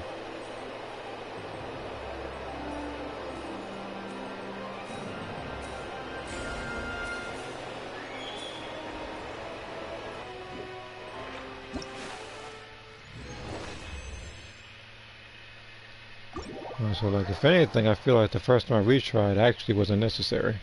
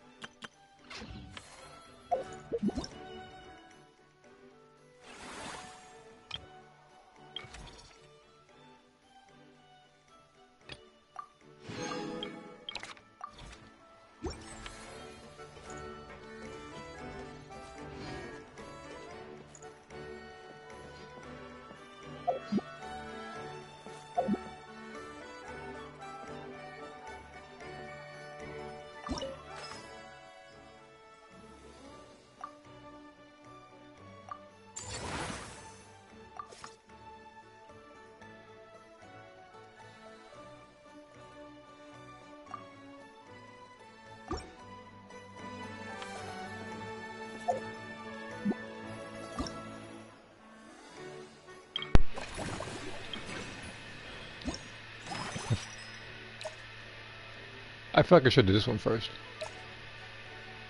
I guess I'll just do that and then do the power packed ribs afterwards. Oh cool, there's some more employees in this thing.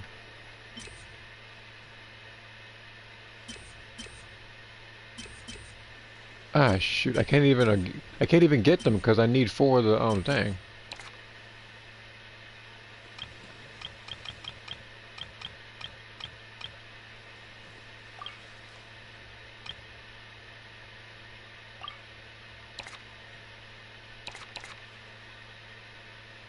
Fortunately, I like just made it bar wise, but it's getting my teeth.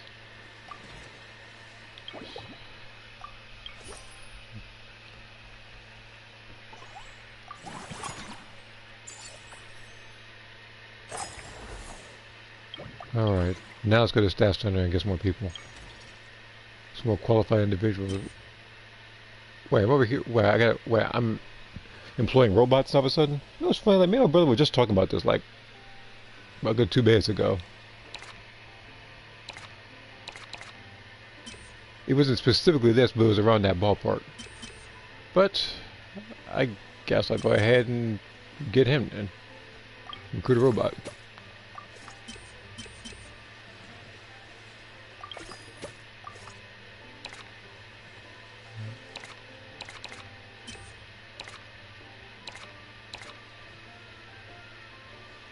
I might have to let Helene go after this, unfortunately.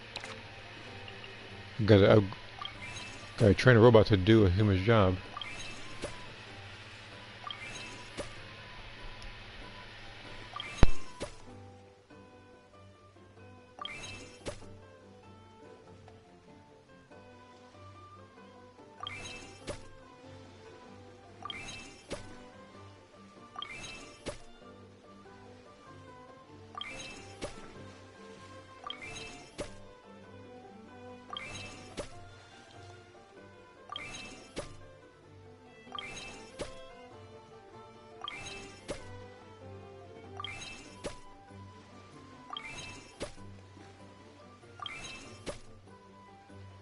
Well, you get a little bit expensive, don't you think? That's like freaking. All right. Well, I'm gonna have to dismiss her in a second. I want to, but it's like I'm gonna have to move her for a little bit and put it in. Jesus Christ! Like he just completely like breaks the service value.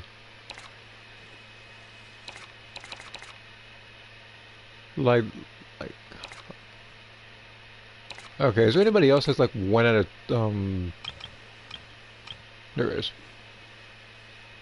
Hey, was that a child?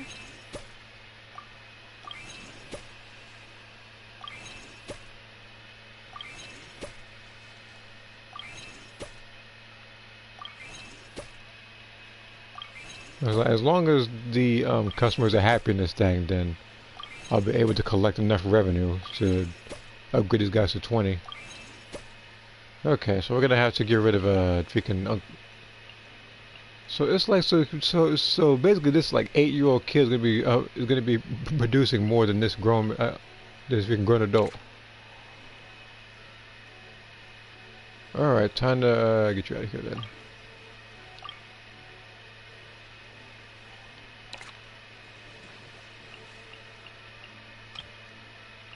Okay.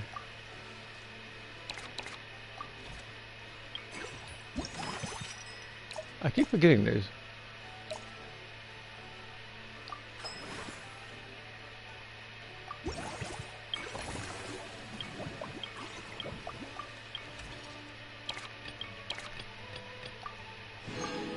How much projects do I have right now?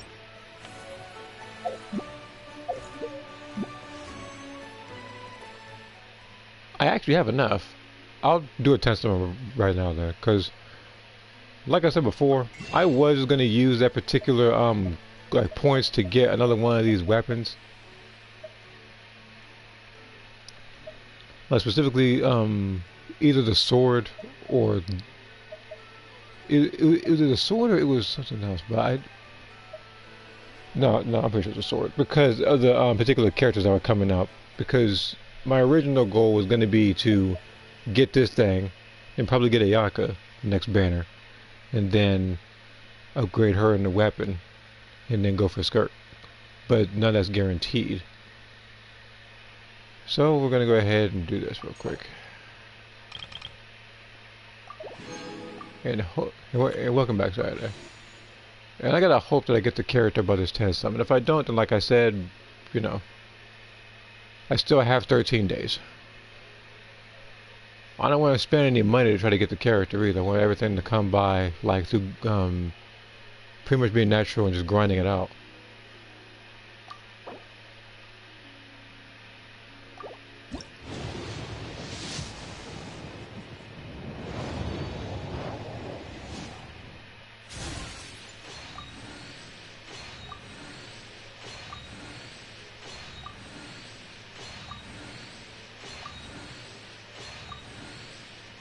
All these freaking weapons.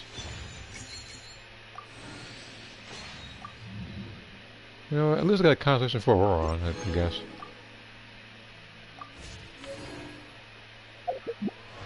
So what does he get? Because he finally gets a buff. As a matter of fact, if it wasn't for that that event that guarantees you Auron, this is technically my first time wishing and actually getting him. So it can bounce 2 times. Okay, so that's actually much better.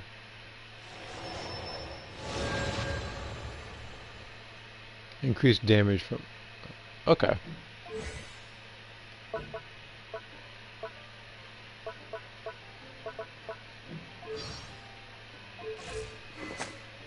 So I actually managed to get something good.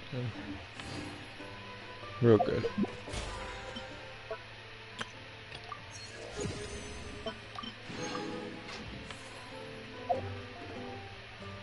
And how many of the standing wishes do I have? Just 1.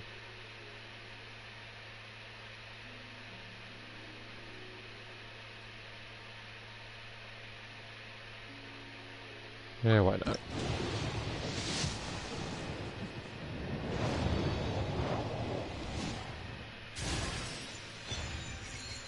Probably should have saved. Okay. But I'll update the phone when it comes to the wishes, so hold on. This should take no more than 20 seconds.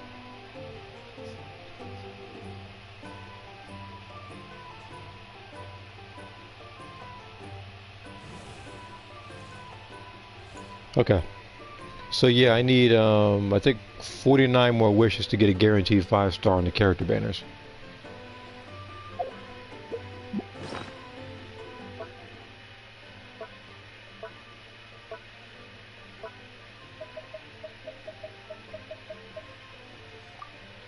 I also have these. And I'm also hoping to use the pyro sigils again. But yo, these with 120 resin, I can actually make the stuff to try to get more. In effect, it's 12 days, right? If I could somehow get Navis, I could use these to grind for the boss. Okay.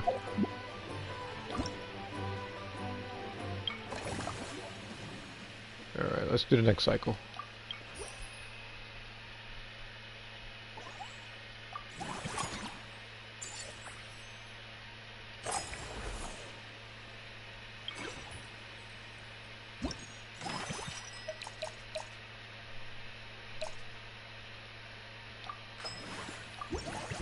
I'm doing this one because I'm going to upgrade the employees some.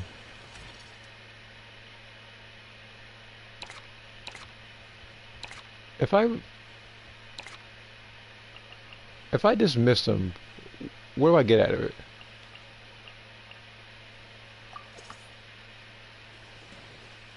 Oh, I can just fire them right in there. But to keep the same amount of experience. Okay.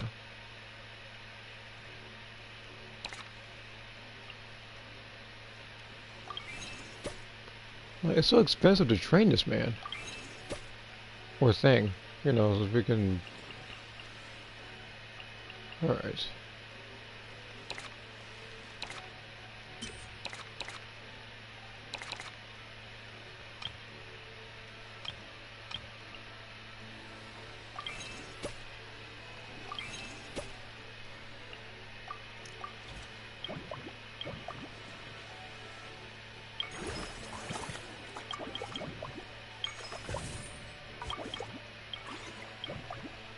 Okay, so I need to alright. So all I do is level up this employee some more. Then I can work on the next phase, actually upgrading this stuff. I'll probably have to upgrade the electric escapades in a second. So where is not that.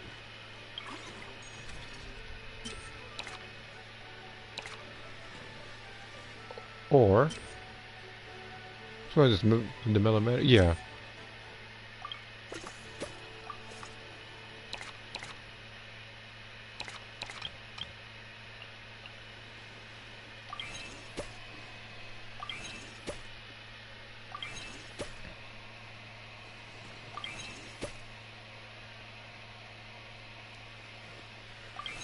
Yeah, pretty much. I'm looking at the particular comment you said on Discord. And again, I didn't forget them. Okay. So now I gotta remove you, man.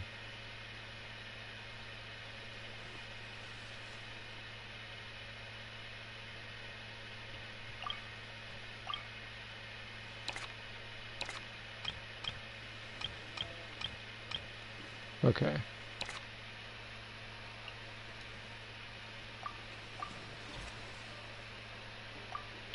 Next cycle. Yeah, it went down a little bit. Hey, and I'm aware I have unused action points. I just had no money. But now I do. Alien count.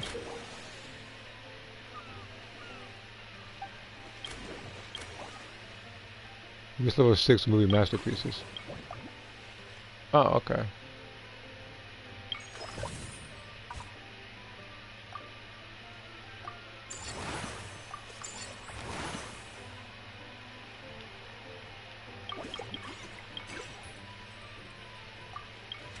I feel like I probably should have did this thing first. Like I always forget to do the theme restaurant food thing first.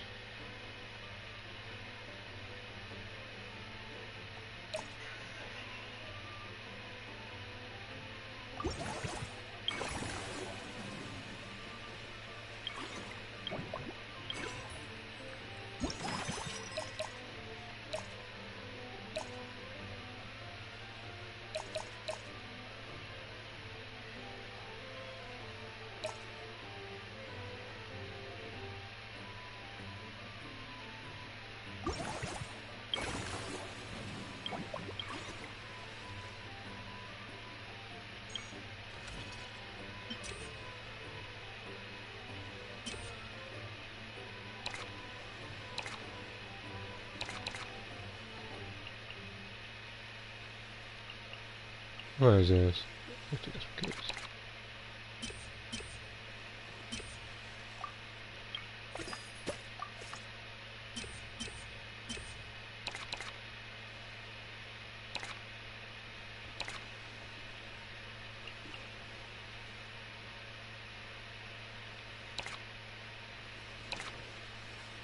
Mellow manner.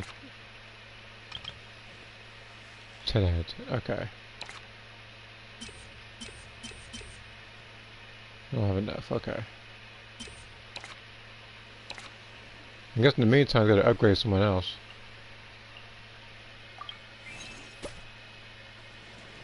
I'm gonna do it by one now. I'm gonna save a little bit of money for the next part.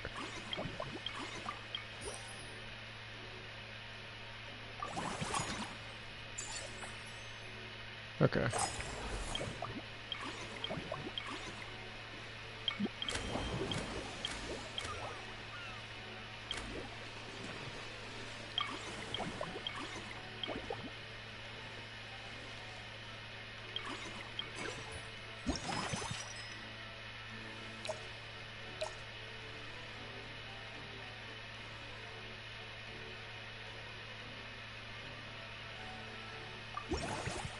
Okay.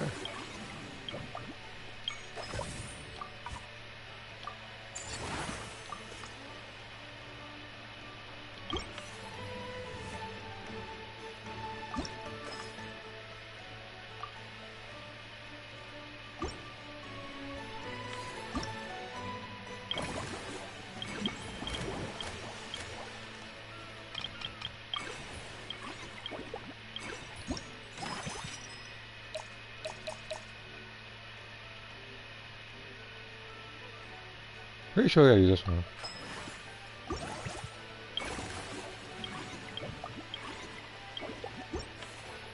Exploration and trials.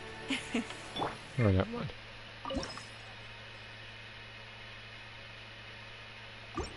So if I should have waited one.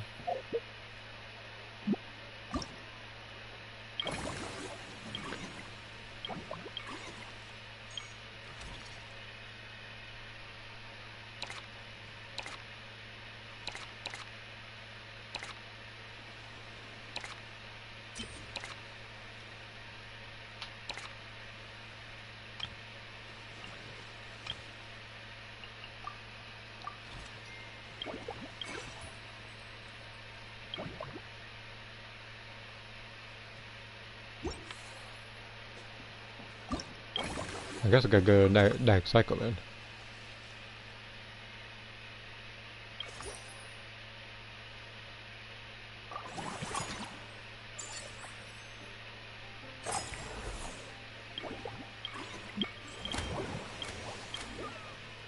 Oh, okay, cool. So I just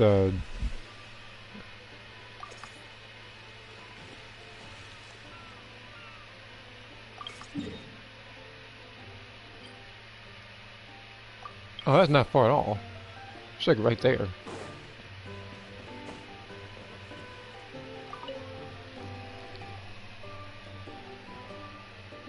is that our hero, the Traveler? And Paimon, too! Oh, I guess I shouldn't be too surprised. Mrs. Escoffier already told me you were the big boss here. But when I saw you just now, I forgot myself for a moment. Technically speaking, the Cheval Moran Film Fantasyland doesn't even have a boss, does it? Isn't it the idea that everyone works together to make it as successful as possible, and then we all share the profits? But, wait a sec. Why are you here, Veressa? Well, officially, I'm here to promote my brand. Not long ago, Mrs. Escoffier placed an order with me for her restaurant, as she often does. In her letter, she mentioned that showcasing my orchard's products at the festival would boost sales and help build my brand recognition. After talking it through with my parents, I decided to give it a shot. Now that I'm done with the restaurant's ingredient order, I plan to sell the rest of my fruit directly to guests, to help quench their thirst, of course. The thought of enjoying fresh fruit from their land here in Fontaine does sound pretty appealing. But with this many customers, wouldn't it be exhausting to watch the stall all day? Huh? Am I supposed to be watching the stall the whole time? There's an attraction over there called Movie Masterpieces, right? I heard some of the challenges are based on famous films. Some of those films have even been adapted into great comics. I'd love to go give it a try. So, you're not doing any business at all? Back in the Collective of Plenty, I'd just set up a sign with the fruit prices, place a weighing scale and a coin jar to one side, then let people pay on their own. When closing time came around, I'd wake up and check the accounts. Not a single Mora's ever gone missing. To be fair, that does sound nice. People in the Collective of Plenty are a law-abiding bunch. No one would even think about taking something without paying. Makes sense that tending your stall wouldn't take too much effort. Yeah, and then we have the citizens of Fontaine. Fontainian customers are no doubt trustworthy too, but let's just say they're not used to self-service shopping. Plus, if you just leave the stall unattended as a Natlanese merchant, people here might think you're gone for good. In that case, I'd better start acting the part. But I'll need to buy some things in the city before I officially open for business. I promised to bring back some Fontainian clockwork mecha for Kochi-san. Oh, and I also wanted to try a few rounds of movie masterpieces. After that, I should be able to focus on my business without getting distracted. We might not be locals, but we've explored Fontaine quite a bit. We know our way around pretty well. In that case, give me a moment to get some extra fruit, a price list, and my coin jar set up. I get to go shopping with the Traveler! Nice.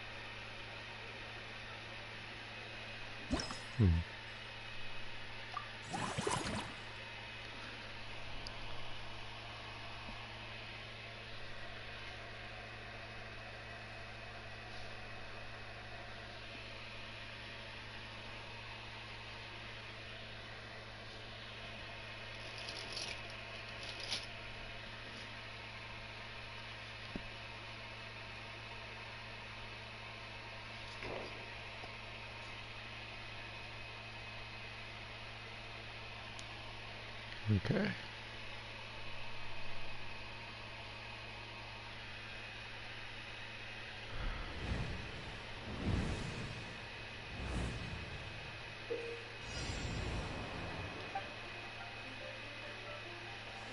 Dr. Went, huh? As opposed to the Doctor Who thing. What the first? What's that?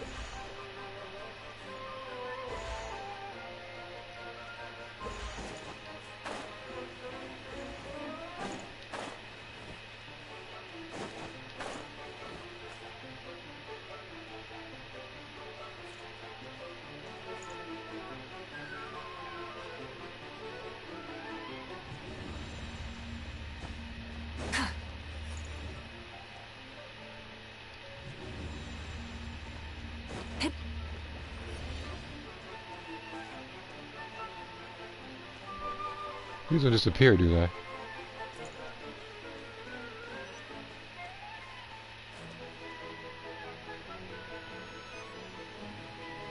Is it? What's the one show called? Freaking Wipeout? Why does that remind me of that?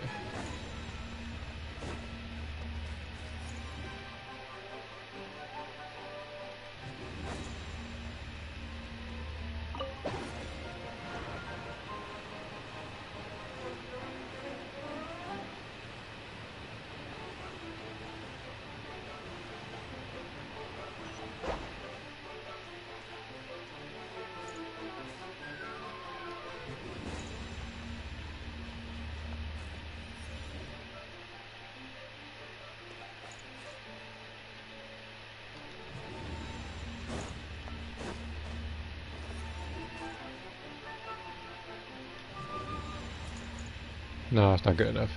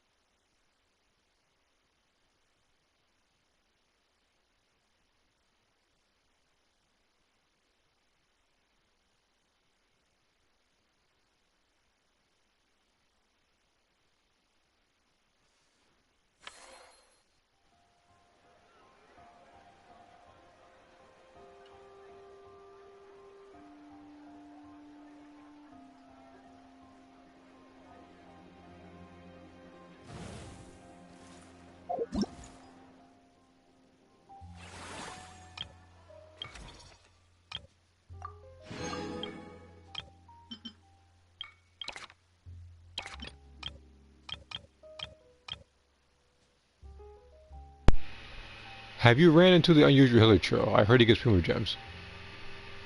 Primo Gems? If he does, I'm gonna find him. I'm gonna beat his behind. But every time I find the unusual healer trail, he usually just drops cabbage. Here's what I'm gonna do. Gonna take a quick little detour real quick. Hopefully nothing bad happens. So I'm gonna go ahead and search for him real quick. There's a reason why I said hopefully nothing bad happens, because 2 games, this game and the First Ascendant, had a recent history of getting corrupted or whatever, and I then had to re-download it. The First Ascendant is no issue, because that downloads really quickly, because there's not much of it. This game, however, I have to download 3 different things, and not including the long loading screens this game has.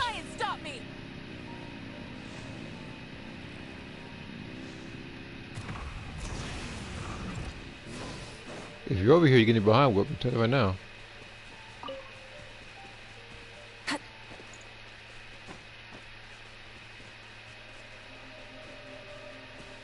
Oh, he's not here.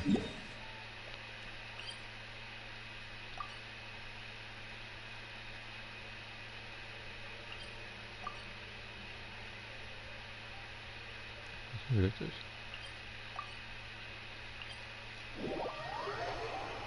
But yeah, like I said, I mean, I think the only way the unusual show gives Primo Gems is pretty much when like you beat him after a certain amount, like a certain amount of times. Be free.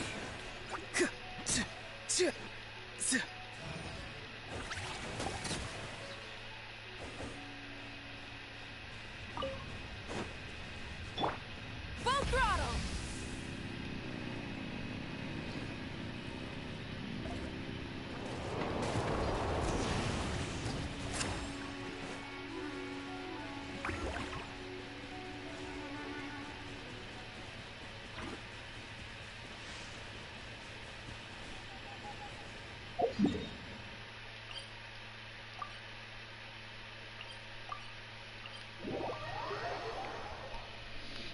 Now, I didn't mark every location of the unusual healer trail, just a couple.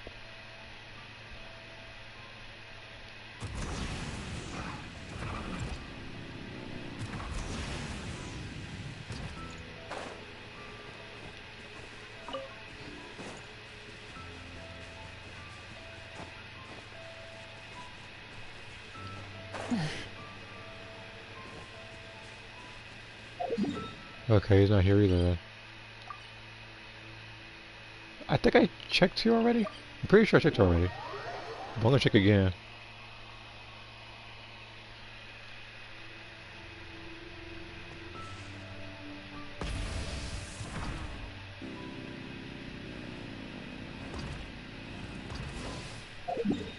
Okay, she's not there either.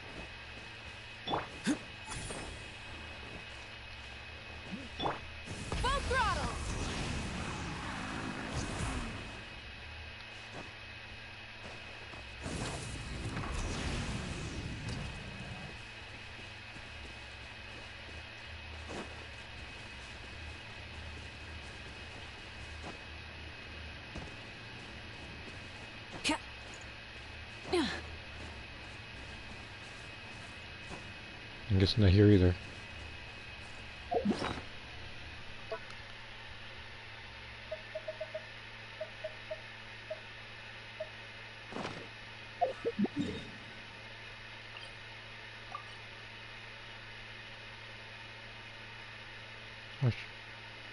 I guess I have to check like 2 more places.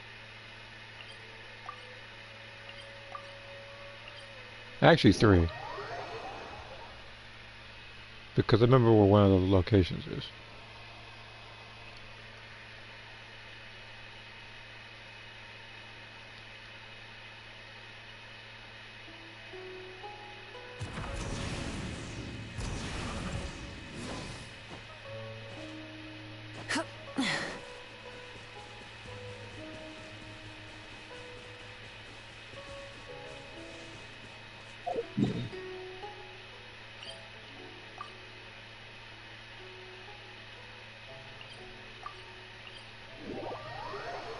Actually, I'll just go to every place that I have marked. He might not even be in any of the places that I marked, because he might be in a completely different location.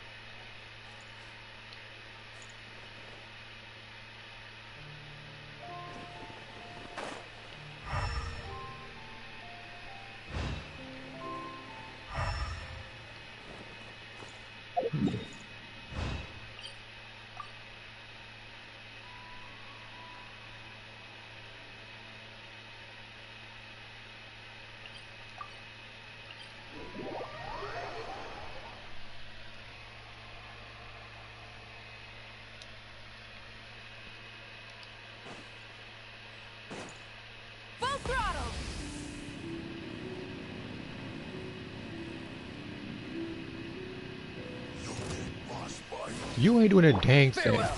Time to say hello. Shower me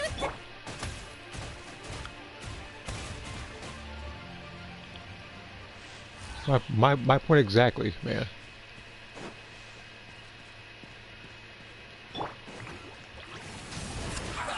Nothing personal. Let's go. Looks like I went too far.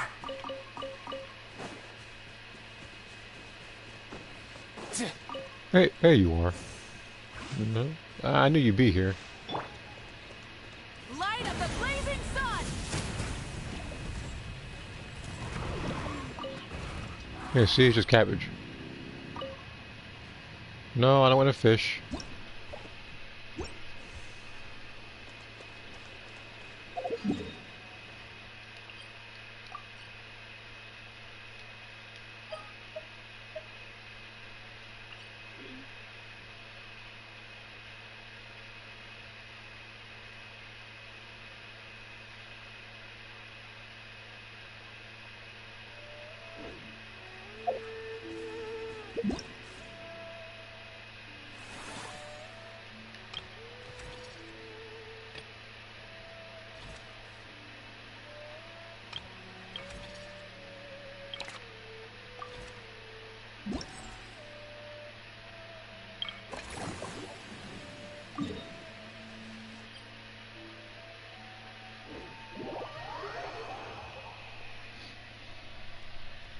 But yeah, like I said, you had to find unusual literature. I think it was like once to get it.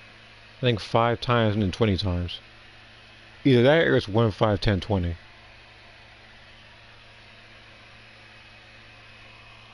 Now me, I done ran into him a couple times already. He's getting behind with every single time.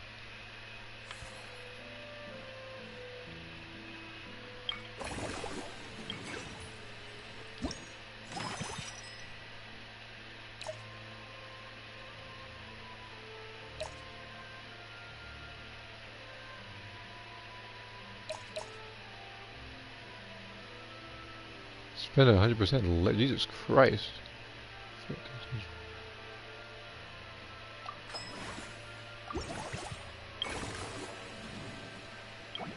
Well, that's just a no-brainer at that point.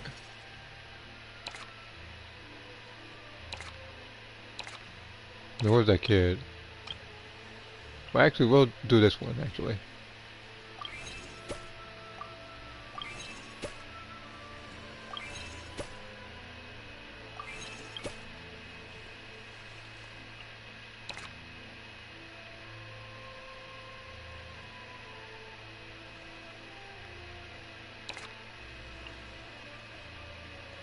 Actually, one more time.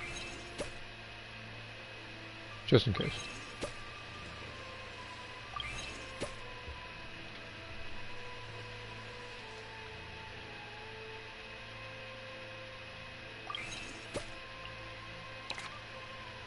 So she's like the most qualified person for this particular position. I'll upgrade this thing once, and then I'll go ahead and go to the next cycle.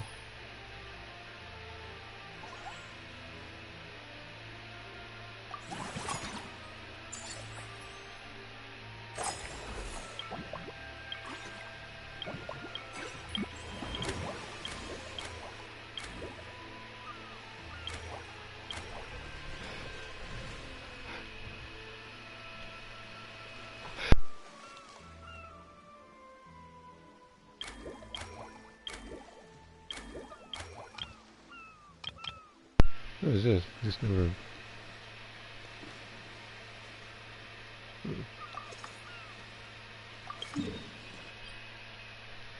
I guess I can go way over here now. And I probably should use the food first again. Like that's not like that makes how many times? Because I don't know what kind of buff is gonna be. And at the same time, we'll go ahead and check what's going on in Discord real quick.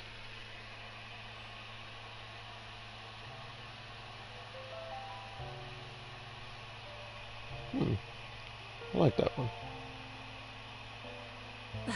Instead of confining themselves to the heavens, God should try and stop me!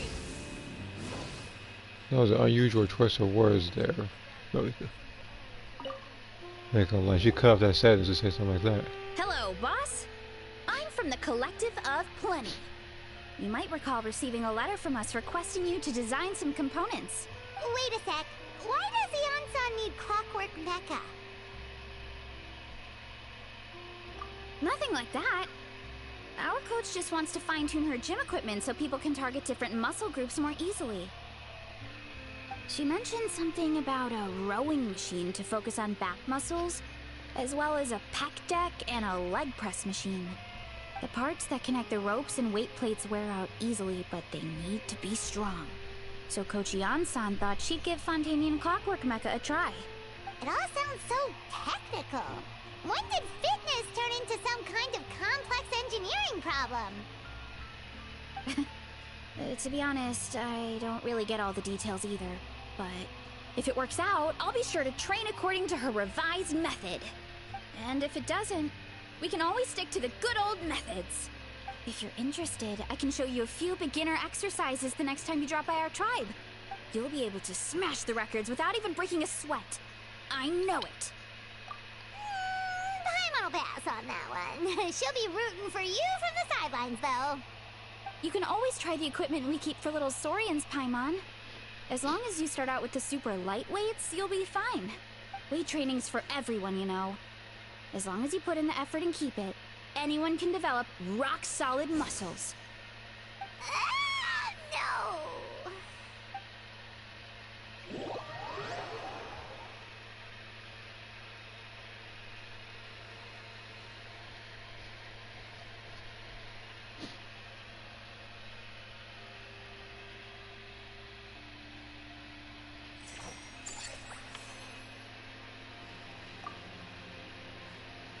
Oh, I'm back here. Okay.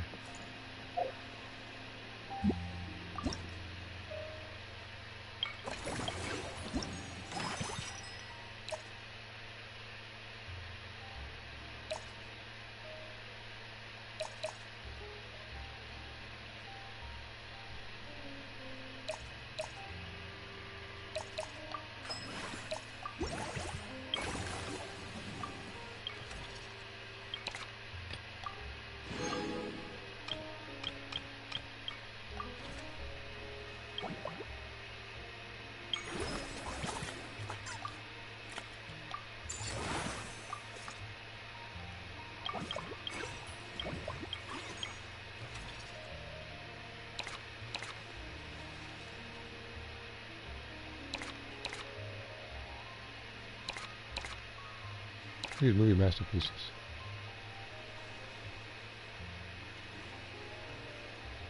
I can't get I can't get the other two.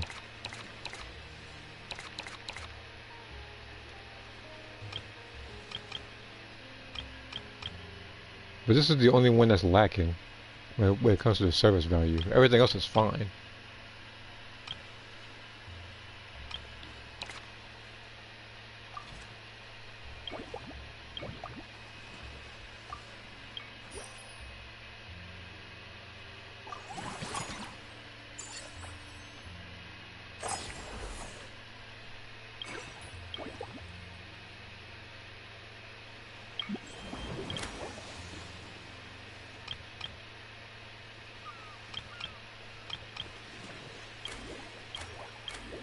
I thought I saw a deer right there just sitting there.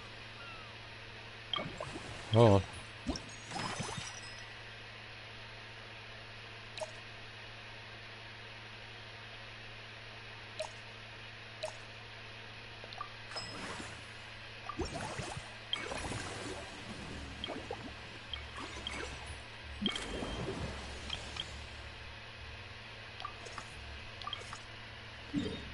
Good thing I freaking... Oh, she's right there.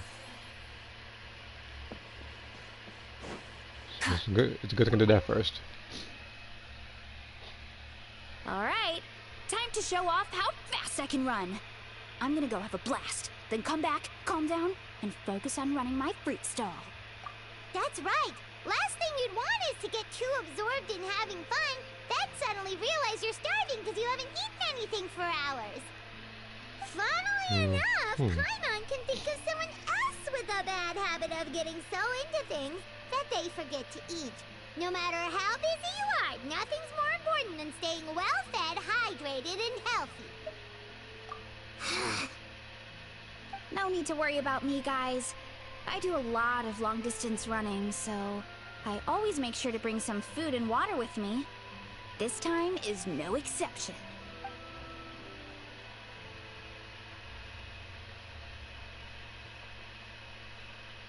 Woohoo! That was incredible!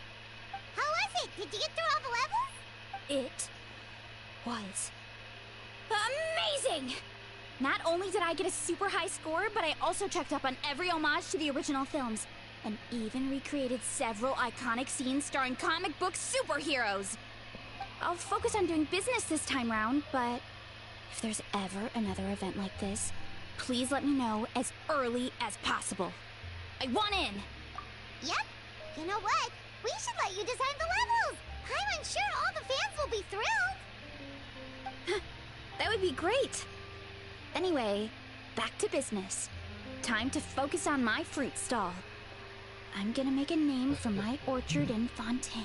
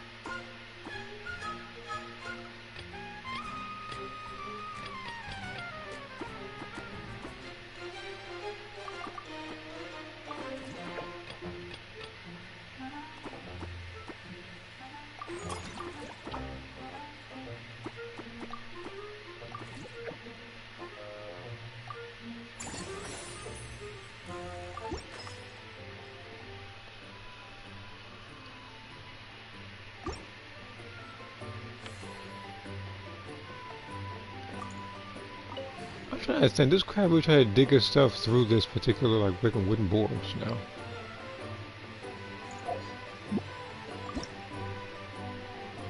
Usually they do it through sand and whatnot. He was just built different.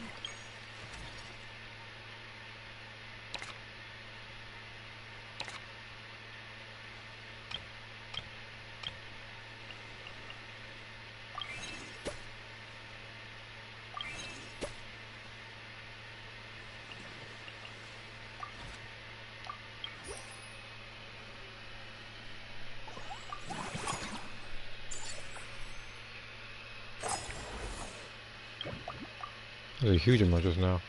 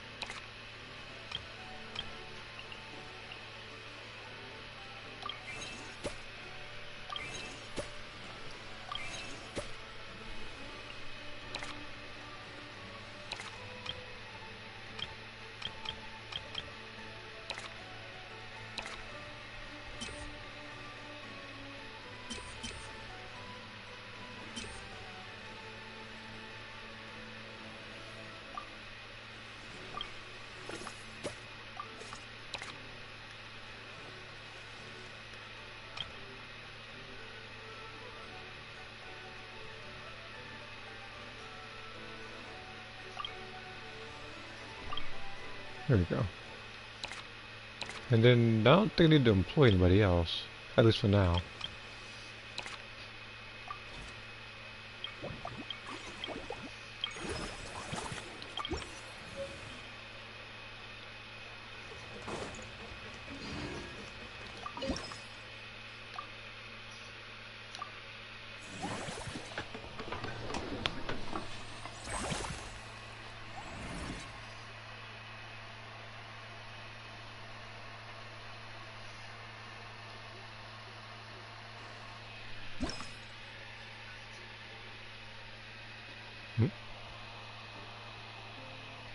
Oh, is that new?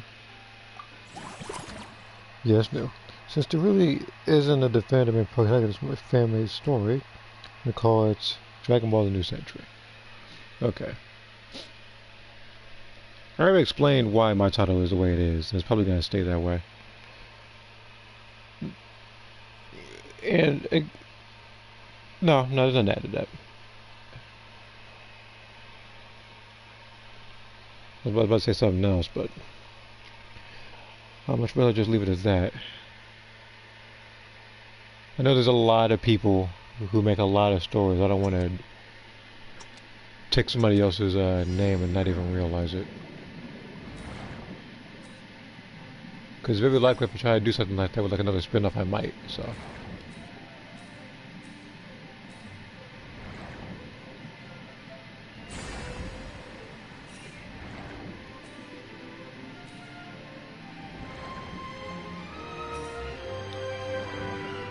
Oh, he's just low enough because you can get my freaking stamina.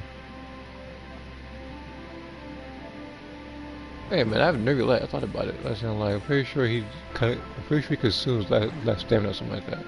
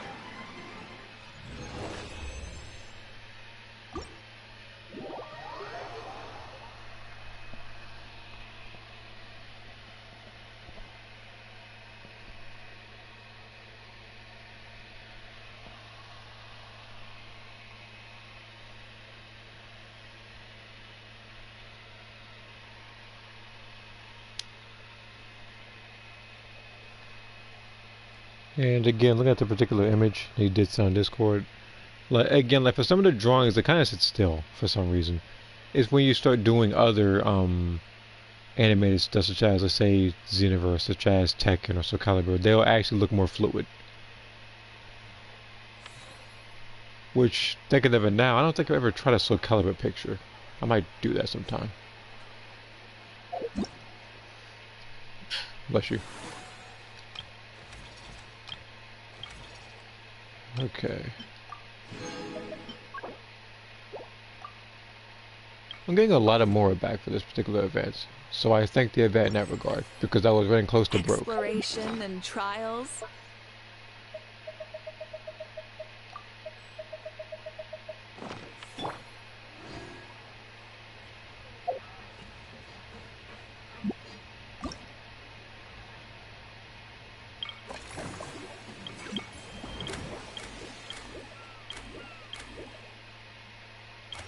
Here's level 8, okay. Satisfaction millimeter.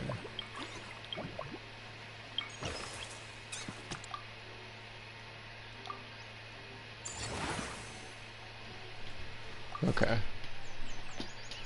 Okay, so I can't expand it just yet.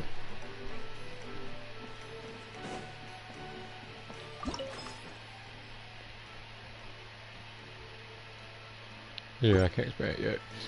I didn't want Vegeta or Goku to get involved in part of the story because if it's the entire purpose of new generation characters getting a chance to shine. In a sense, with this particular story, with the exception of that particular rule, it kind of reminds me of like Street Fighter 3, whereas the only returning characters were Ryu, Ken, and Chun-Li. Everybody else is a new character. And if memory serves it correctly, I think it was supposed to be nothing but new characters. Yeah, I think the way it was to have those other people, such as Chun-Li and Ryu.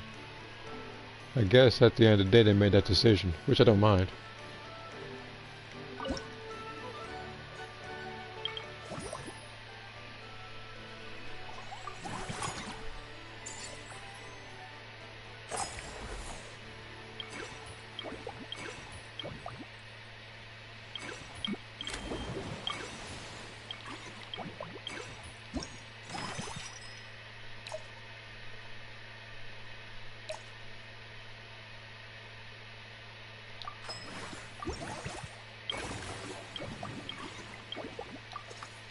Ooh, that was almost a stupid decision just now.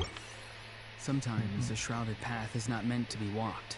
Move forward with blind ambition, and the smoke might suffocate you.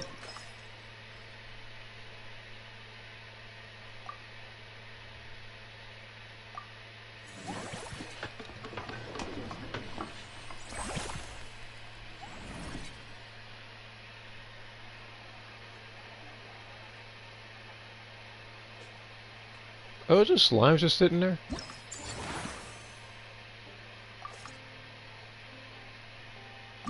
Low satisfaction.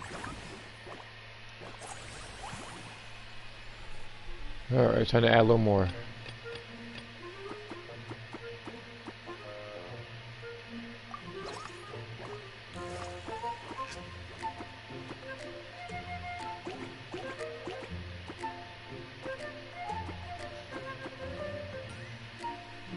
One, two, three.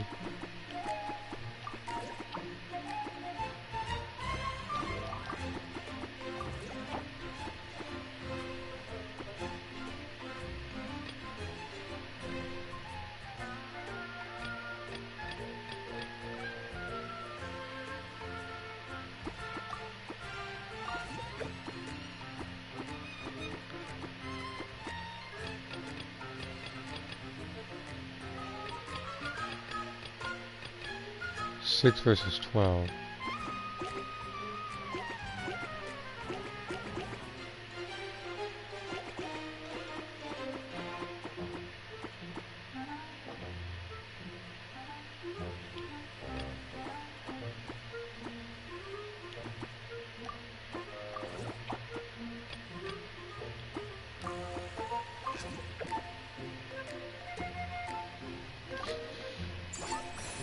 Okay.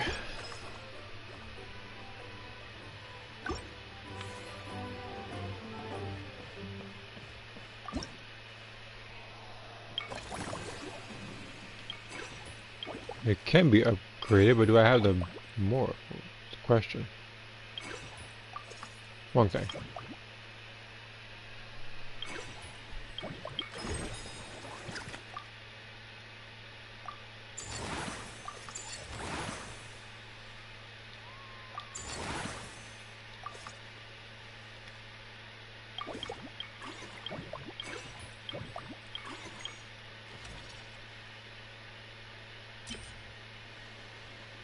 Is this place?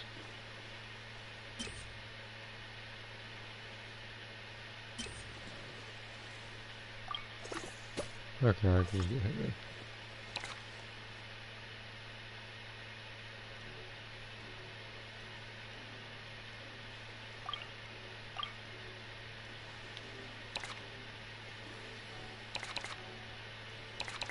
in. Okay.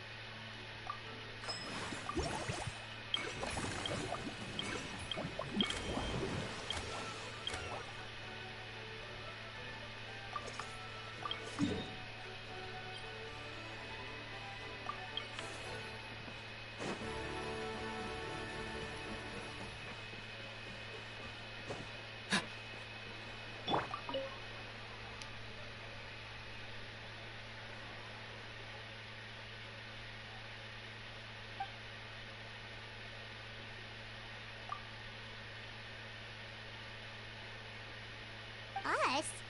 Wait, but Paimon hasn't seen Linny anywhere!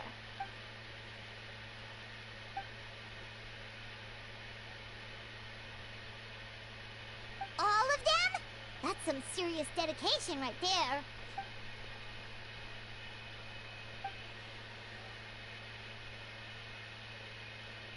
Paimon had no idea Linny was so into horror films.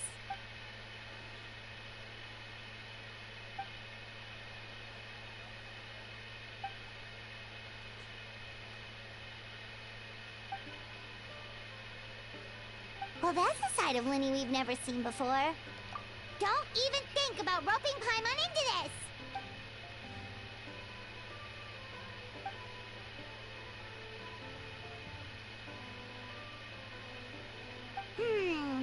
Sounds like eclectic escapades would be more to your liking then. Want to give it a try?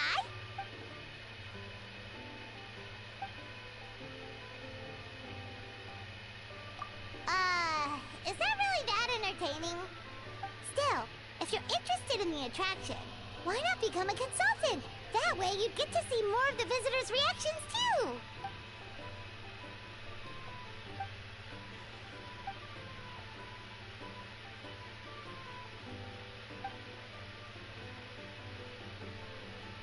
Great idea! If we can get Linny on board, the Cheval Moran Film Fantasyland will be even more popular than it already is!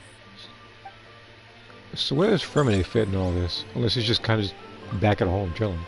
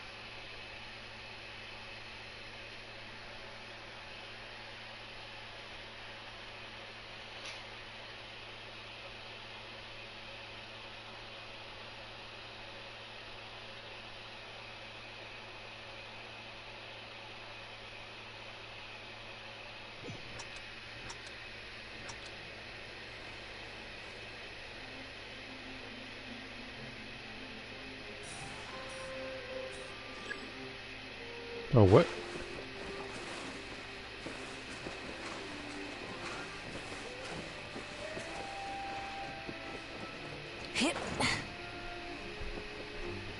Oh, just go. Okay. That's okay, I do. So now I know what it does, I can do it more efficiently.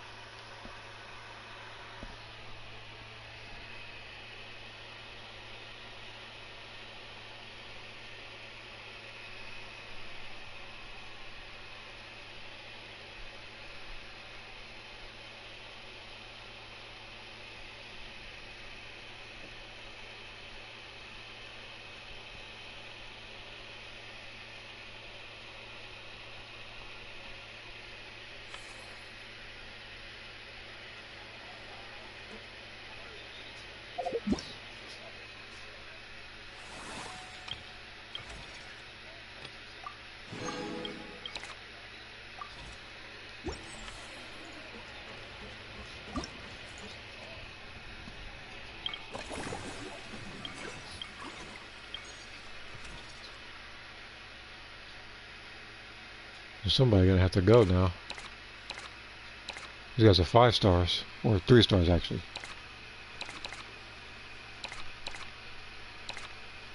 And this eclectic escapades is not up to snuff right now when it comes to the points. I need to get one of these guys. Might have to get Nuss though. Get her to 30.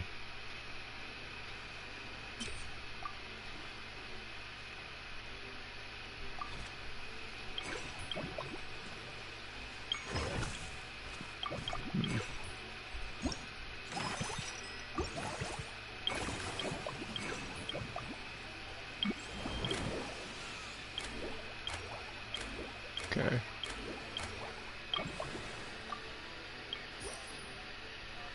Well, more or less the same points.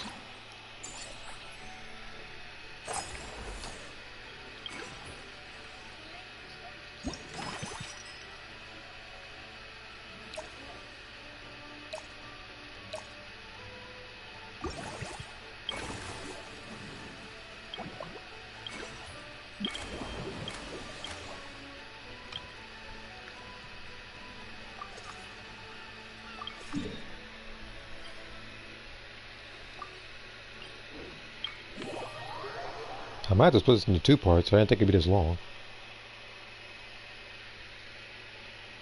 So what's gonna happen is that I'll probably do a couple of things and finish Lynette's stuff. I might do a single summon or something like that, and I'll probably call it. Because again, most of this particular time was dedicated to the Escoffier story.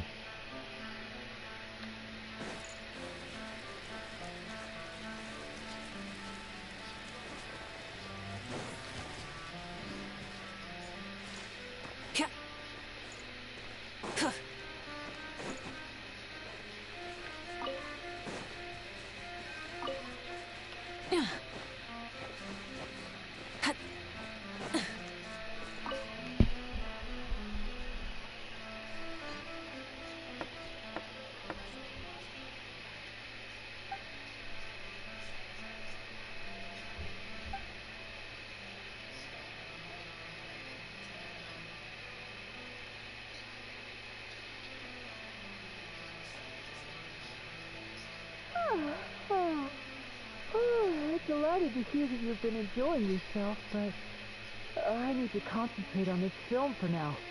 Those animal assistants will have to wait. I just need you see.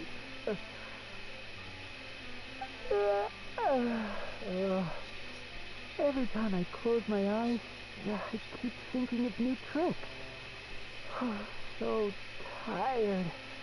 Can't sleep, but can't get up either. That's right, Lenny. A change of pace should stop your mind from wandering.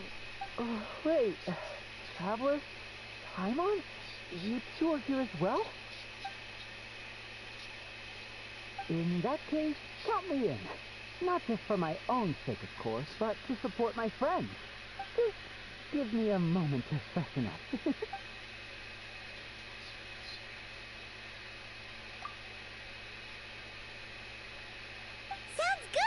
Getting Lenny to cheer up and visit the amusement park's surely our greatest success yet!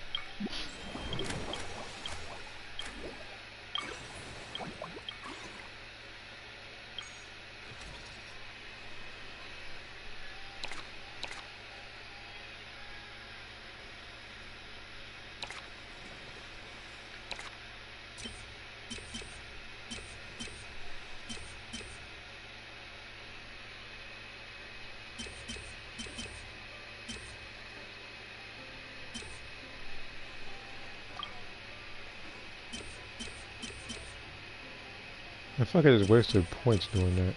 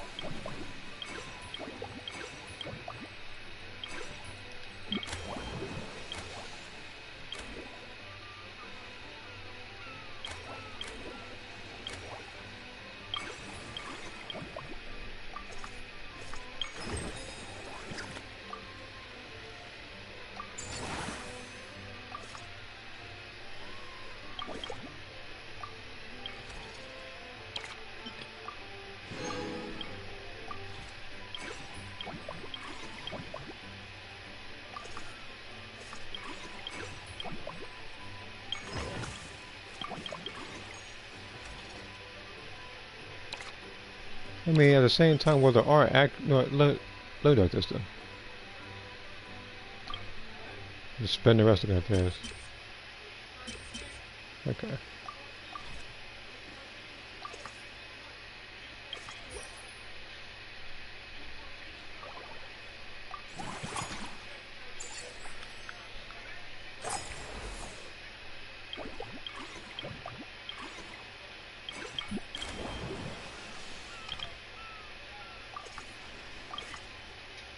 I should have used the food first.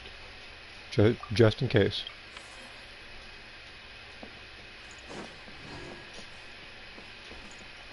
Where is she? Oh, okay, she's right there.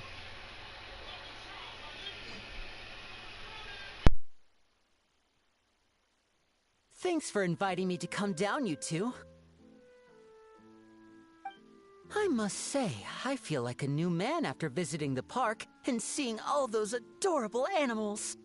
Seems like Lynette has her eye on some great potential animal assistants, too. Okay. Oh, and did you see those weird mushrooms? Can we take home a few of those as well? That might not be possible. These fungi have been specially trained, you know? They're like the stunt actors of the elemental world. Are you sure about that? Paimon's pretty sure we've never seen a cat anywhere near as big and as soft as a fungus.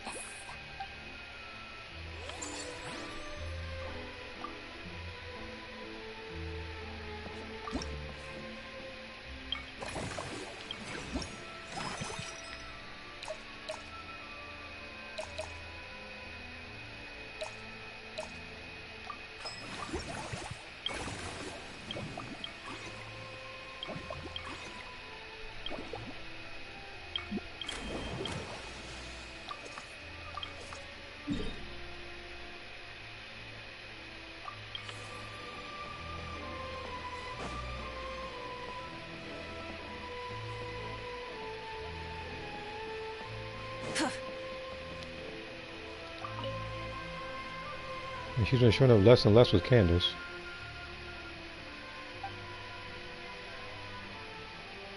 Dia? Paimon didn't expect to see you here either!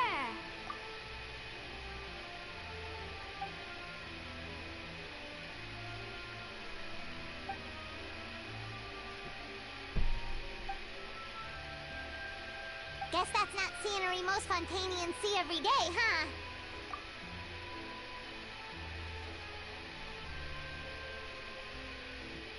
Wait, aren't fight scenes supposed to be as realistic as possible? Surely the more punches that land, the better. Yeah, but you're trying to ensure everybody's safety too.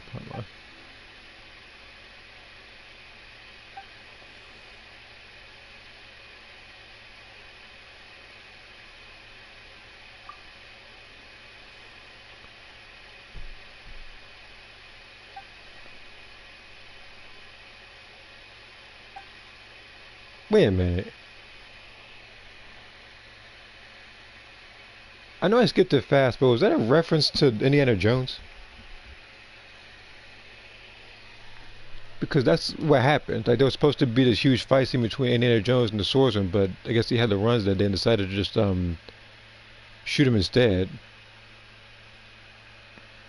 Of course, the guy fell into the web about that after all that practice. So I believe Harrison Ford stuff actually did compensate him. But I thought that just because I skipped the subtitles really fast, they didn't think I was going to be able to process that. You sure that's okay?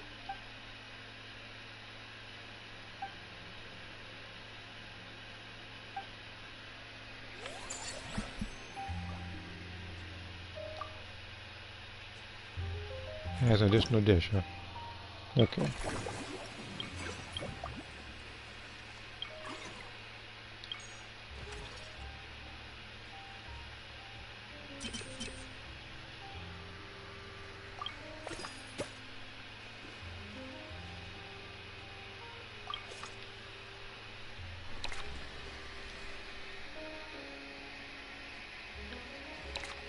Well, let's train it real quick.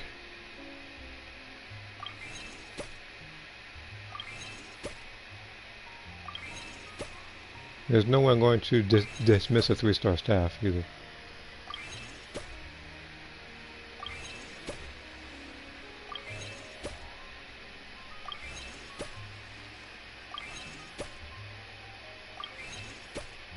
I didn't realize something, that everybody's cap increased by 5.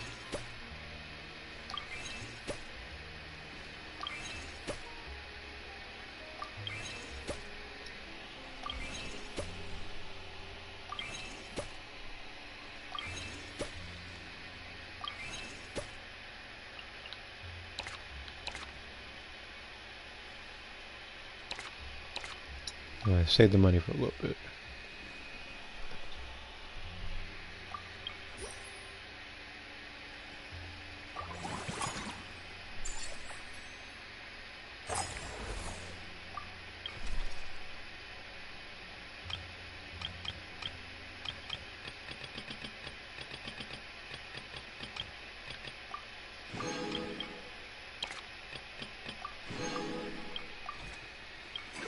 Okay.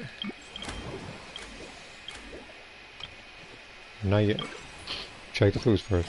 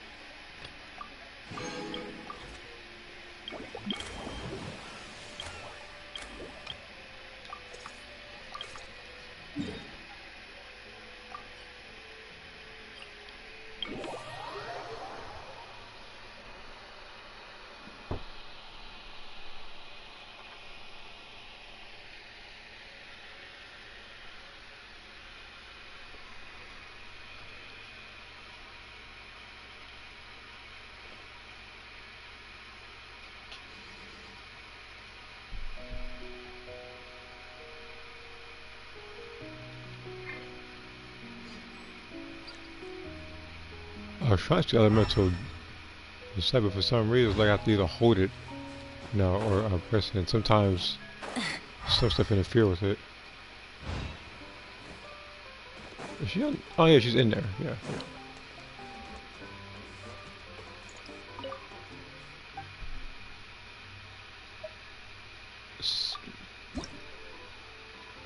So I never did beat this guy in TCG, huh? Well, I guess I'll be doing that sometime later.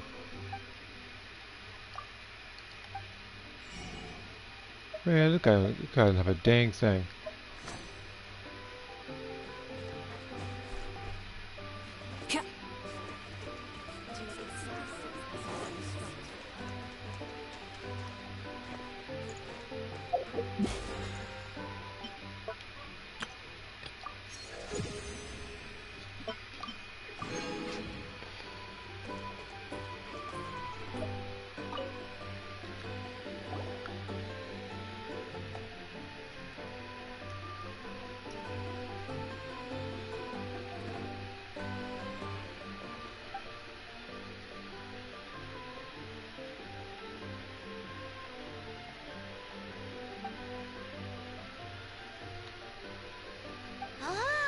They both sound delicious. But how come you seem so familiar with this bar when it's your first time here? I've never even heard of the drinks you ordered us.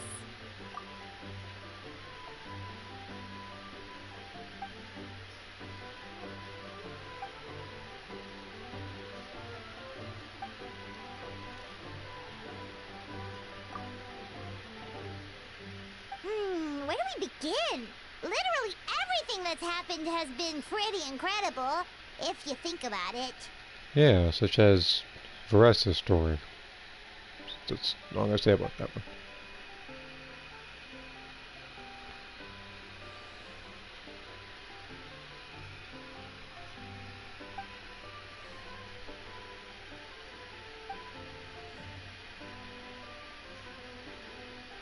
Huh? So we could become mercs too?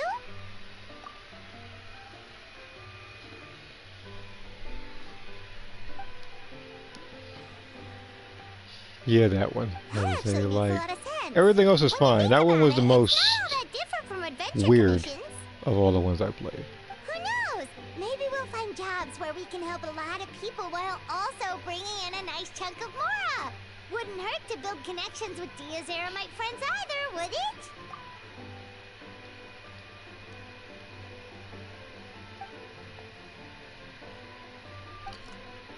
Okay.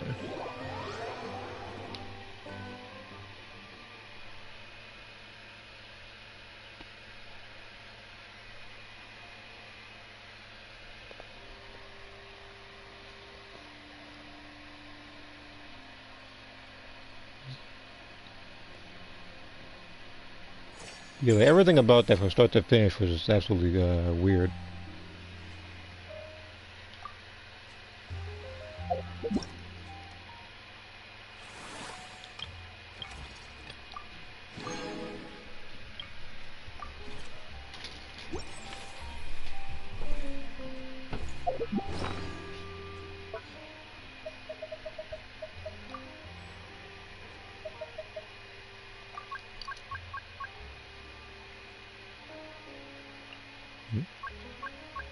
Masner and Theater Wars. How long until Masner and Theater? 18 days. This one's 2 days. And okay. That might be what I do 2 days from now, if not 3 days. Is that I'll probably get the rest of this particular thing done and then do Spiral of the Abyss. Maximize the amount of points I can get to a 10 summon there.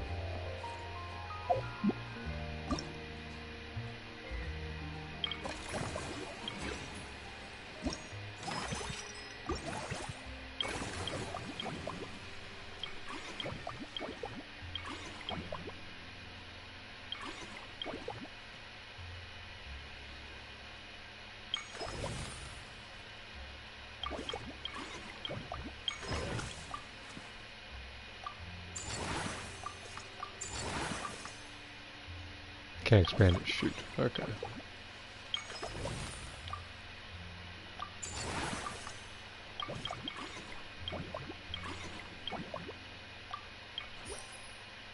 Yeah, we're down by a little bit.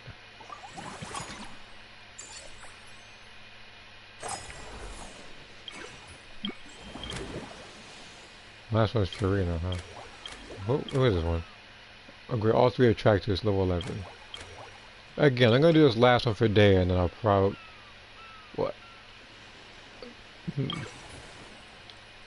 I was about to spin it again, hold on.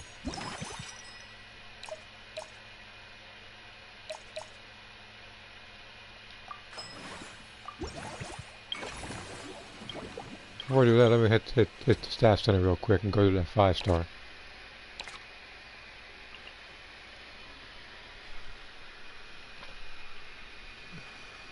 Or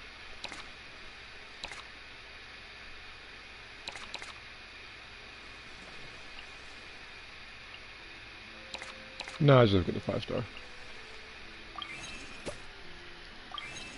Because if I purchase somebody else, it'd be a waste of money down there because I won't be spending as much. Should be taking advantage of stuff like this.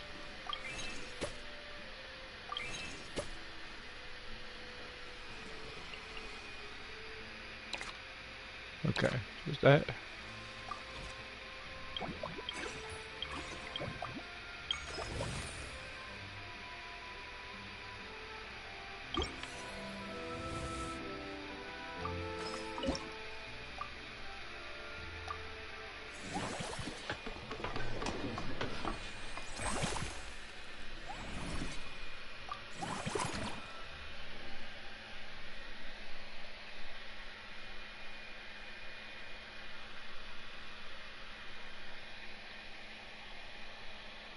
And the thing is, that was, I think, one of the few cutscenes, looking at it now. Whereas, because again, usually when I'm looking at cutscenes, especially during streams, I usually have my mic muted in case anything pops up. Sometimes when I use it for certain videos, and sometimes that's when people just admire what's going on. But that one I had to really much unmute the mic because I saw her eating a bunch of mushrooms. We got some guy doing a Salt Bay meme and a bunch of other nonsense. What is this with? I've also been looking up images of various game covers to get some ideas for multiple character drawings as references. Okay.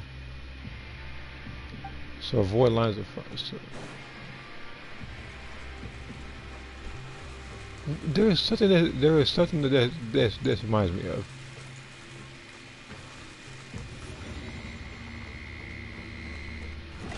Like Resident Evil or something. No, no, in fact, no. This reminds me of freaking DMC4. That's what it reminds me of.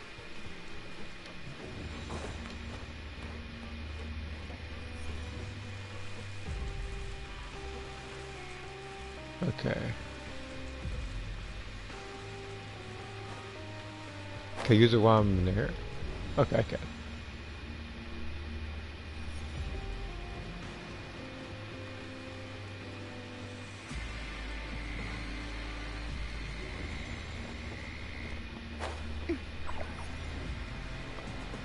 Wait a minute.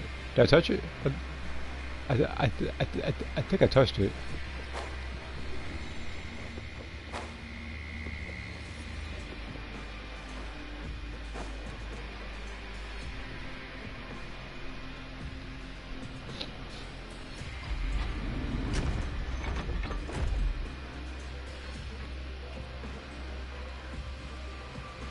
I'm assuming some of them gonna go a little faster.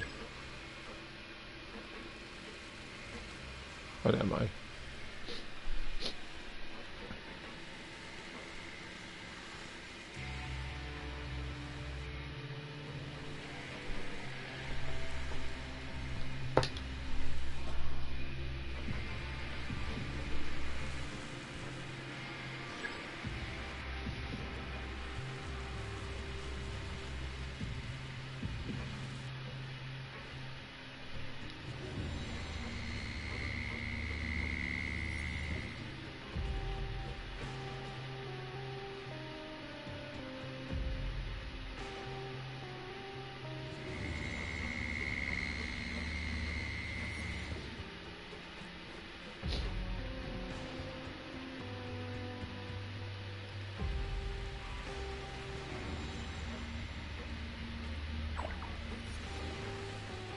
I didn't know how to dodge that one. I'm not jumping in the water either. Pretty sure it's death.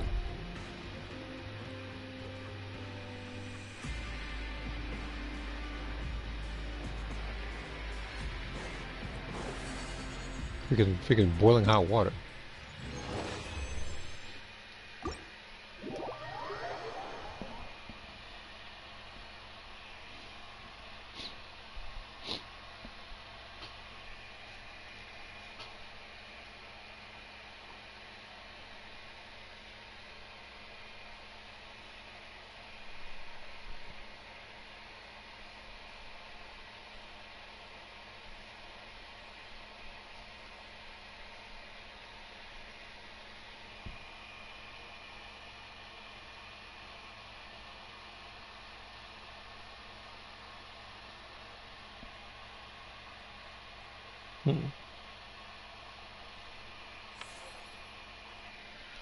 So I was just looking at the calendar, that's all I was doing. Just see what holidays are next, that's all I was doing.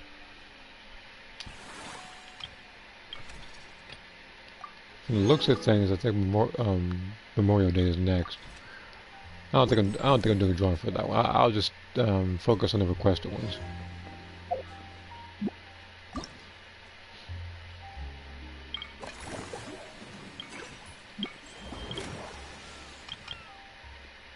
Right. Okay.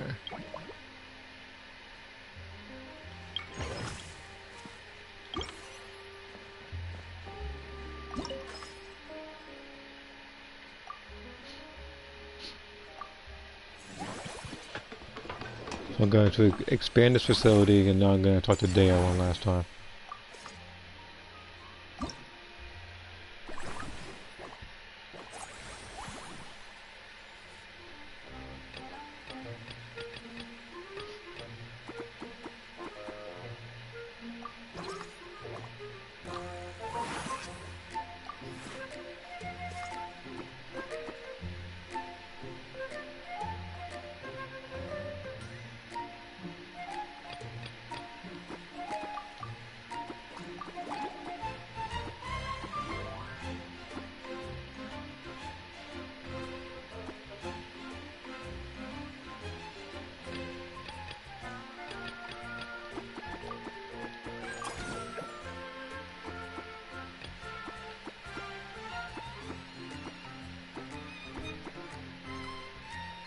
Wait a minute. Hold on. Okay. Never mind.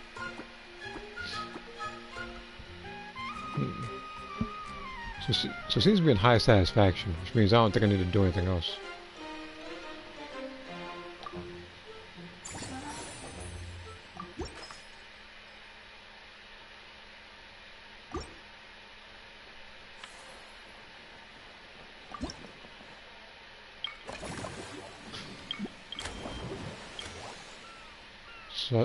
So I can do the Sidgewing one. But like I said, I'm not doing that one or the Furina one until next time.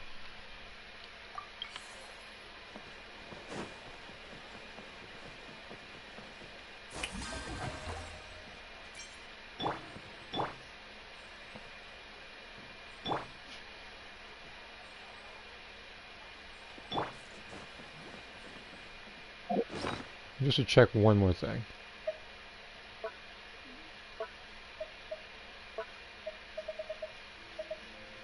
Just one of these, huh?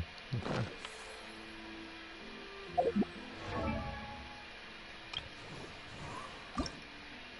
Huh? Okay.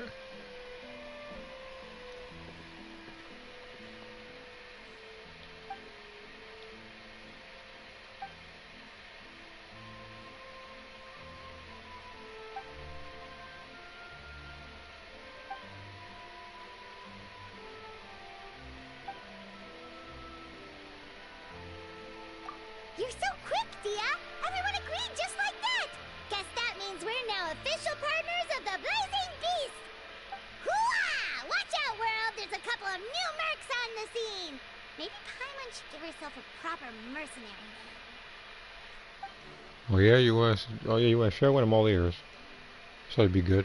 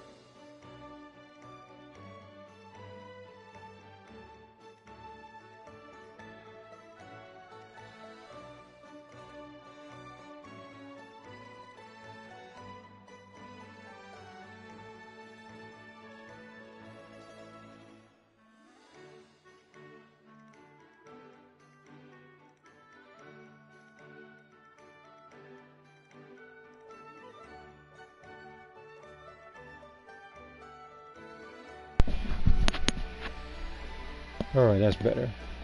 So this is what happens if you don't charge your controller prior to the stream you're about to do. It just dies on you. But let me see what I missed real quick. The only holiday thing Johns really want to do for Halloween and Christmas. Alright. Because there's also, I think, there's also, I think, summer drawings you can do, and there's some Thanksgiving ones you can also do. And then, of course, if you are up to it, if you have the extra time, there is, Independence Day. It's a deal! Okay. Controller freaking died in this thing.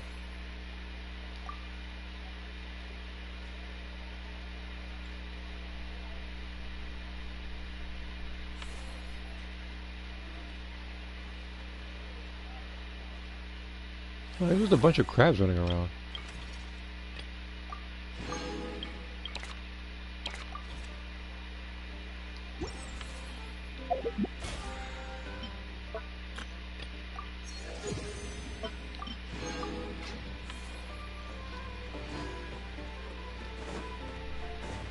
How much more do I have now?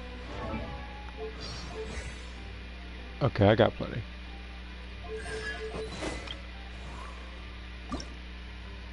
So I guess I can probably get started leveling him up some more.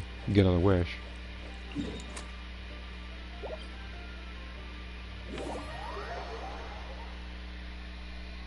I was originally going to do like 3 domains.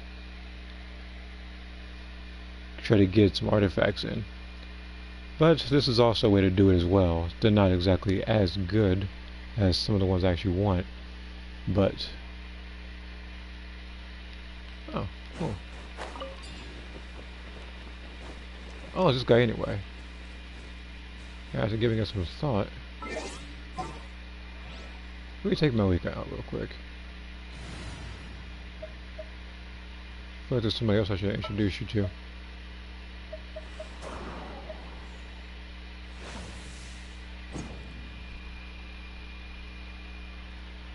Thank you for permitting, no, inviting me to join you.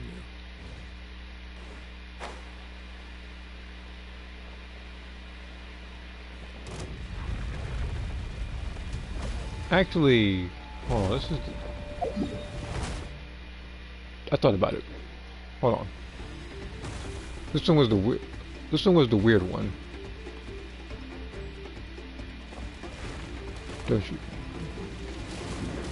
Did he take me from way over there? Now, what I meant by weird before he started attacking me from that far was the fact that I believe I need Pyro to beat him. It's like I'm supposed to kind of overload him like that.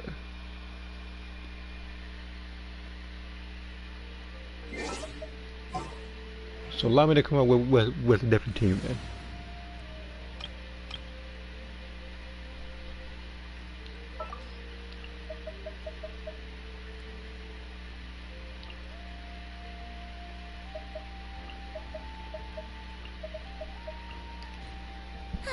I knew you'd miss me. Well, he never really left, Purina. Just gonna organize the team a little bit.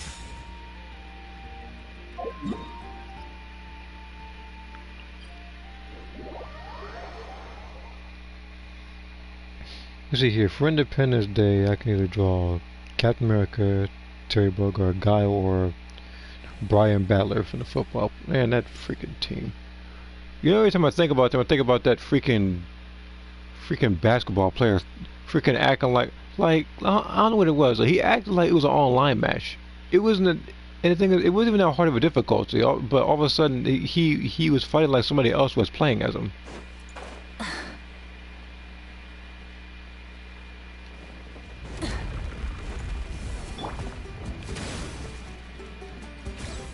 Everybody stand back!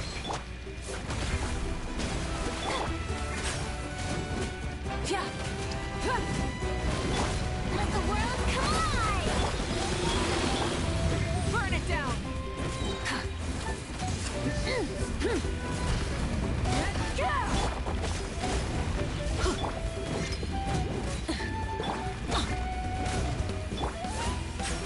How brilliant! Rise with the sun! I'm going in! Pyroclastic surge!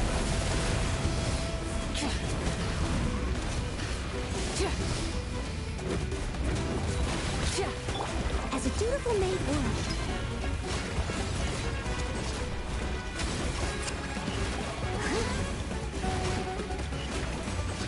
Burn it down! Let's light it up! Everybody! Wrath from the sky!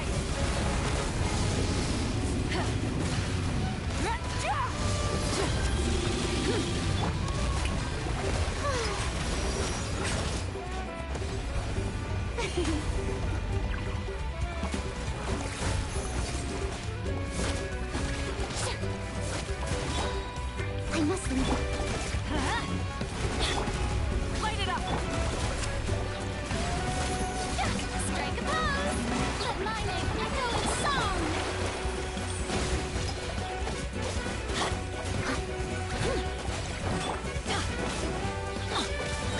Teamwork is dreamwork!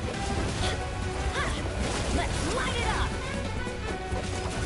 Light of the blazing sun!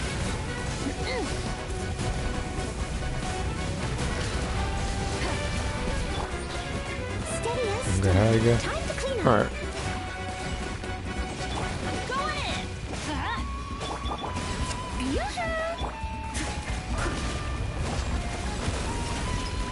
I wonder if being an easier way to beat this dude. And I better figure it out soon before they add this dude in the Spiral Abyss. So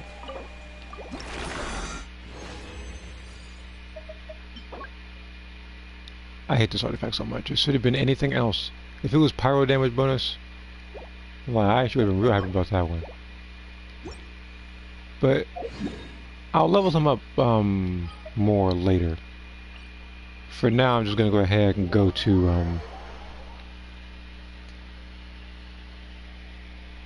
this thing over here and upgrade some of the artifacts.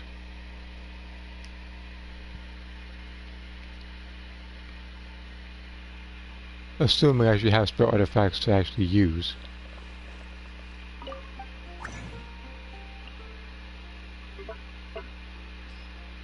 I don't really have any. Okay.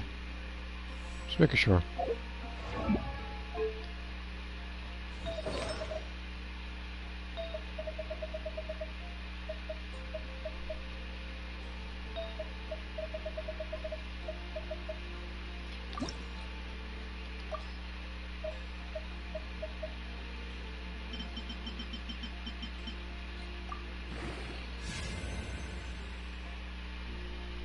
As long as this keeps boosting HP percentage, that should be good.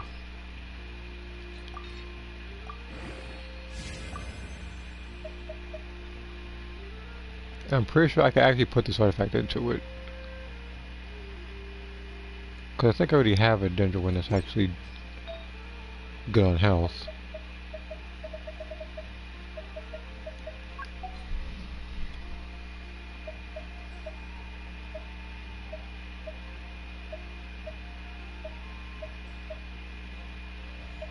Or maybe I don't, actually.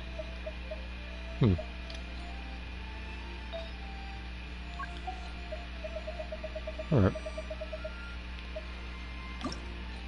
I'll keep that in mind then, and probably build that more later.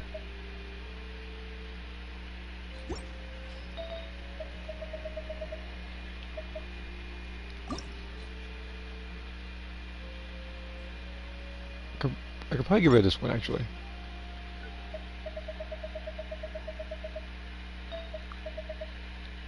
I don't see myself going any further with that one. So it is.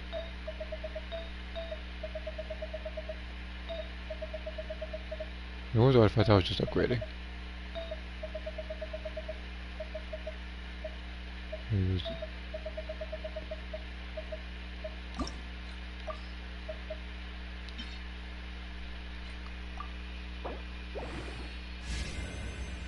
Nope. Defense flat automatically disqualifies it.